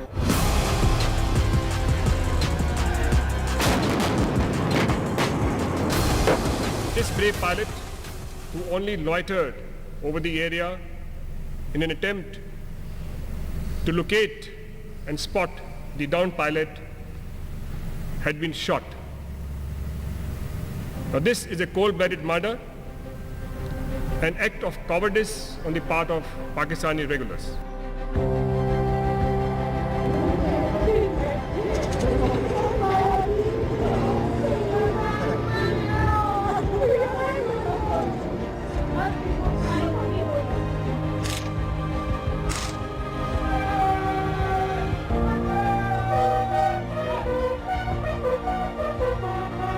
They both were in fact friends rather than son and father.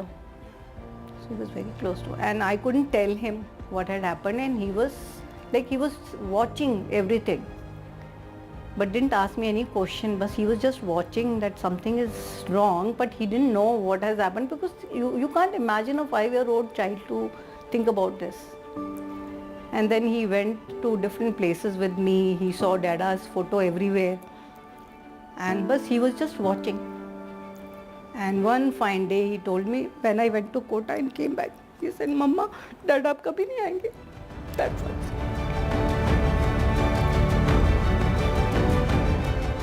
Anuj Nair was all set to get married, even though he was extremely young, just about 23 years of age.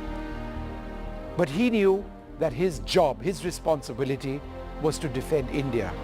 And his job had come to him when he was assigned to fight in Kargil. Anuj never returned. He never did get married to his college sweetheart.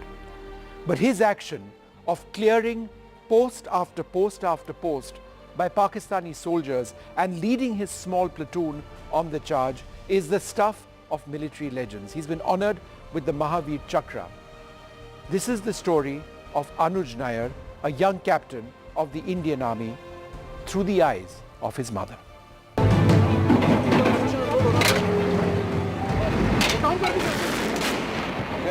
Shot in 10 minutes. Yesterday's target's over.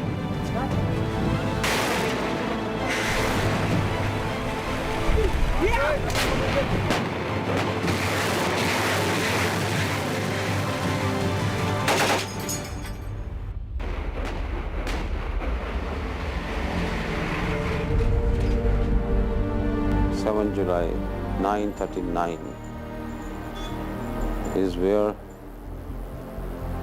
my time froze. He has gone with a purpose. He has left behind our image. That image exists on that small piece of land.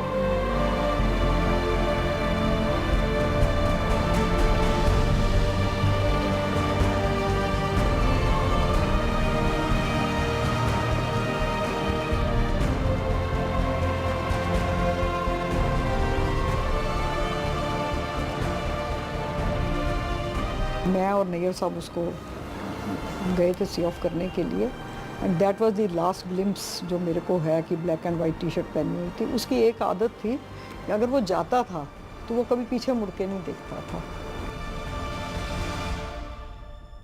मेरे पास वही last glimpse है उसका। और जब उसका ये हो गया सब कुछ तो मैंने किसी को ना बॉडी नहीं देखने दी थी। मुझे था कि जिस तरह से मैंने उसको भेजा मैं सारी लाइफ उसको ऐसे ही लेके रखना चाहती हूँ।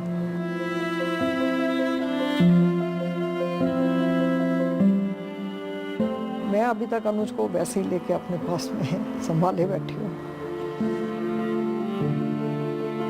रात को ब्रिगेडियर गिल थे, 79 ब्रिगेड को मैनेज कर रहे थे। उन्होंने 6 तारीख रात को मुझे फ़ोन किया कि ma'am Anuj is going for a serious operation, I have just said good luck to him. मैंने कहा सर उसके पास सब कुछ है, मतलब मुझे इतना ही पता था बुलेट प्रूफ जैकेट या शूज़ या हाँ। उन्होंने कहा I have seen everything is okay. मुझे टिम्मी ने फ़ोन किया कि अनुज कहता है मुझे 100 मीटर का जो एरिया है सिर्फ उसको खंगालना होता है कि कहीं उसमें कोई टेररिस्ट तो नहीं है। तो मैंने ऐसे मजाक में कहा, मैं कि अनुज जब बचपन में था तो मेरी भी सारी चीज़ें ढूंढ देता था, मजाक में, चाहे मेरे पर्स में से निकालना है कुछ करना है तो वो कर लेता था। मैंने कहा वो तो उसके लिए बड़ी बात नहीं है, तो मैं रिलैक्स हो गई। पर ये नहीं पता था कि वो कौन से सीरियस ऑपरेशन में था। 3 बंकर ले चुका था, 4था बंकर लेना था और बंकर के अंदर बैठ के उसने जो यार सुभाष करके एक कोई सोल्जर था उसको कहा कि मुझे भूख लगी है, कुछ खाने को है। तो उन्होंने कहा कि फ्रोज़न पूरियाँ हैं। उन्होंने कहा मैं फ्रोज़न पूरियाँ नहीं खाता। उन्होंने कहा बिस्किट खा लो सर। तो 2-3 बिस्किट खाए, एक सिगरेट पिया उसने, मुझे ये भी नहीं पता था वो सिगरेट पीता है। एक सिगरेट पी के बाहर गया देखने के लिए या लॉन्च करने के लिए, जब पता नहीं किस लिए गया, तो आरपीजी आके उसको नेक पे हिट कर गया एकदम से। और उससे पहले भी उसकी सारी प्लेटून ऑलमोस्ट ख़त्म हो चुकी थी। जैसे ही जनरल बाबा को ये पता लगा कि अनुज नहीं रहा, उसका वो जो होता है उनका सिस्टम होता है जिससे पता चल जाता है उन लोगों को, उन्होंने कहा अब तुम वापस आ जाओ जितने भी बचे हो। मुश्किल से 3-4 लोग बचे थे।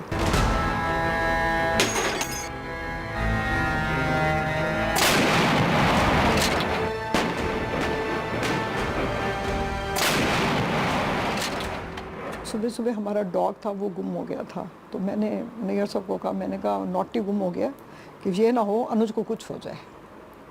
मैं 8 बजे यही बात करती जा रही थी पूरे घर के अंदर, ये ना हो अनुज को कुछ हो जाए।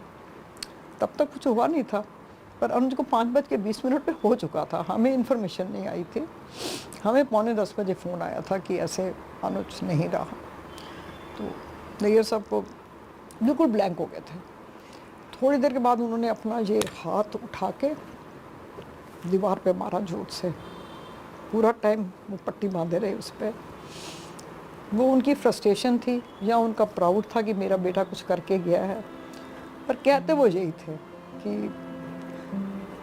मतलब मेरे को लगता है कि उनको ये प्राउड था कि भाई अनुज गया तो कुछ करके गया।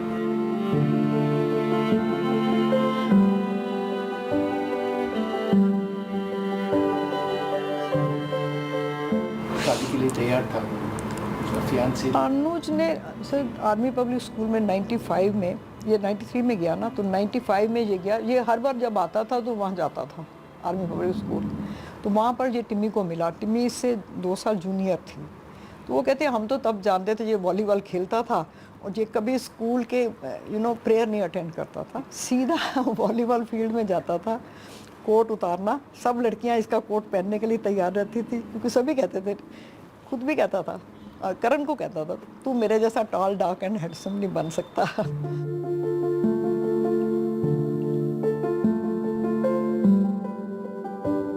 फिर 95 में गया तो ये लोग मिले आपस में, तो शायद डिफेंस क्लब में मिले, और मेरे को इसने वहाँ से फ़ोन किया एनडीए से, मम्मी आपको ना टिम्मी मिलने आएगी। मैं कहा अनुज तू सीरियस है? मैंने अभी कोर्स में नहीं कंप्लीट हुआ, तू सीरियस है? कहता आप मिल लो। आप सोचो हमारे घर में एक 17 साल की लड़की अपने आप ही अपना रिश्ता लेके आ गई। मैंने दरवाज़ा खोला, टिम्मी मैडम ने एंटर किया, आई एम टिम्मी, आइए जी। तो उसने सारा दिन हमारे साथ स्पेंड किया, हमें भी अच्छा लगा सब कुछ। फिर इसने कहा कि पहले आप देख लो, पर कुछ देखने को कुछ ऐसी बात थी नहीं। तो इनका इसके बाद फिर ये तो होता नहीं था, वो हमारे यहाँ आती थी फिर भी। और फिर इनकी एंगेजमेंट कर दी 98 में। हमने 11 अप्रैल को एंगेजमेंट की थी, उसकी कुछ फ़ोटोग्राफ्स हैं हमारे पास। उसके बाद फिर शादी डिसाइड कर दी, पर शादी हुई नहीं, जबकि हमें लगता था कि इनको कोई अलग नहीं कर सकता, पर हो नहीं पाया।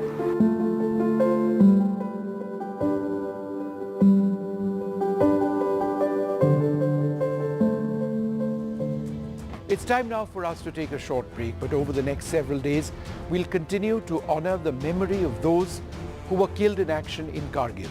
We'll be talking to several who fought and who survived. We'll be talking to the loved ones of those who never made it back.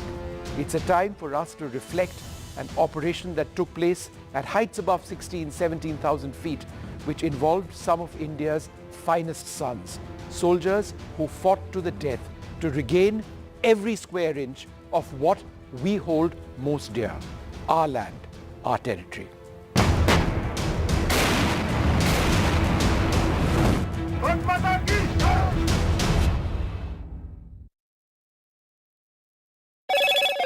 Hello, Moto. Motorola, India's best 5G smartphone brand.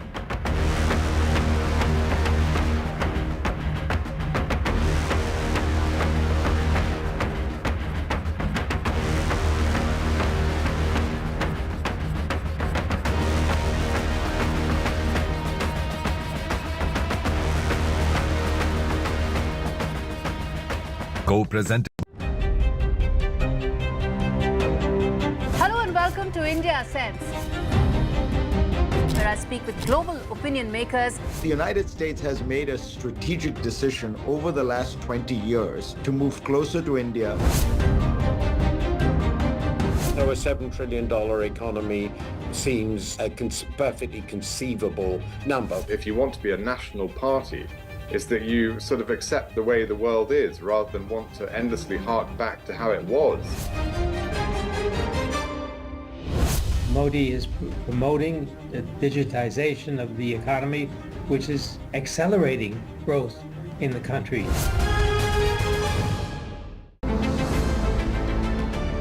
MSMEs are the backbone for the country's economy. They account for 45% of exports. Frequent changes in GST tariffs and norms has proven to become a very tough issue for the small micro units. The budget should be in a growth-oriented budget.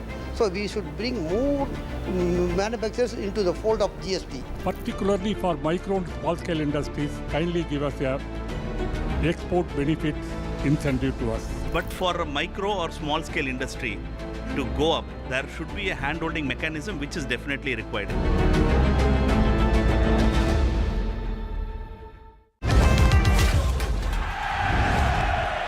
Get the magic of the best working for you now. Link your payment cards once, collect rewards forever.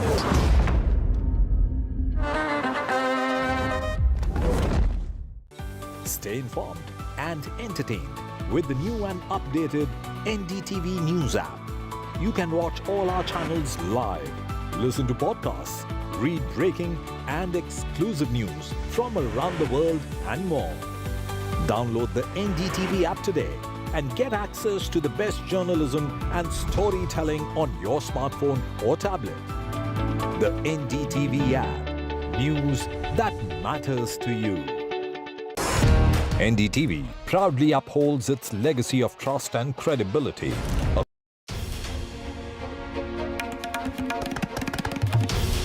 This is NDTV, and you're watching NDTV 24/7.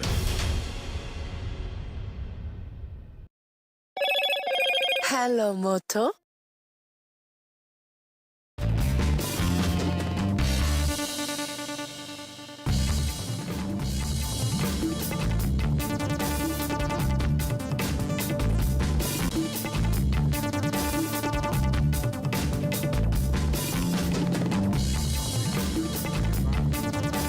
Green growth and strategic tax adjustments.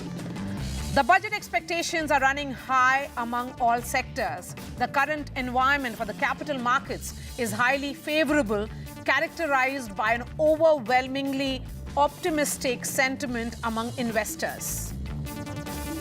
The International Monetary Fund, that is the IMF, has revised India's GDP growth forecast for the fiscal year 2024-25 to 7%, up by 20 basis points from its previous estimate of 6.8%. But as always, politics and economics go hand in hand. Today on the show, we talk about the politics of the budget and expectations that states have from the finance minister. And why do non-BJP ruled states continue to speak about discrimination much before the budget is presented? Joining me on the show is Outage, Cabinet Minister of Delhi Government. We have Dinesh Gundu Rao, Cabinet Minister of Government of Karnataka. Prem Chand Agarwal is Finance Minister of Uttarakhand. Rajiv Kumar is former Vice Chairman of Niti Aayog. We have Dr. Kanimori, Member of Parliament and spokesperson of the DMK. Gurcharan Das, economist, is joining us. Subhash Chandra Garg is former Economic Affairs Secretary and Finance Secretary of Government of India. Sukhdev Bhagat is Member of Parliament of the Congress. Mr. Ravindra Kumar is Senior Leader of the TDP. Satya Prakash Mishra is joining me here in the studio, JDU leader and spokesperson, and Guru Prakash Paswan is representing the BJP. But first up, let me go straight to Bengaluru, where Dinesh Gundu Rao, Cabinet Minister of Government of Karnataka, is joining us live. Mr. Gundu Rao, really appreciate your time. We are looking at the budget. We often see that states have certain expectations from the centre. State and centre, as is talked about often, follow the principle of cooperative federalism. What are your thoughts? See, we hope that the union government will see that they deal with all the states equitably and give each and every state equal importance and the rightful importance. Karnataka is one of the highest contributor to the central government. We are the number 2 in terms of GST collections in the country after Maharashtra. We are number 2 in terms of FDI in India after Maharashtra, and we are a massive growth engine for the center. And unfortunately, you very well know how Karnataka is being sidelined by the center, by the union government, by all their policies and the devolution and giving us grants, and so there's so many issues. So we hope now after these elections, we have finished the Lok Sabha elections, that the central government does not play partisan politics, and will, because ensuring Karnataka's growth is itself, a plus for the union government. The more Karnataka grows, the better for the union government, because we end up contributing so much more to them. So we hope that they will be equitable and fair. Okay, but Mr. Gundu Rao, one argument which is often put forth by the central government is that there is a GST council, there are finance ministers, which has finance ministers from all over India, and that there is no, sidelining, as a phrase that you have used right now, per se, which is against any state. See, we know how the GST Council is functioning today. It's very difficult for states to get their voice in and their opinion in because it is dominated by the central government and the BJP ruled states. And BJP ruled states just tend to fall in line with whatever the union government wants. And we are finding it very difficult for states, especially like, Karnataka, Tamil Nadu, all the southern states. We are finding it very difficult because our voice cannot be heard there because the way GST has been structured itself, there are so many issues that needs to be resolved. And I don't think GST Council is able to resolve those issues. Okay, because there is this entire discussion which is ongoing, particularly with regards to jobs. The union government says that there are efforts being made to create jobs, and jobs have been created because of a massive infrastructure development which has happened in India in the last 10 years that has led to creation of jobs. As a minister in Karnataka, I'm sure you are privy to some data. What exactly is your assessment? See, Karnataka has been a developing state, and I think in terms of we're having good growth, and in terms of jobs, I think we are far better than most states in India. But I think the job problems are there. Even in Karnataka, it's getting more acute, and all over India, it's getting, we are seeing every day for interviews how many thousands and lakhs of people turn up. So there's a job crisis. There is no investment coming in. Private investment is hitting an all-time low. Job creation in the informal sector has been getting decimated due to the policies of the central government. And one more thing I want to add, Maria, is that states like us, we are seeing what's happening, how unfair a central government is. I'll tell you why. Because people who are coming into India to invest are literally being coerced and forced to or pressurized into going into states like Gujarat and UP. Though we are doing very well, but we get information, we are coming to know that the central government is pushing big companies to invest more in Gujarat and in UP. And, this kind of policies is definitely, I think, something that I want to point out that they should not do. And we are seeing how skewed it's getting. So jobs is definitely a problem. And I think Government of India, that's why I think they're spending more on infrastructure and more on big projects because there's no private investment coming in, and they're trying to drive it up by doing public investment, which shows that the economic policies of the Modi government are not working. All right. Thank you so much for joining us. Guru Prakash Paswan, would you respond to this charge which is coming much before the budget is presented on 20? Policy point of view, Prime Minister Mudra scheme, it has empowered more than 55 crore entrepreneurs. So apart from the traditional organized jobs, Prime Minister Modi has ensured our youngsters should not be just job seekers, but they should be job givers. 8 crore jobs, 55 crore Mudra loans. We have seen more than 10 lakh government opportunities, time and again, for 100 unicorns, especially from women, marginalized section youngsters, schemes like Stand Up India, Startup India, Mudra, they have ensured the last mile delivery. Schemes like Pradhan Mantri Vishwakarma Yojana, schemes like Pradhan Mantri Swaridhi Yojana. And this is one of the fundamental reasons, Maria, we have seen why for the first time in the last 40 years, a government has been repeated for the third consecutive time. But why are all these jobs not reflecting in the CMIE data? No. CMIE data, I would also request you to look at the periodic labor force survey data.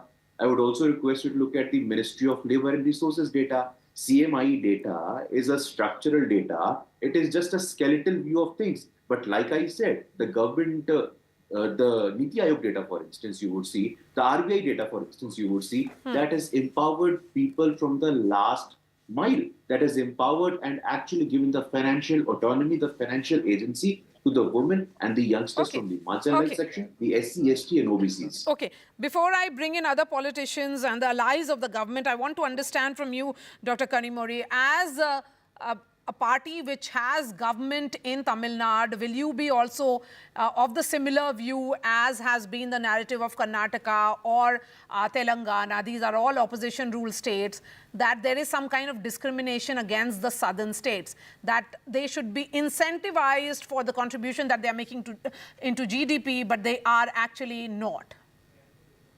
Definitely, I would call as a partiality against the non-BJP governing states, Maria. Because here I would like to mention a special case about Tamil Nadu. We are still yet to get the funds for the Chennai Metro project phase 2, which has to be funded half by the central government and half by the state government. We have still not got the other half, which the central government needs to fund to the Tamil Nadu. It was for the first fund was released just before the Legislative Assembly elections in 2021. After that, there is nothing for the last 3 years which we have got, and we are trying to fumble to finish off the project at Chennai, which is causing a big chaos for us. And number two, there was MSME discussion about now we have created entrepreneurs. That's what our friend was trying to say from the BJP.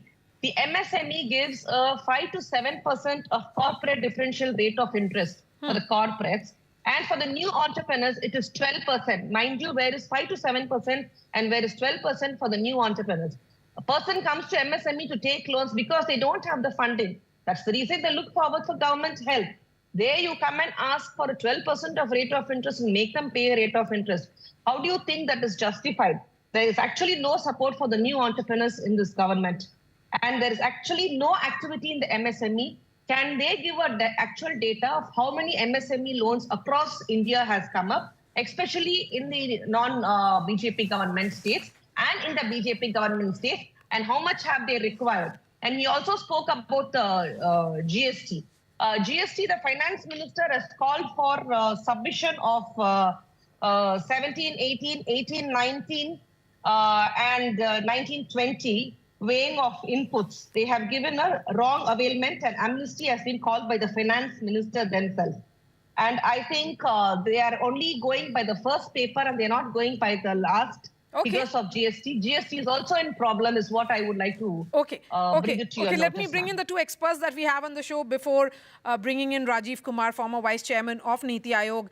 This is a question to Gurcharan Das and also to Subhash Garg. Gurcharan Das first, before 2014, all the non-Congress ruled states, including the BJP, used to level this kind of allegation of discrimination. From 2014 till 2024, we heard the same narrative from non-BJP ruled states. Why is it that the states which do not have the same government at the center feel discriminated against? Gurcharan Das. Well, this is natural. I mean, this is part of competitive politics, and what I do want to correct is a misimpression about data that you just discussed with the other speaker. That I think, as a person who watches this, the issue in India is not unemployment. The issue in India is underemployment. The fact is that people do work. If they can't find a proper job, they'll work on the field, they work informally, they work in a store or do something. So the reality is that India, over 30 years, has grown at 6% a year. Now, this is impressive. It has lifted 450 million people out of poverty. The middle class has grown from 10% to 30%. But this growth rate, which is very, very good for a democracy, has not created the jobs that people want. People don't want just pakora wala jobs. They want proper formal jobs. And the reason why it hasn't happened is because we have not created an industrial revolution.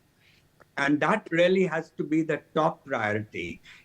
I can see this show is about dividing between states and how do you divide the pie.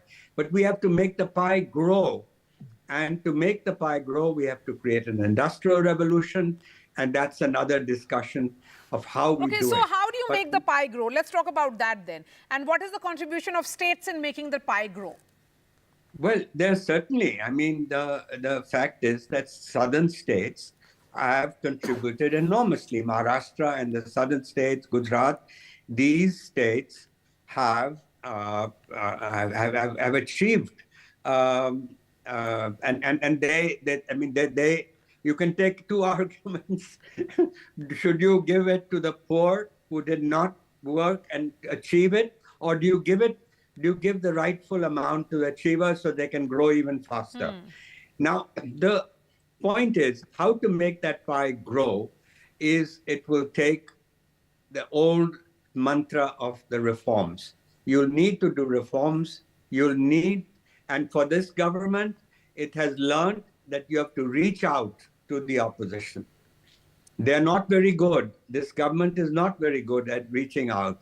That's not their strong suit. But their strong suit is implementation. They get things done.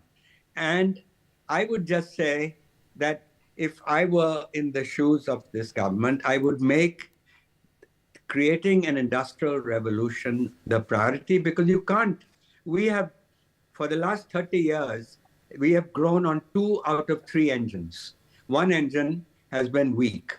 We have done services. They will continue, and they should continue to do well. And we have done reasonably well with agriculture. From a deficit country, we've become a surplus.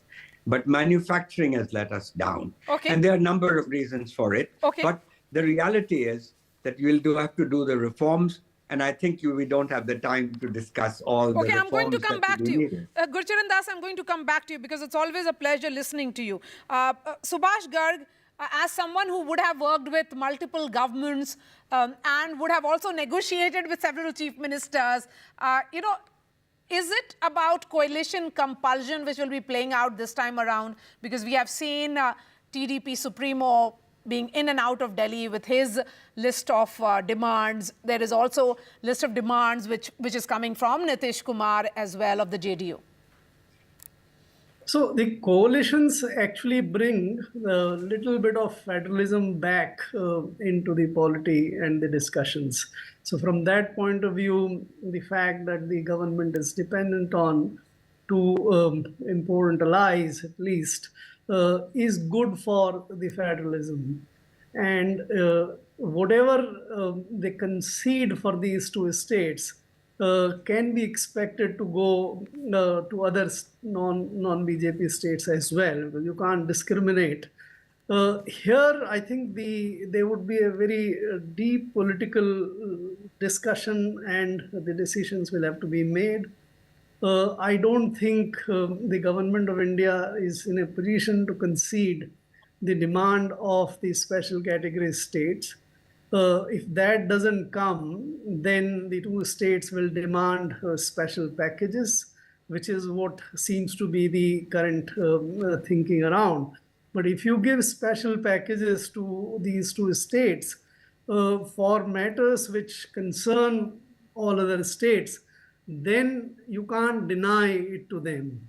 What is happening is that the complaints regarding the discrimination in tax devolutions, etc., is not correct. From Karnataka, elsewhere, was tax devolution is not decided by the government of India. It is the Finance Commission which does it. However, the central government has indeed, to a great extent, weaponized some of the centrally sponsored schemes and has brought a new scheme of funding the capital expenditures by way of interest-free loans. And in these centrally sponsored schemes and this interest-free loan scheme and a couple of others, what central government is demanding of the states is that you will have to declare all these schemes flowing from the central government. You can't sell or implement them as the state scheme. Those states contribute more than 60% of the cost of those schemes. That is what the states resent. That is why some of the non-BJP states decide even not to implement some of those schemes. I think that kind of narrative, that kind of negotiations, if the government, which is now a coalition, can bring that discussion back, I think that will help. Otherwise, it might... It's often said that whenever there is a coalition government, then it always does tightrope walk. On one hand, you have a very aggressive opposition keeping a hawk's eye on its policies, and then you have those alliance partners who want a share in the power pie as well. So let me get a view from the TDP and the JDU. Satyaprakash Mishra, what is it that Nitish Kumar is asking for? it's a long awaiting demand of ours that when the Jharkhand, all industry went to Jharkhand and every mine, so Bihar deserved to be treated specially. And that special status demand is, it is long, very long awaiting demands of ours. Definitely we understand. Special status can't be given, so special package. We understand. Just like Chandrababu Naidu has re-evaluated his demands. Let government decides on that. We understand the compulsion and situation of the government. Definitely the government will come and focus on even on the welfare scheme as well as boosting the economy on infrastructure sector. I understand one thing more importantly, no state can be ignored. The Prime Minister himself of the belief that every state should be given utmost respect with the allocation of budget so that they can develop. विकसित भारत ऐसे तो बनेगा नहीं. तो on the concept of विकसित Bharat, every state must get its due, but at the same point of time, I repeat it, Bihar really deserves to be treated especially, and this time must. Yes. Because we don't have Bihar anything except land. Support certainly because of the condition in which the state is at present as well. Mr. Ravindra Kumar, as a senior leader of the TDP, we have seen Chandrababu Naidu in Delhi. He has held meetings with Finance Minister Nirmala Sitharaman, a meeting also with Home Minister Amit Shah. We know about his 5-point agenda as well. But immediately, what is it that you are expecting from this budget? All of them are aware. It is a newborn state. In a 2014 AP Reorganization Act, the Andhra Pradesh left alone without any capital. And there is Reorganization Act, there are so many demands to be fulfilled by the central government. Unfortunately, for the last 5 years, due to the unruly rule of Jagan Mohan Reddy, the state has gone back 25 years. Now, the present immediate task to Chandrababu Naidu Garu is to reconstruct and rebuild the state of Andhra Pradesh, for which capital of Amravati, there is no capital at present. Now the capital of Amravati has to be constructed. It's a new town. There is no income generation source in the state of Andhra Pradesh. That's why immediately capital construction of Amravati is primary important. Another, a national project which is a part of AP Reorganization Act, that is Polavaram project. Polavaram project is abandoned by the previous government. That's why it is immediate task for the farmers of, it is a Jeevanadi of the state of Andhra Pradesh. That's why Polavaram project is another important aspect for the state of Andhra Pradesh. So capital, Polavaram project, and irrigation and other irrigation projects. Now, welfare, there are huge debts by the previous government, about 14 lakhs crore. Now, the state has burdened with payment of interest every year, more than 8,000 crores. So, unless there is a financial assistance from the central government, it is impossible to come out from the present crisis. In Andhra Pradesh, financial is doldrums. The central government is also fully aware. Therefore, we have been requesting the central government to come to the rescue of the state of Andhra Pradesh for capital of the Polavaram and for capital of Amravati and also Polavaram project. Okay, so there is another state which has been complaining of bias is Delhi. We have Delhi's Finance Minister Atishi also joining us. Ma'am, thank you so much for speaking to NDTV. There are expectations and anticipation around this budget. Delhi has seen a lot of infrastructure challenges recently, from flooding to water shortage. What are your expectations? The people of Delhi have very clear-cut expectations from the centre.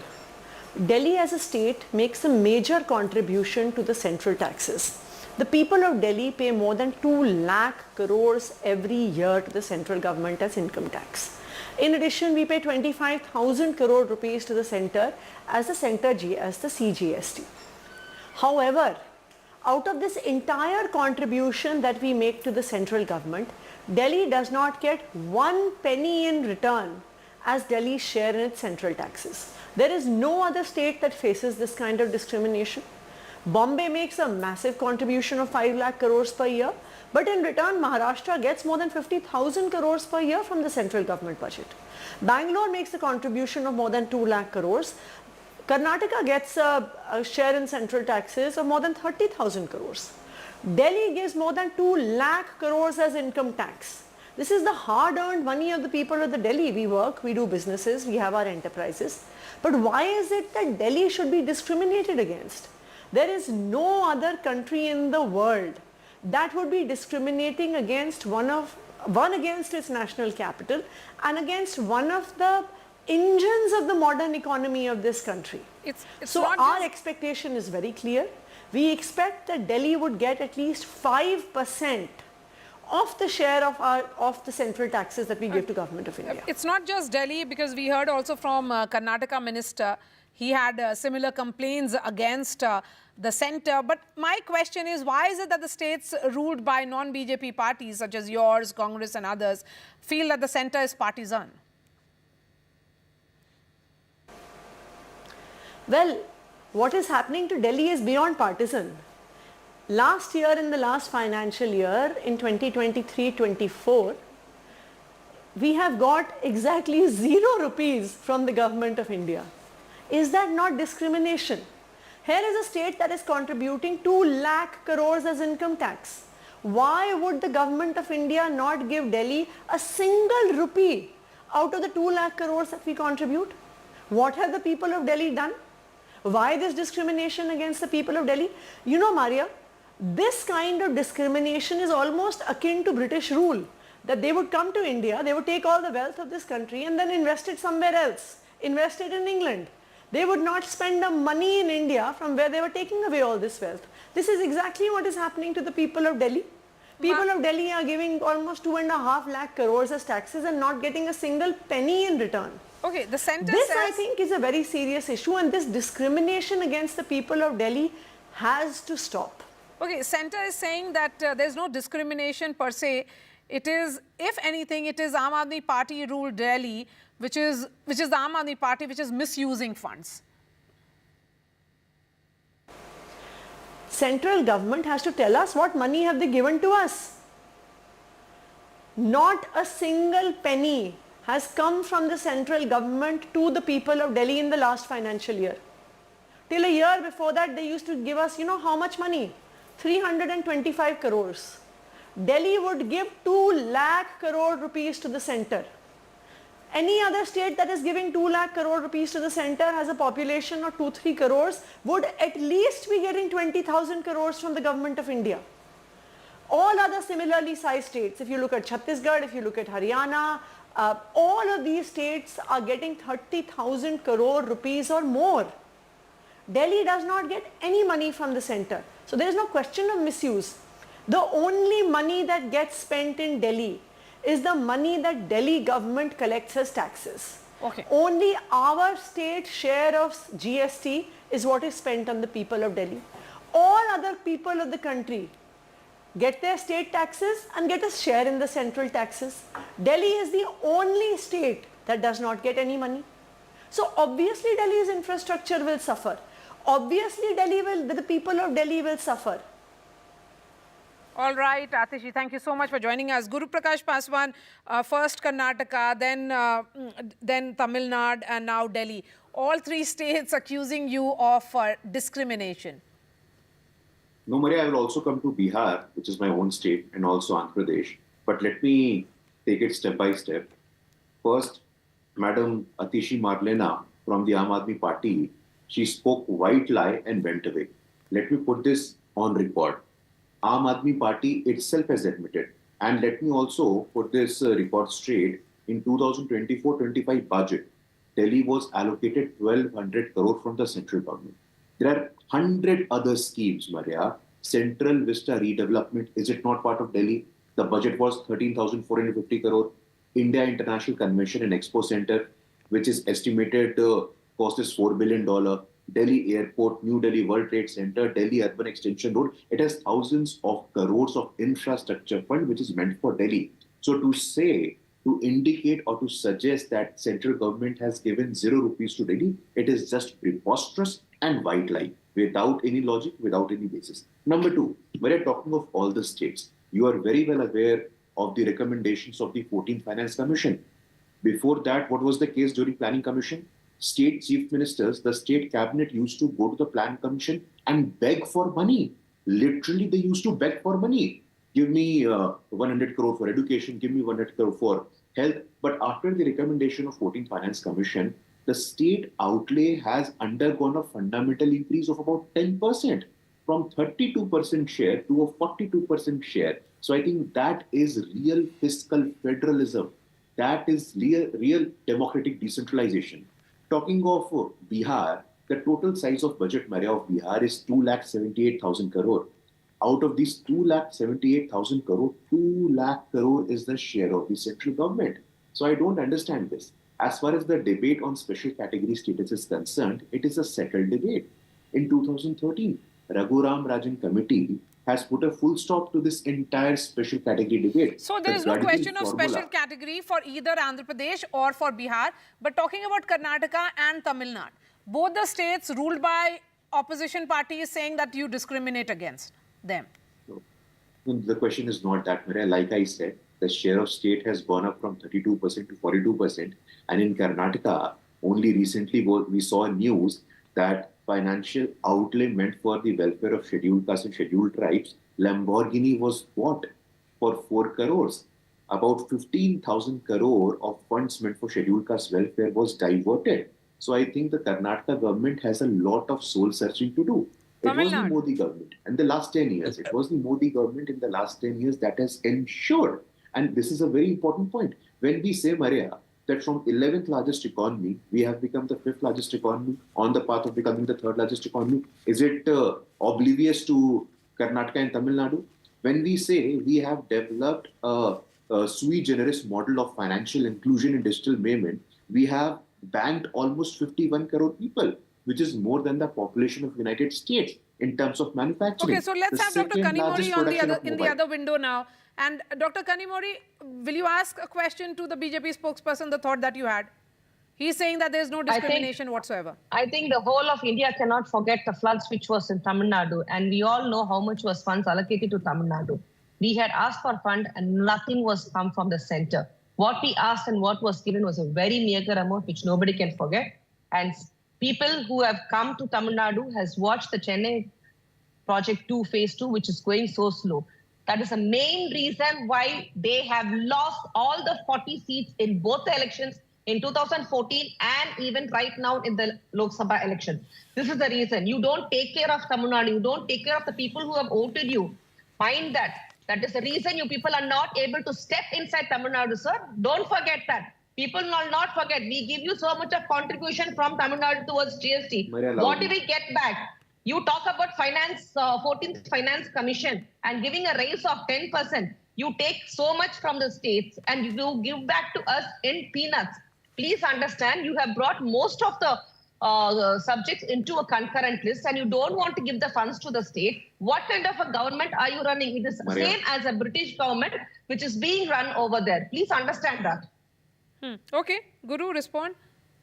Maria, this is what happens when you don't speak on the basis of fact. I have news in front of me that categorically states that central government has allocated approximately 4.75 lakh crore to Tamil Nadu from 2014 to 2022. Is it not correct, Madam Kanimori? After that, sir. No, Madam, I did not speak when you were speaking. Let's have a civil debate, ma'am. You think with I did not speak, Madam. that was a period. That was a period where you had a government in coalition with AIADMK. Okay, that time we were not ruling. It was a non-BJP government from 2021. That is the reason we are not getting the funds.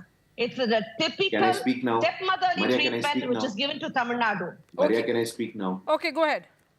No, Maria, this is not the way to debate. When you are facing facts, then you disrupt the debate in the middle. That is not appropriate. Madam, you just tell me if this is a correct fact or not. Was there not an allocation of 4.75 lakh crore from central government to the state of Tamil Nadu in the last 8 years? Sir, which say year? Yes or no. Say yes or no. Which year? Say yes or no. First tell me About the year. 5 lakh crore. You tell about me 5 the lakh crore. You tell Madam, me I the said. year. Don't just say the amount. Listen, Madam, no, you don't gave it in do this. Let's have a civil 2014 debate. when the project started. Maria, let's After have a that, you civil have the debate. due responsibility Maria. to allocate the fund. Maria, When you let's have a don't civil have debate. and Maria, don't I can ask whether it is shout a louder You than had asked a anyone. question, let him in respond. phases, you are That supposed is to the Maria, way I can debates shout happen, louder ma'am. than Yes, Maria, I'm trying to respond to Maria, the I can question. shout louder In than you. phases, they are supposed to give for the project. Yes. But Have I they will given not it? shout. Can Ma'am, he he'll submit respond. the papers clear on Fine. paper? He cannot. Because Yes. that's the reason he has not Guru given Prakash it. Paswan After quickly, and then I bring in. 2021, there's not a single penny. I have to bring in Maria, Subhash मुझे Chandra बोलने का Garg मौका and दो। Maria. Charan Das. You cannot lie. You No, cannot Maria. say yes or no. Okay, ma'am. The funds come in all phases, ma'am. First, let him understand that. Yes. Yes, go ahead. No, Maria, when you encounter fact, then you are disrupted like this. This is not appropriate and Please civil go way ahead. to If you're debate, speaking madam. the real fact, nobody will encounter Maria, you, sir. Please Go ahead, understand. go ahead.